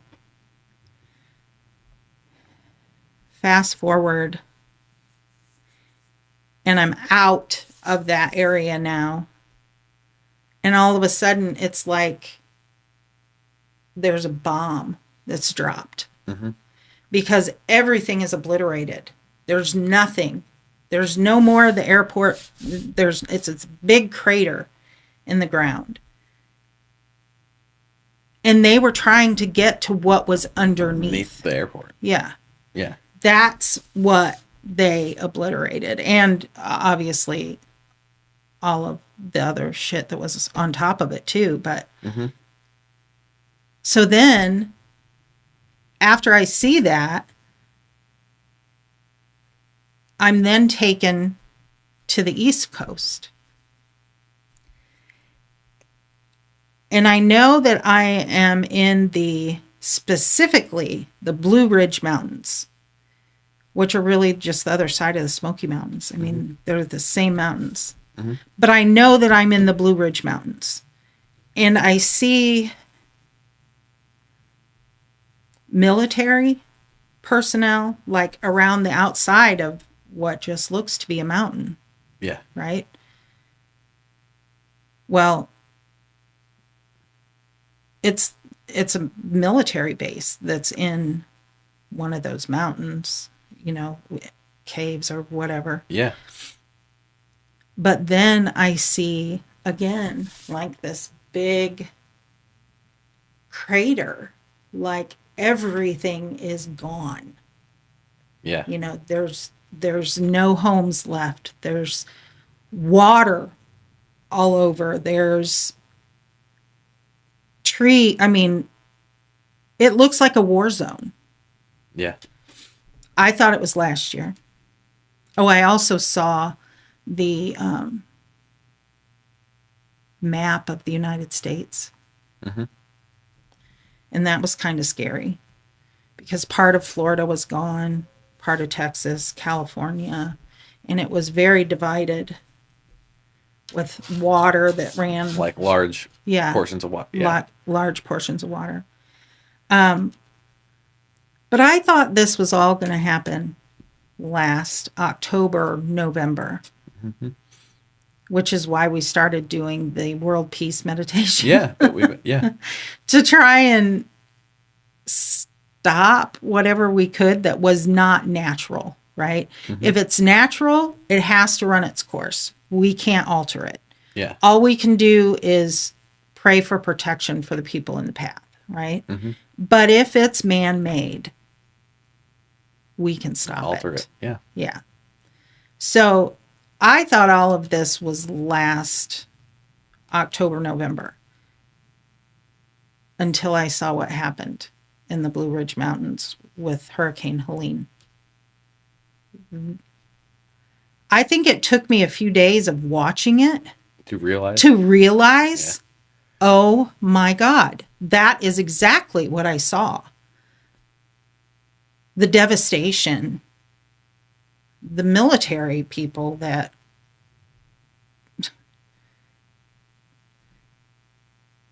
you know, where are they there? Are they not there? You know, what? But so that happened this year. Yeah. And to know that I saw that last year. See, before I've always said, I don't want to know about anything that I can't change. So if I can't change it, don't tell me about it. Yeah. Because that, for me, is tremendous guilt, is what I would have, right? Even though that would be silly because there's nothing I can do about it. It's fated to happen. It's got to happen. There's nothing you can do. All you can do in that time would be to, you know, pray that the people that are in the path are protected. But I openly went into this and said, I want to see because I need to know. And they showed me and I was like, that's crazy. Yeah. It's totally crazy. And I thought it was last year. No, it wasn't last year. It was this year. So that was a little hard to swallow when I finally realized I saw this shit a year ago, you know? So was Helene a man-made storm? I believe it was. It was amplified by man, right? So weather modification is a thing. People have known about it for over 20 years, right? Yeah. They seed the clouds so that it's like right now, there's, what is it? The Sahara Desert? Water. And like almost like flooding in areas of the Sahara Desert, which they say is going to alter our weather patterns for years and years to come, right? Yeah. So that's happening now. Flooding. Earthquakes are happening record pace, right? Hurricanes, tornadoes. I mean, just look at all the tornadoes that formed prior to Milton, right? Yeah. So if you didn't have damage from actual Hurricane Milton, you might have got tornado damage, right? Yeah. So, yeah. And I think, honestly, with Hurricane Milton, I noticed that all of the energy workers, light workers, star seeds, whatever you want to call all of us, started realizing we can change this. We don't have to allow this to be the category 5 or category 6 like what they were thinking it was going to be, right? Yeah. So there was lots and lots and lots of focused attention on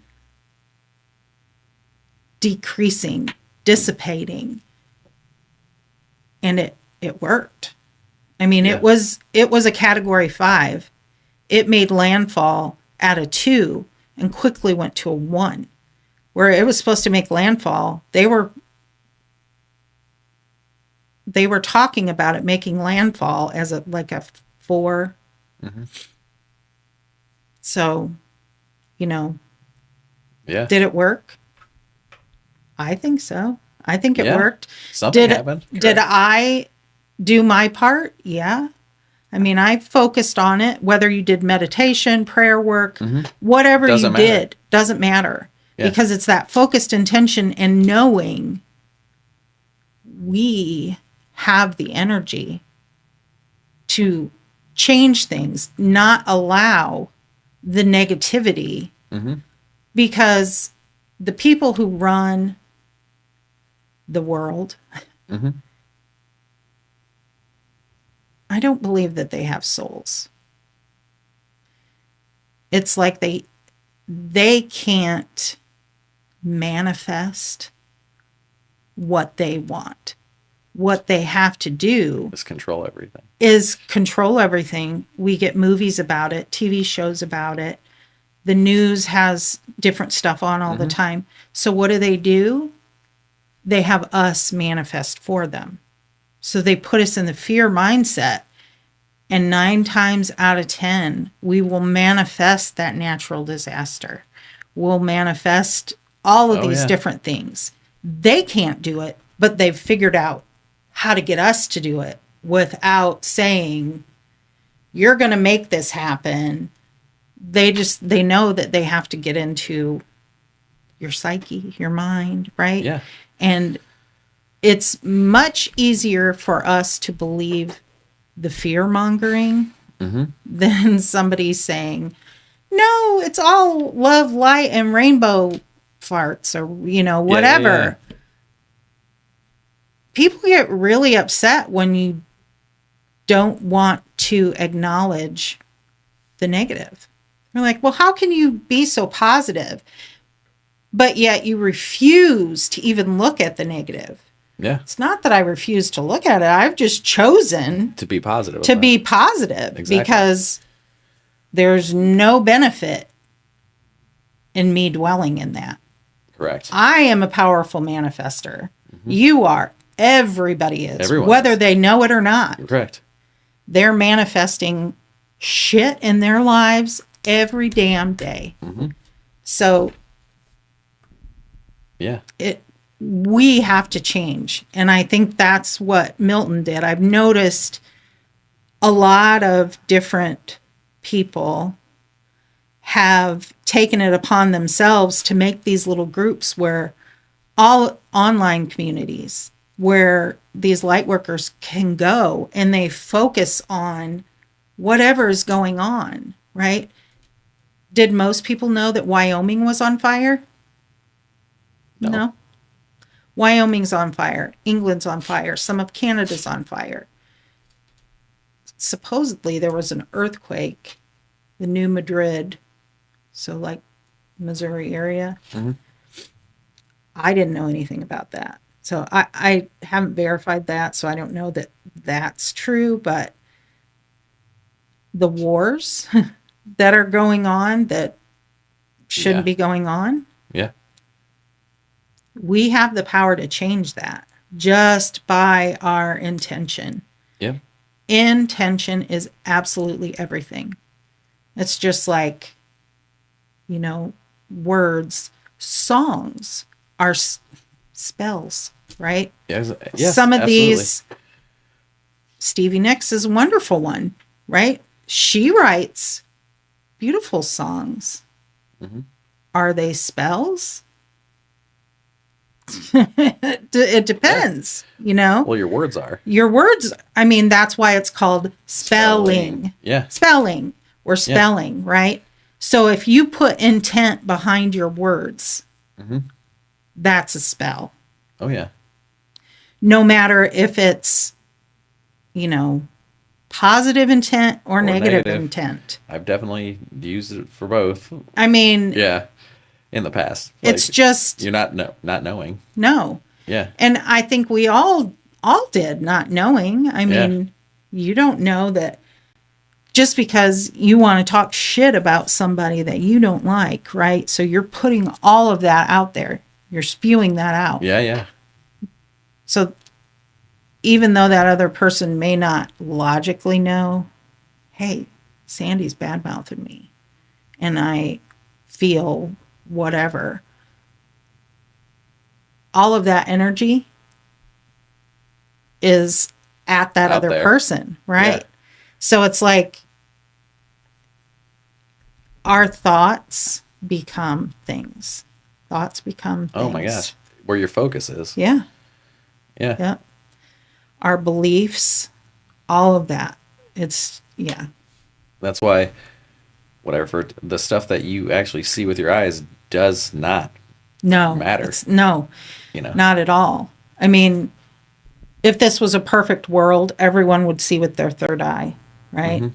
It's like when I do readings, do I physically see spirit with my eyes? No, I see them in my mind's eye. Correct. I can see them as they are in the room. I mean, I've only seen spirit a couple of times with my people eyes. That's really rare. You know, despite what anybody else might say, it's really rare to see them with your people eyes. Yeah. It's usually your mind's eye or your third eye. Or however it shows up, actually. Yeah. But yeah. Whether it's feeling or knowing or whatever it may be. But yeah. Yeah. So.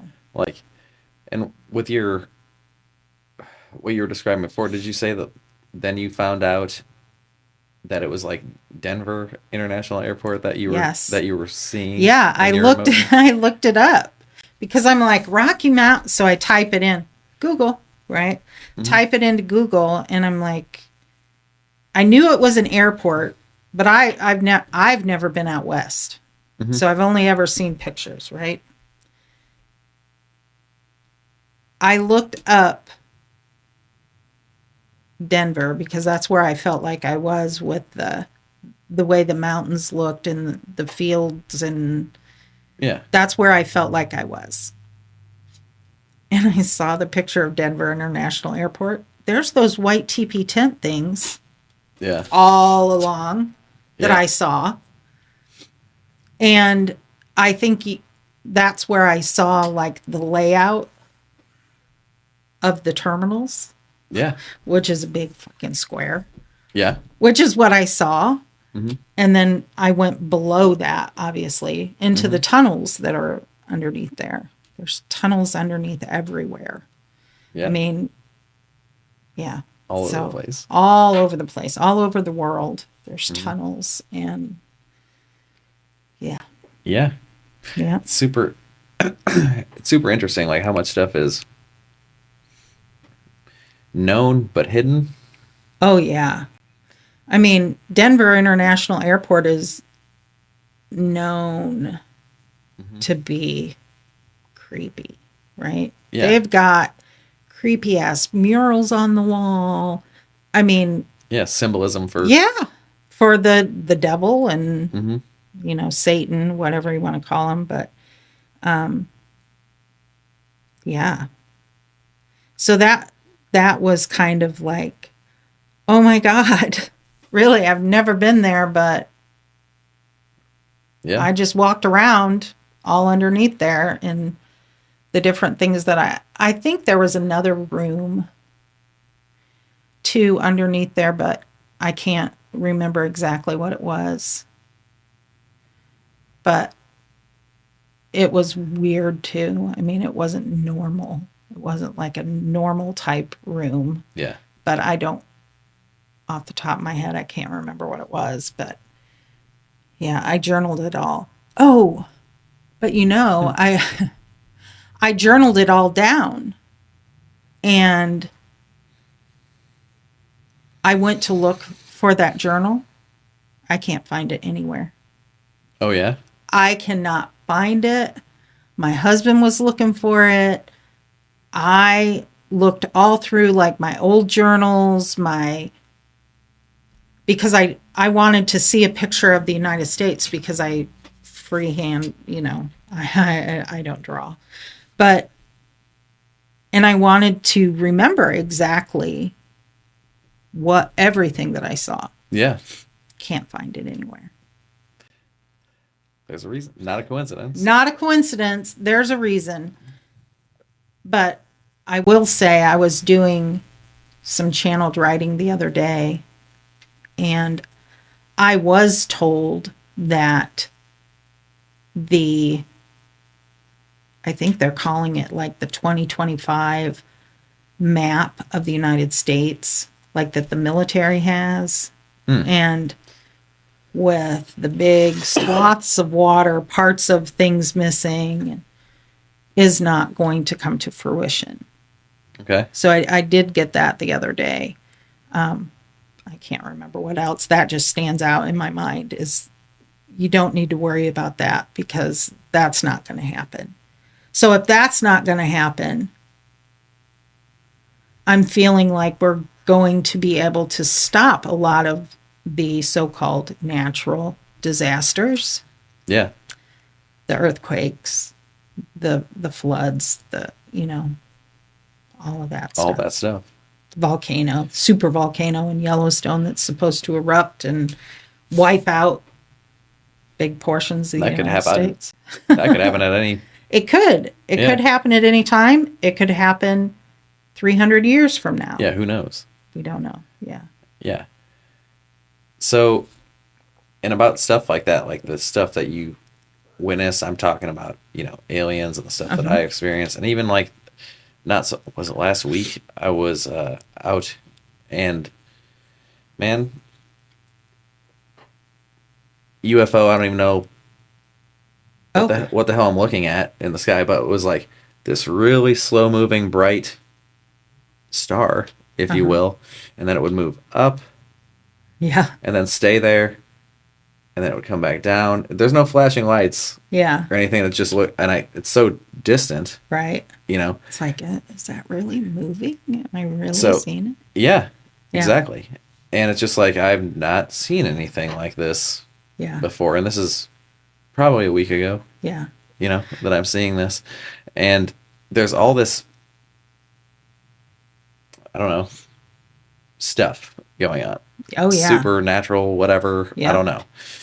But and there's all these things, there's skinwalkers and like, oh yeah, all Bigfoot. Bigfoot. Exactly. Yeah. So what's my theory on Bigfoot is an elemental, right? Mm-hmm. He's an elemental. He lives in a different dimension. Mm-hmm. That's why everybody can't see him. A lot of people might catch movement or something that they think or they knew at the time there was something there. I could feel it, right? But I believe he lives in an alternate dimension and all of the dimensions like overlap. Stack on top. Right? Yeah. So They do. there are people that see him, right? Mm-hmm. There are people that can see him because they have the right vibration to be able to see through that, to see into that other dimension. That's why, everybody's always saying, well, you never find any dead Bigfoot. What do they do? Bury their dead? Or well, no, they don't. They're a totally different energetic level. You're never gonna find that. Find a buried one or whatever. You're never gonna find that.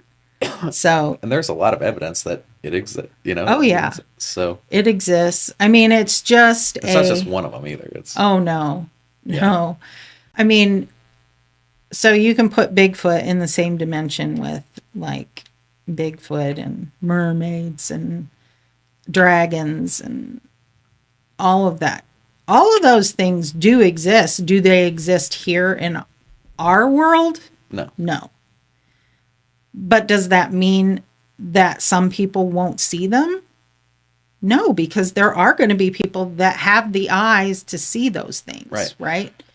Or that being like lowering or heightening lowering their vibration, actually. Like dropping into our reality. Yeah. For that short time, and it was just at the right time when the person with the right vibration level was there to see them. Mm-hmm. Can they ever recreate it? Not likely. But, I guess there are people that have seen things multiple times. But have they ever been able to catch it on video or, because that's what we want, proof. Yeah, proof of everything.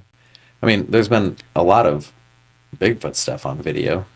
Yeah. But, I mean, a lot of it is, it's fuzzy or it's not in focus. Mm-hmm. And does it mean that they don't exist? No, they exist.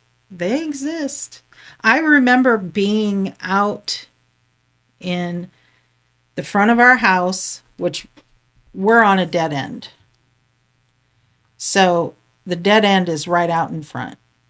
And I was out with both of my boys. Mm-hmm. And this one night, we were looking up at the sky. Yeah.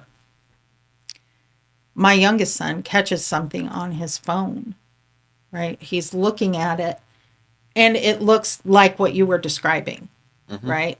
That's what it looks like. Now, my other son and I, we can both see it as well.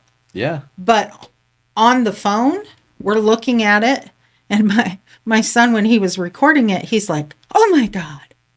It's like, what? It's like, whatever it was like it just went and blew up, like on his phone.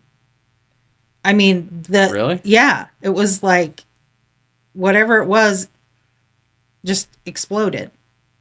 And then it didn't go anywhere, but it was wild, very wild. And then there was another night, me and my oldest son were out. And we were going to the same thing to look up at the sky. Mm-hmm. And so we're up at a dead end. There's a park here, and then there's a field over here. We're walking out to the end, like where there's a basketball hoop in the end of the road and stuff. And we both hear, it almost sounds like a grunt or a growl of some kind. Okay. I hear it and think it's coming from in front of me. My son, who's behind me, well, no, he was in front of me. I think it's coming from all the way up in the front. He swears it's coming from right in between us. He's like 6'2", 280 pounds. I mean, he's a big kid. Mm-hmm. He heard it and he like spun around and made it be like, he goes, I'm going in. I'm like, what? Don't leave me here. Yeah. He's like, well, come on. Like, okay, what did we witness? What did we witness or hear, right? Because that was what this was. It was hearing. Yeah. Was it Bigfoot? Was it something else? Who knows? Who knows? But it was something, and we both heard it, and we both thought it was coming from different directions, which that's what really makes me believe it was something in a different dimension, like Bigfoot or something like that. Oh, yeah. Because, their sound can be everywhere. I mean, you've heard the howls and all of that. But just to hear that, like grunting, growling sound, and it sounds like it's so close to you, that was a little scary. So it's something, that energy disembodied? Yeah, really. Because we didn't. So, when I saw this spirit in my kitchen and I flipped on the light and then it was gone, flipped it back off to see if it'd come back. So I'm still like standing there. I'm like looking out in the field. It's completely black out there. You can't see anything. Yeah. And I'm like, is there something out there? Because it almost looked like the blackness was moving. Yeah. Oh, I have another good Bigfoot story too. I was at my sister's in Mississippi, and she lives out in the woods, and there's a lake on a lake in the woods is where she lives. So we were out there, and it was very interesting. Now, there was alcohol involved. I think I might have told part of this story already. But there was alcohol involved. I wasn't drinking, but her and this other woman were. It was like all of a sudden the woods went totally silent. There was not a sound, which was very odd. And then you hear like footfalls in the water, like at the edge of the lake, which is right down from where we're sitting. Yeah. None of us see anything. And my sister, who's been out in the woods, knows what all the different animals sound like. She's like, I've never heard anything like that before. Because it kind of sounded human, but it was very heavy, like a heavy footfall, right? So there was this area across from where we were sitting where you could put your dogs like in this little penned area. Yeah. That turned completely black. Completely black. And again, the blackness was moving. Did I see anything in particular? No. But the blackness was moving. Yeah. I saw it. The other two of them saw it. And then the noises of the woods and everything started up again. Okay. So I said to my sister, I was like, I think it's Bigfoot. I said, I think it is. I said, I'm going to call him and see if he'll come in. She's like, okay. So I did. And within seconds, the woods went silent again. And the blackness that we were all looking at started moving again. And it started to rain after that, so we went inside.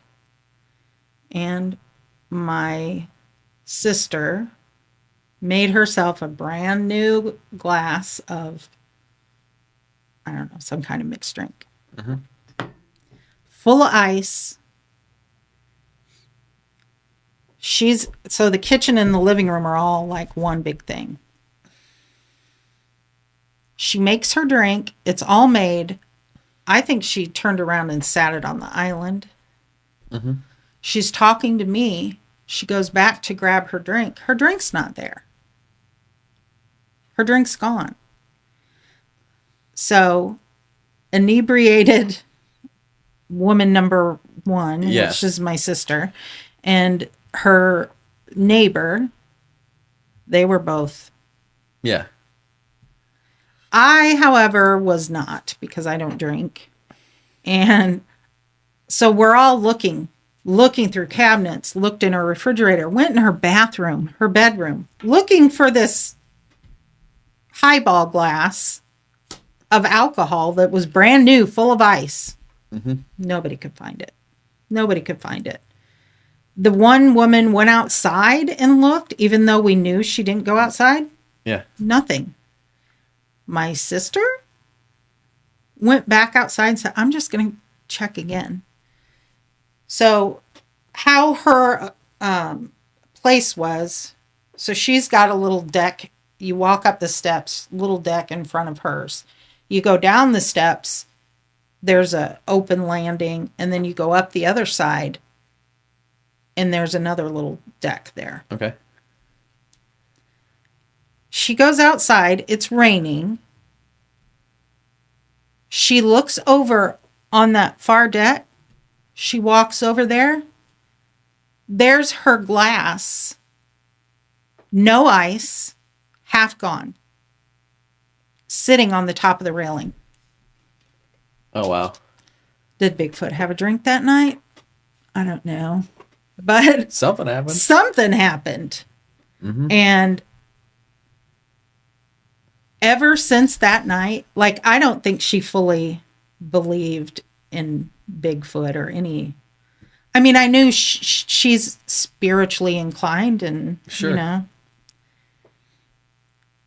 But actual Bigfoot, I don't think she believed in until that night. Yeah. Now she believes in it. My mom, my poor mom, gets a hard time because my mom is 100% a believer in Bigfoot. Yeah. She has shirts with Bigfoot on it. Okay. She's got a Bigfoot statue. I mean, she's a believer. Yeah. And it all started, I think, when my youngest was little. With Matt Moneymaker. Finding Bigfoot, yeah. Was on TV, and my youngest son loved it. Wherever we went on vacation or whatever, he would like do the Bigfoot calls out the window of the car as we're driving, like on these back roads and stuff. Yeah. And he kind of got my mom into it. Yeah. So my mom's been getting a hard time about it from my youngest sister for years and years and years and years. But it's like, it's fucking real. It's a fucking real. I mean, does it? Whatever you decided. Yeah. Yeah. Yeah. Yeah. It's like, is everybody going to see him? No. No. Your vibration has to be right in order to do that. But when you have like undeniable experiences, I mean, you can't discount that. You're not. People aren't fucking. Well, we both went through that. You're not fucking crazy. Right. Because that's where you go first. I'm a fucking loon. This is not real. Yeah. Yeah. Yeah. I gotta go to the bathroom. But yes.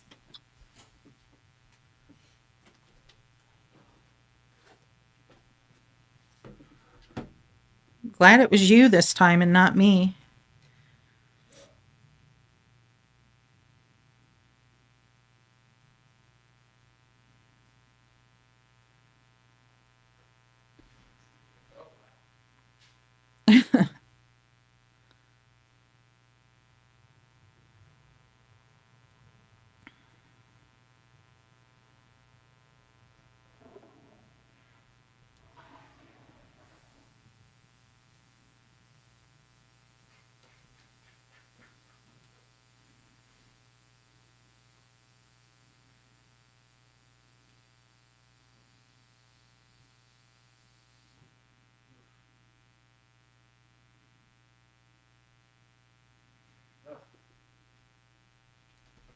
Oh, wow.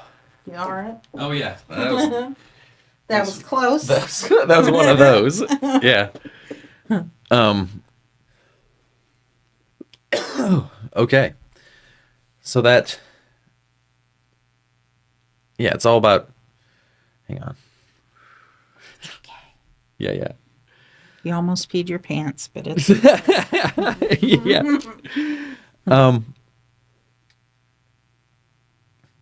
Yeah, it does. Everything comes down to what you experience and what you believe, and like, and you can tell anybody about it, and it doesn't mean a thing. Doesn't mean a thing. Yeah, because it can. Yeah. But if the individual isn't open to it, then right. You know. I mean, that night, I know she believes in it now, but that was by far the coolest experience, because I knew that there were multiple times where the noises stopped, and we'd know that there was something there. But did we see a Bigfoot? No. Yeah. But we knew there was something there. The blackness was moving. It was like undulating. It was wild, right? And that happened it was more than just the twice. It was like it would stop. We'd see the blackness start up again. Yeah. And I'd be like, "Oh, wait, come back." It'd stop. We'd see again. Yeah. Yeah. So, yeah. These wild. Unexplainable things that that you just beyond a shadow of a doubt, they are for real. Yeah. Yeah. Yeah. I mean, I've not experienced anything like that, but I'm open to everything. Right. You know what I mean? Because like everybody has their own individual experiences, and you're not. I mean, I'm not going to discount somebody. Right. And call them a loon or anything. Right. Like that. Right. I've been called that enough in my life. I wouldn't do it to anybody. Yeah. Right. And so, like, even being able to, be open and talk about this shit is like, that's huge. Is huge. Mm-hmm. Yeah. Yeah. For any of this. Yeah. I think like that's where, well, people, right, don't want to be judged. Right. So then they don't want to talk about stuff. Yep. Or whatever. And like there's so many people that need fact-based evidence. Yeah. Science. Which science is just, humans' way to control, like to have answers. Yeah. To things. And they're, finding out more and more and more, like, of the spiritual stuff, like through quantum physics. Right. Quantum entanglement. And all of that. Yeah. Just more and more and more is being proven and is actually measurable now, like how the energy is measurable. And so I'll use, humans grounding as an example, like just with an like your feet on the ground. Yep. And EMF detector like goes to zero in your hand. And then when you put your shoes on or whatever, what does it do? Like it spikes. Yeah.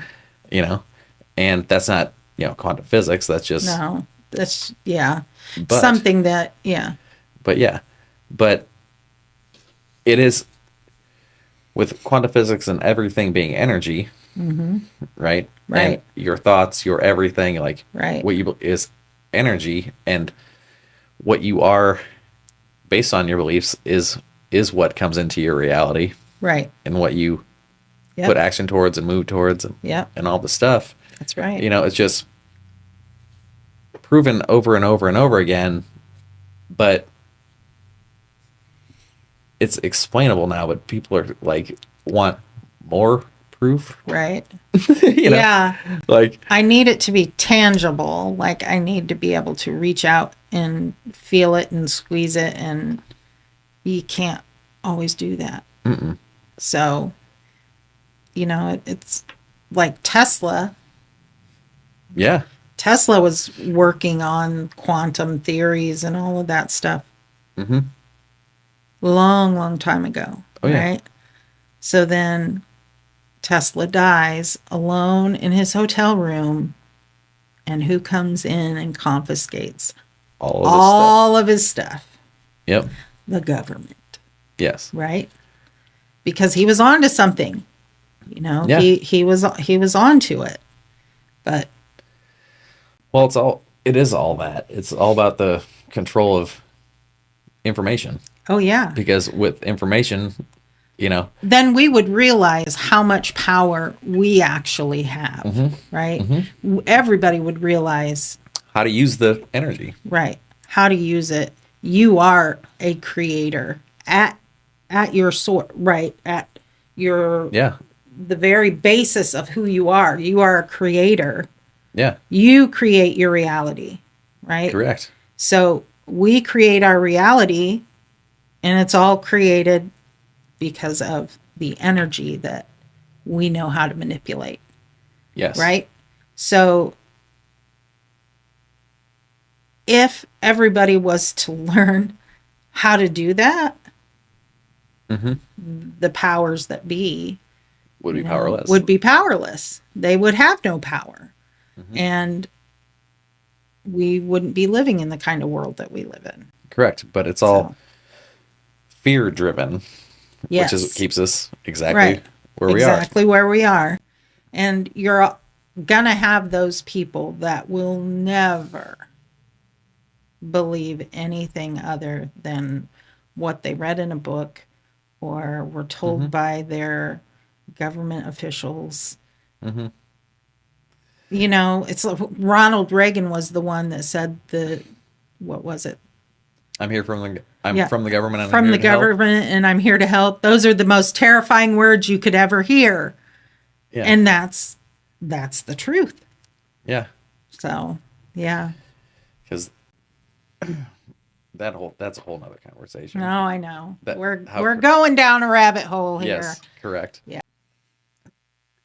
So in through communication in any form Right. of relationship, there is, if you're not communicating what you need from that person or what you expect or you know, your boundaries or whatever, Right. you're not giving the other individual involved the ability to make a conscious decision for themselves Right. to, you know, adhere to what you want, you know, adapt to Right. what you want, or Right. make an adaptation for themselves, like to make a decision Right. one way or another, you know. Yeah. So that's actually you not being open, honest, and actually in the attempt in the growth process of being your authentic self is actually being, you know, selfish Yeah. in that way, In that way. Yeah. right? Does Right. that make sense? Yeah.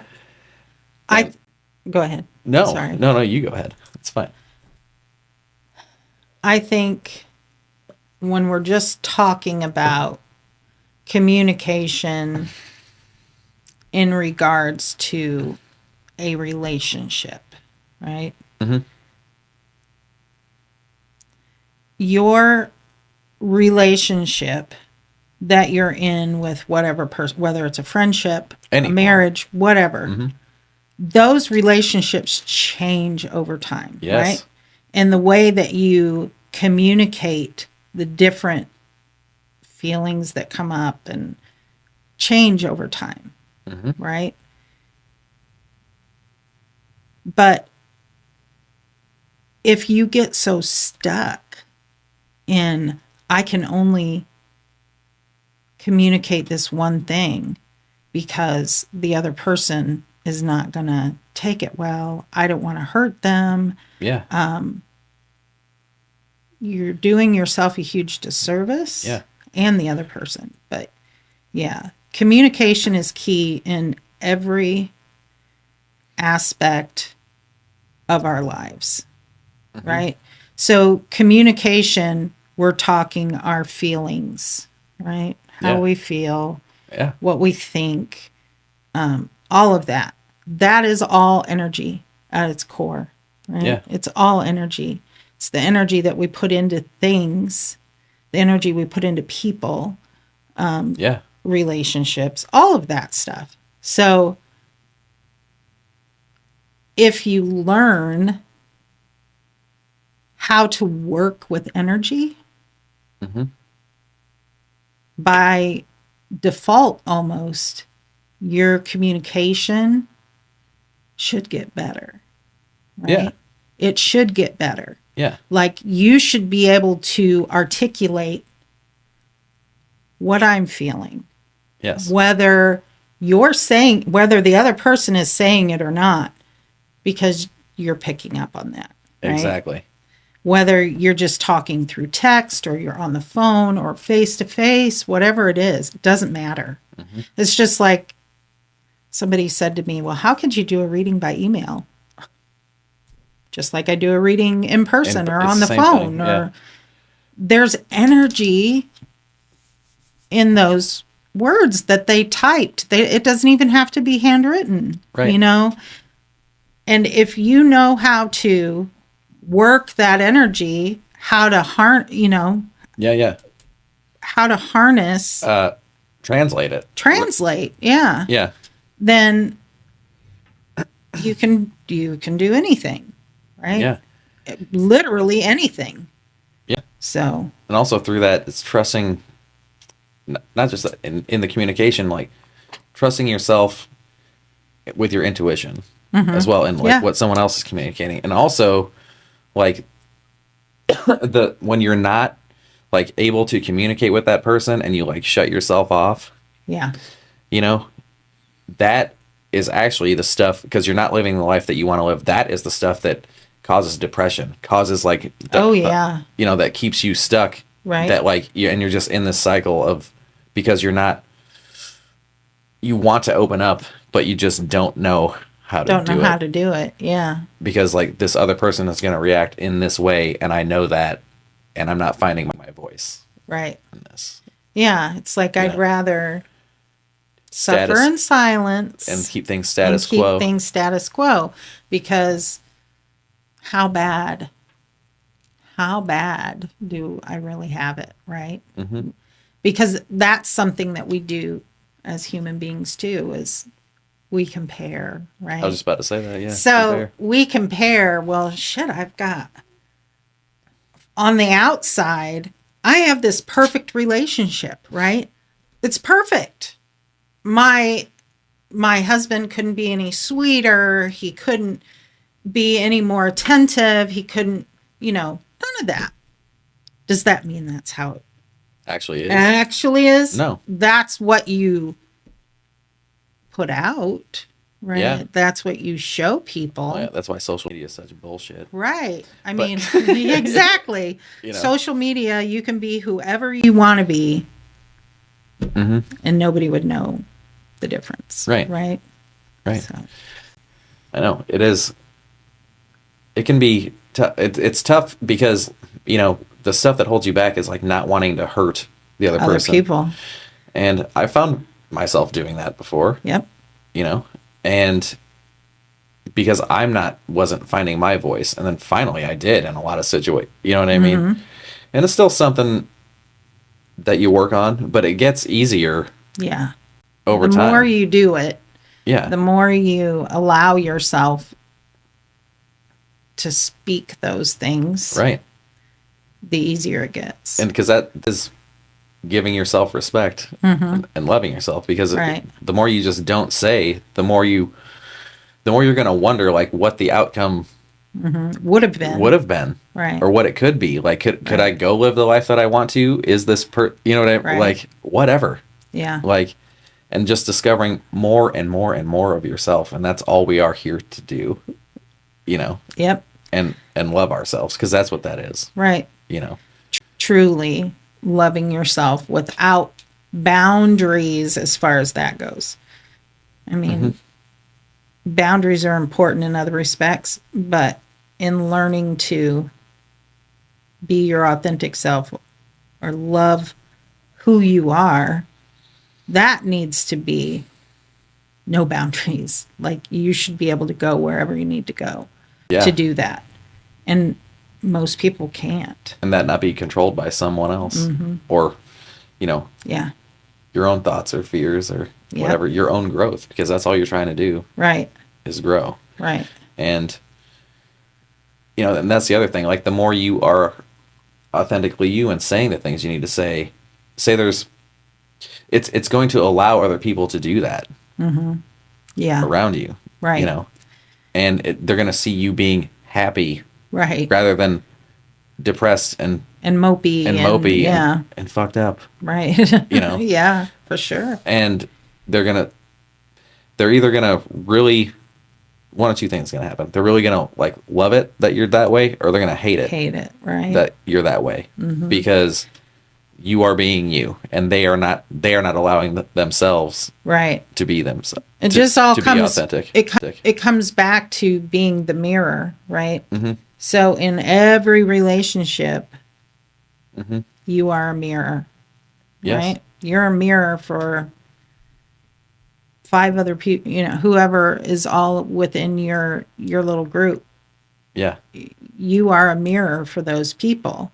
And if the mirror starts showing things that are different from the norm, things that are uncomfortable, Mm-hmm. the rest of the people then go, don't know about that, you know. Yeah. But that's not our problem. No. That's not our problem. I mean, once you get into that flow of energy, self-love, love, Yeah. whatever, staying in that is what's important. And as humans, we never just stay in the flow. We're pulled in and out constantly.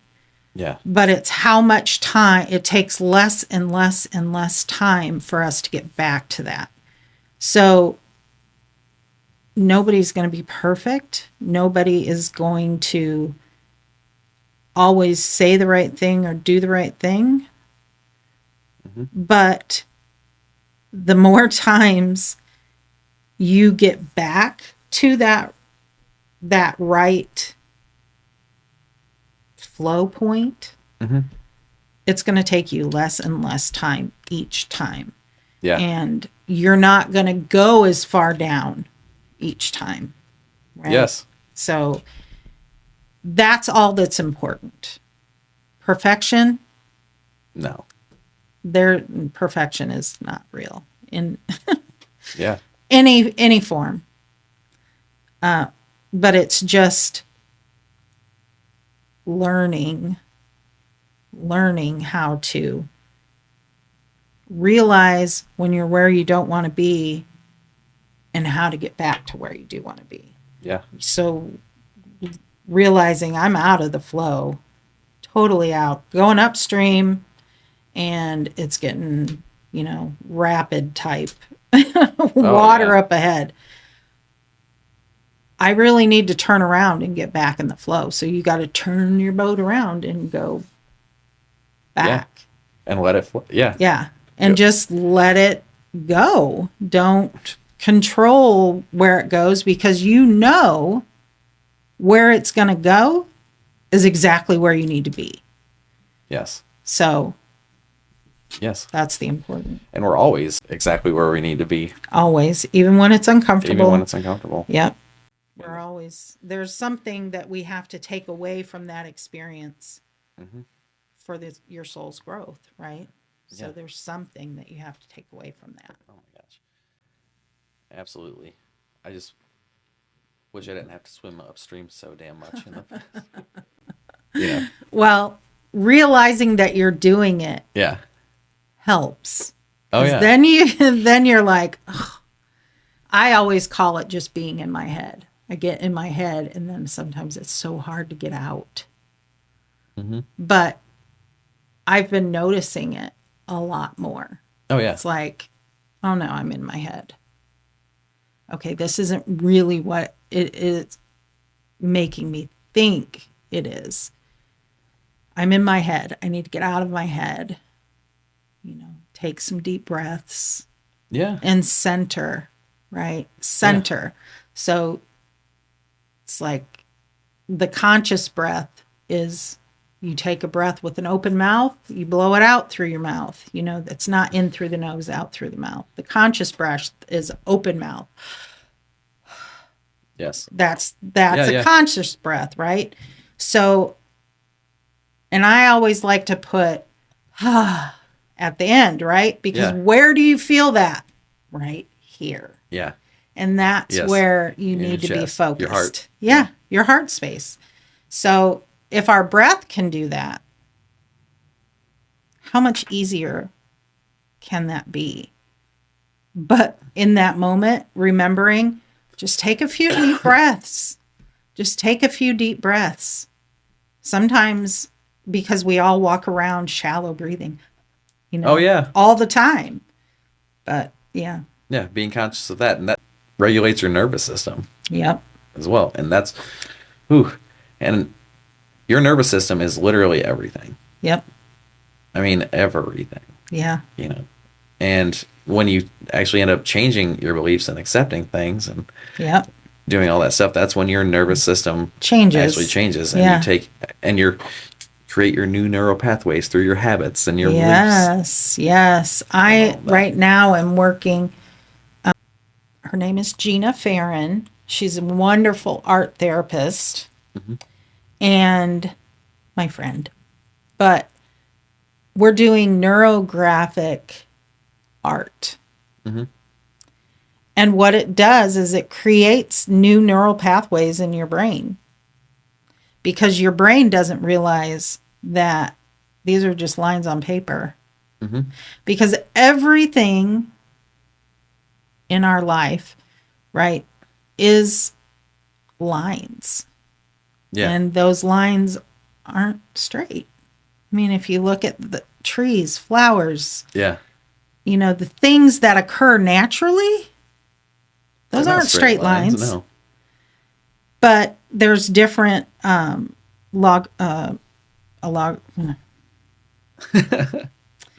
different aspects of the neurographic art that you can do stuff to identify what you're uncomfortable with.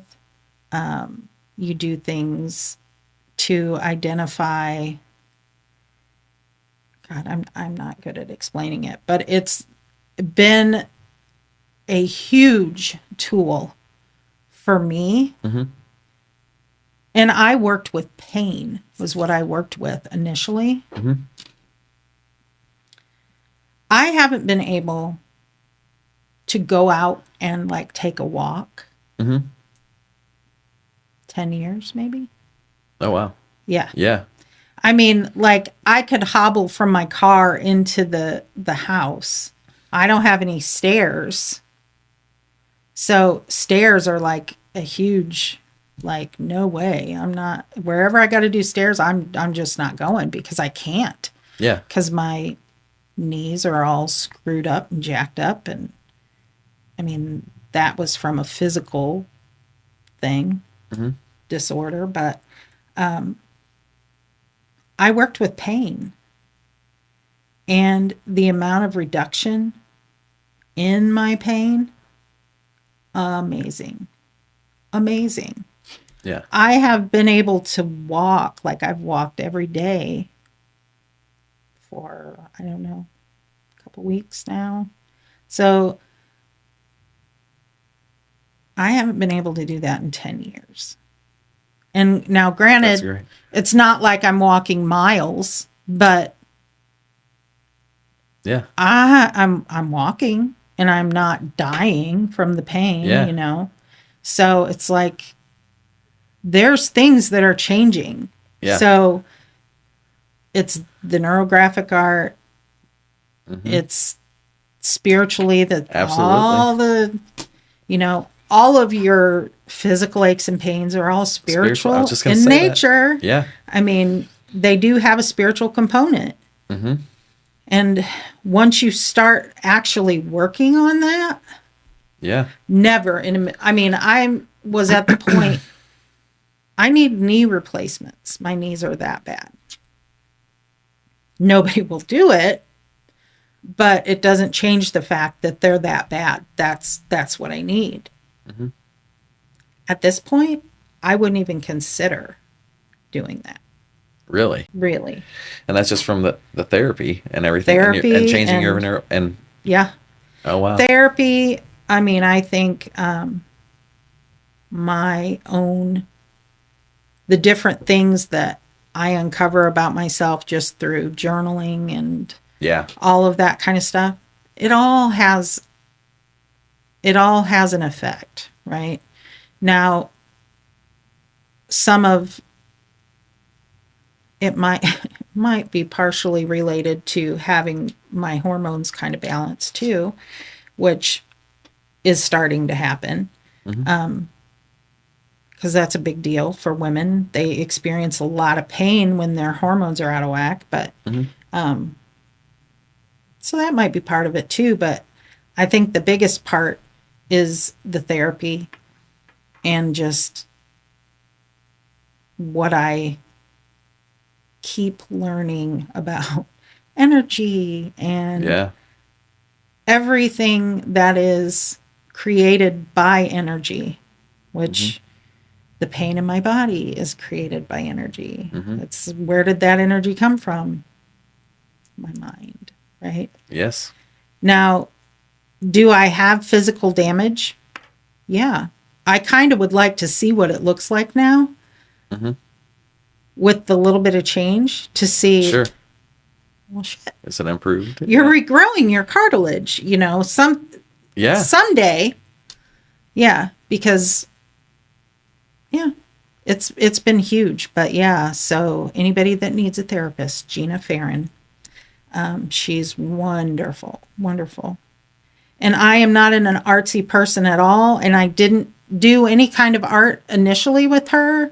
Yeah. But she learned about this neurographic art. And she's like, it's like art therapy and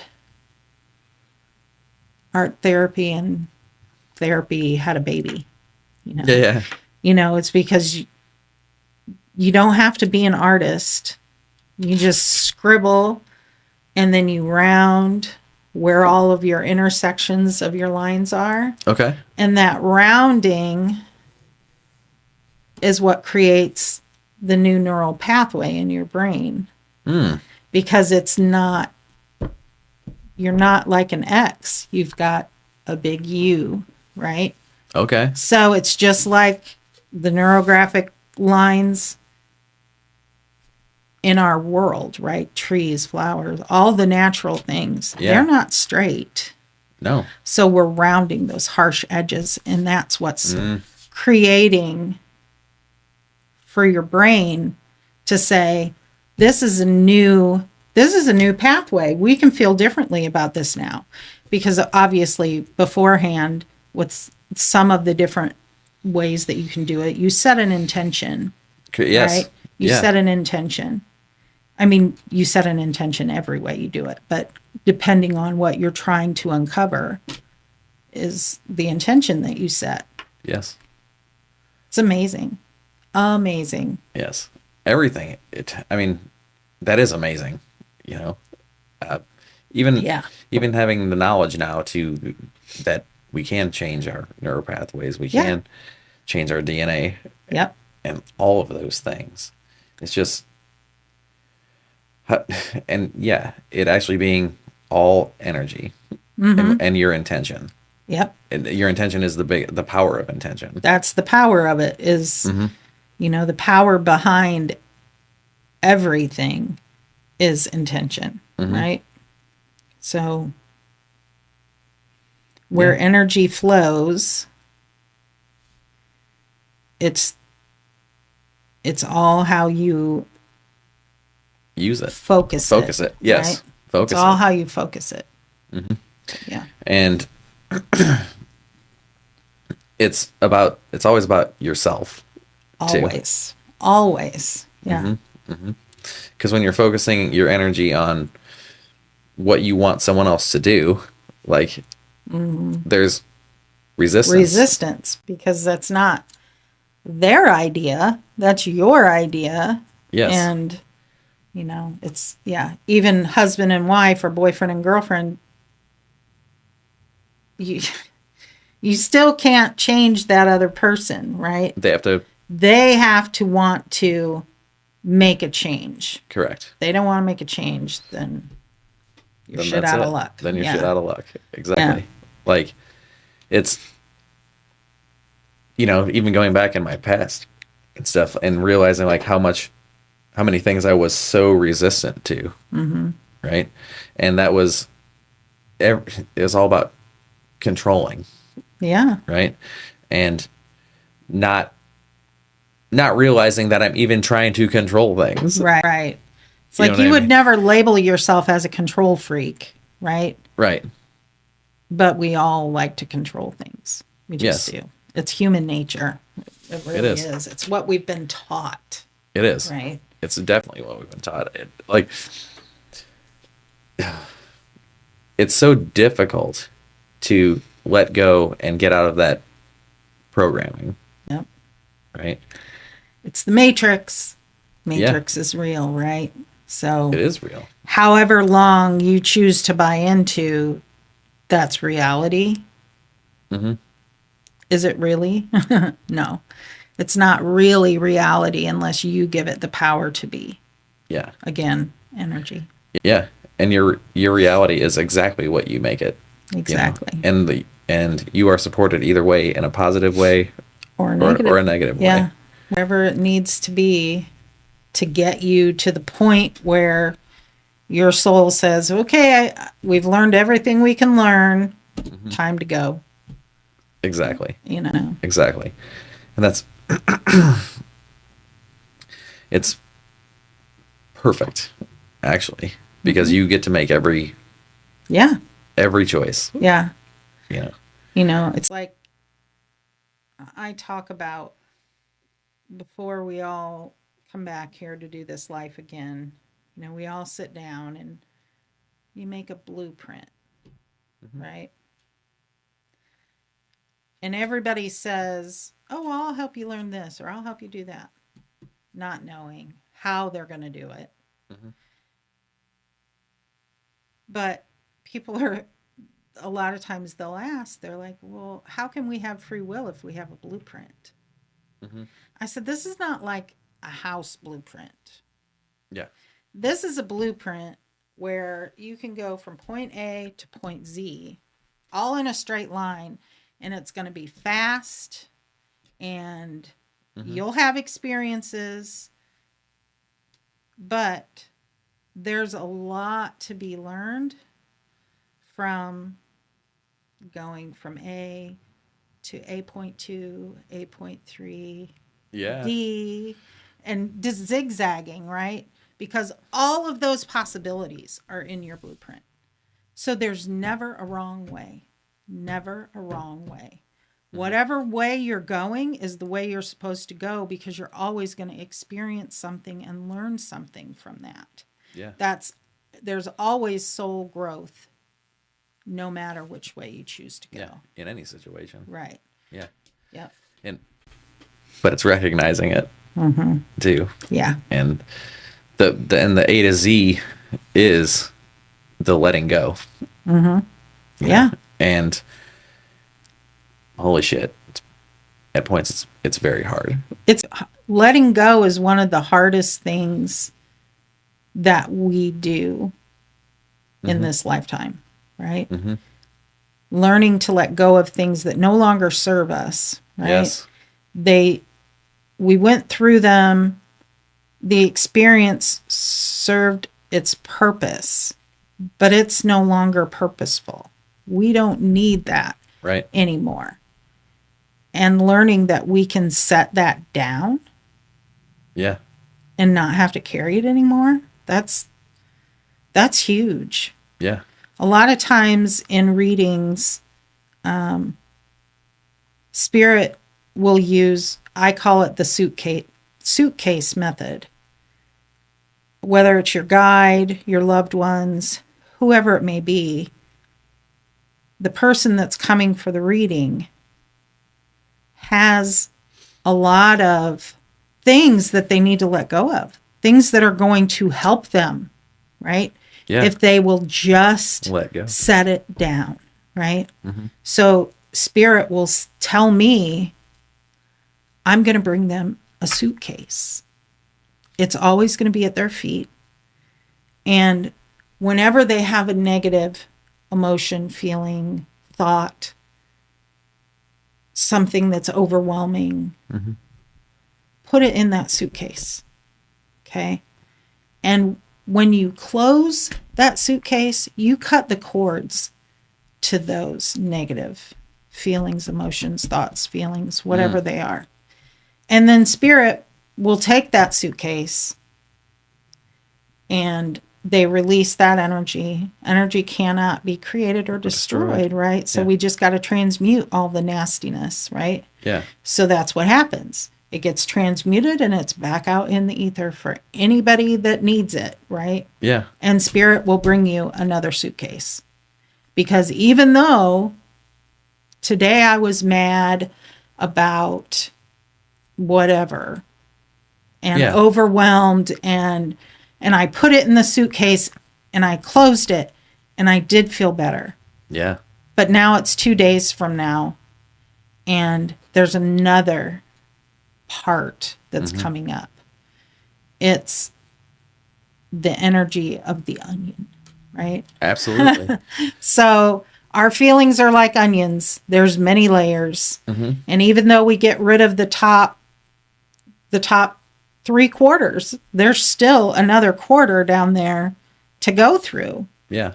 So as long as you realize I'm letting go of this today, doesn't mean that it's never going to come back up, because it almost always does. Yes. In a different way. In a different way. Maybe not as strong. It gets easier. It does. It gets easier because you realize I've already done the hard part of this. Yes. You know, it's not as strong. It's not as gut wrenching. It's not, but it still needs to be let go of. Yeah. So that energy, even though we really want to just get rid of it, it's just being transmuted. Yeah. So that we can use that transmuted energy for things that are positive. Yes. So. And all the stuff that I've experienced, like transmuting that like into the positive, right? You know, to help people. That's the whole point. Yep. You know, and help myself. Yeah. Too. Yeah. I think a lot of times for people like us that work with other people, we forget a lot of times that we are important too, right? It's like you can't pour from an empty cup. Right. Right. So we have to refill ourselves. And in the process, we're going to get rid of stuff that we don't need anymore. Yeah. So, yeah. And also going back to the, what you were just talking about with the suitcase and all of that, it was making me think of, and also we referred to the mirror stuff too. And so like when you're upset with somebody over a situation,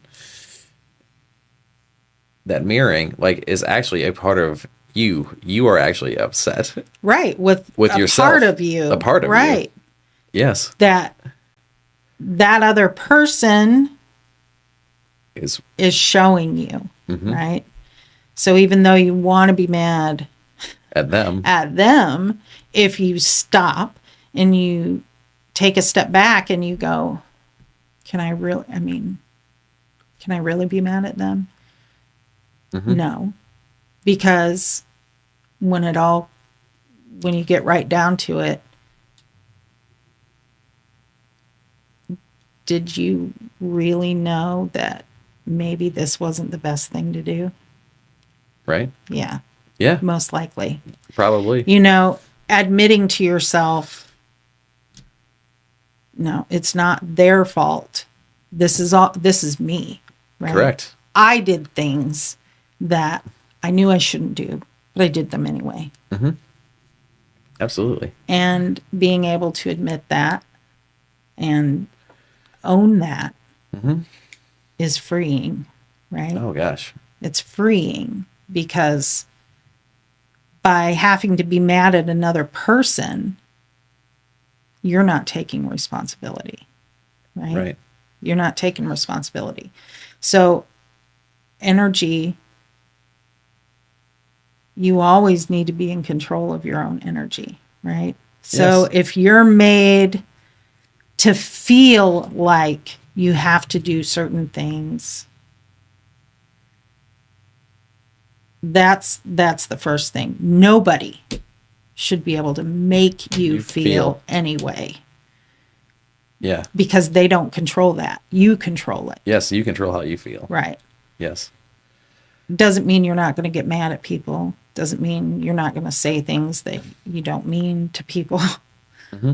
But in that moment, then when you can get back to it and go, you know what? I'm a big girl. I knew better. Shouldn't have done it, but I did it anyway. I'm sorry. You know, I'm sorry. Am I perfect? No. Would I ever want to be? No. I am perfectly imperfect. I think that's going to be my first tattoo. Perfectly imperfect. Imperfectly imperfect. I saw a flower, and it's the stem says imperfectly Perfectly imperfect. Yeah. Yeah. Mm-hmm. That is. Yeah. That's right. We all are. Yeah. Perfectly imperfect. Yeah. You know, but the way everything works, if you let it work, is perfect. It is. It is. We're not, but yeah, the process that was laid out for us by Creator is perfect. Yeah. And it works with us imperfect beings. You know, that's just exactly. how it is. It's a really good episode. Like, well, medium SandraDawn.com. Yep. That's how you contact you. Contact me like that. Yeah. Thank you so much for being here. Oh, of course. It was a lot of fun. It was. It was to great. do it again. Yeah, absolutely. So many rabbit holes we could go down. Oh, of course. It's endless. Yeah. You know. Right though. But thanks for being here, everyone. And namaste.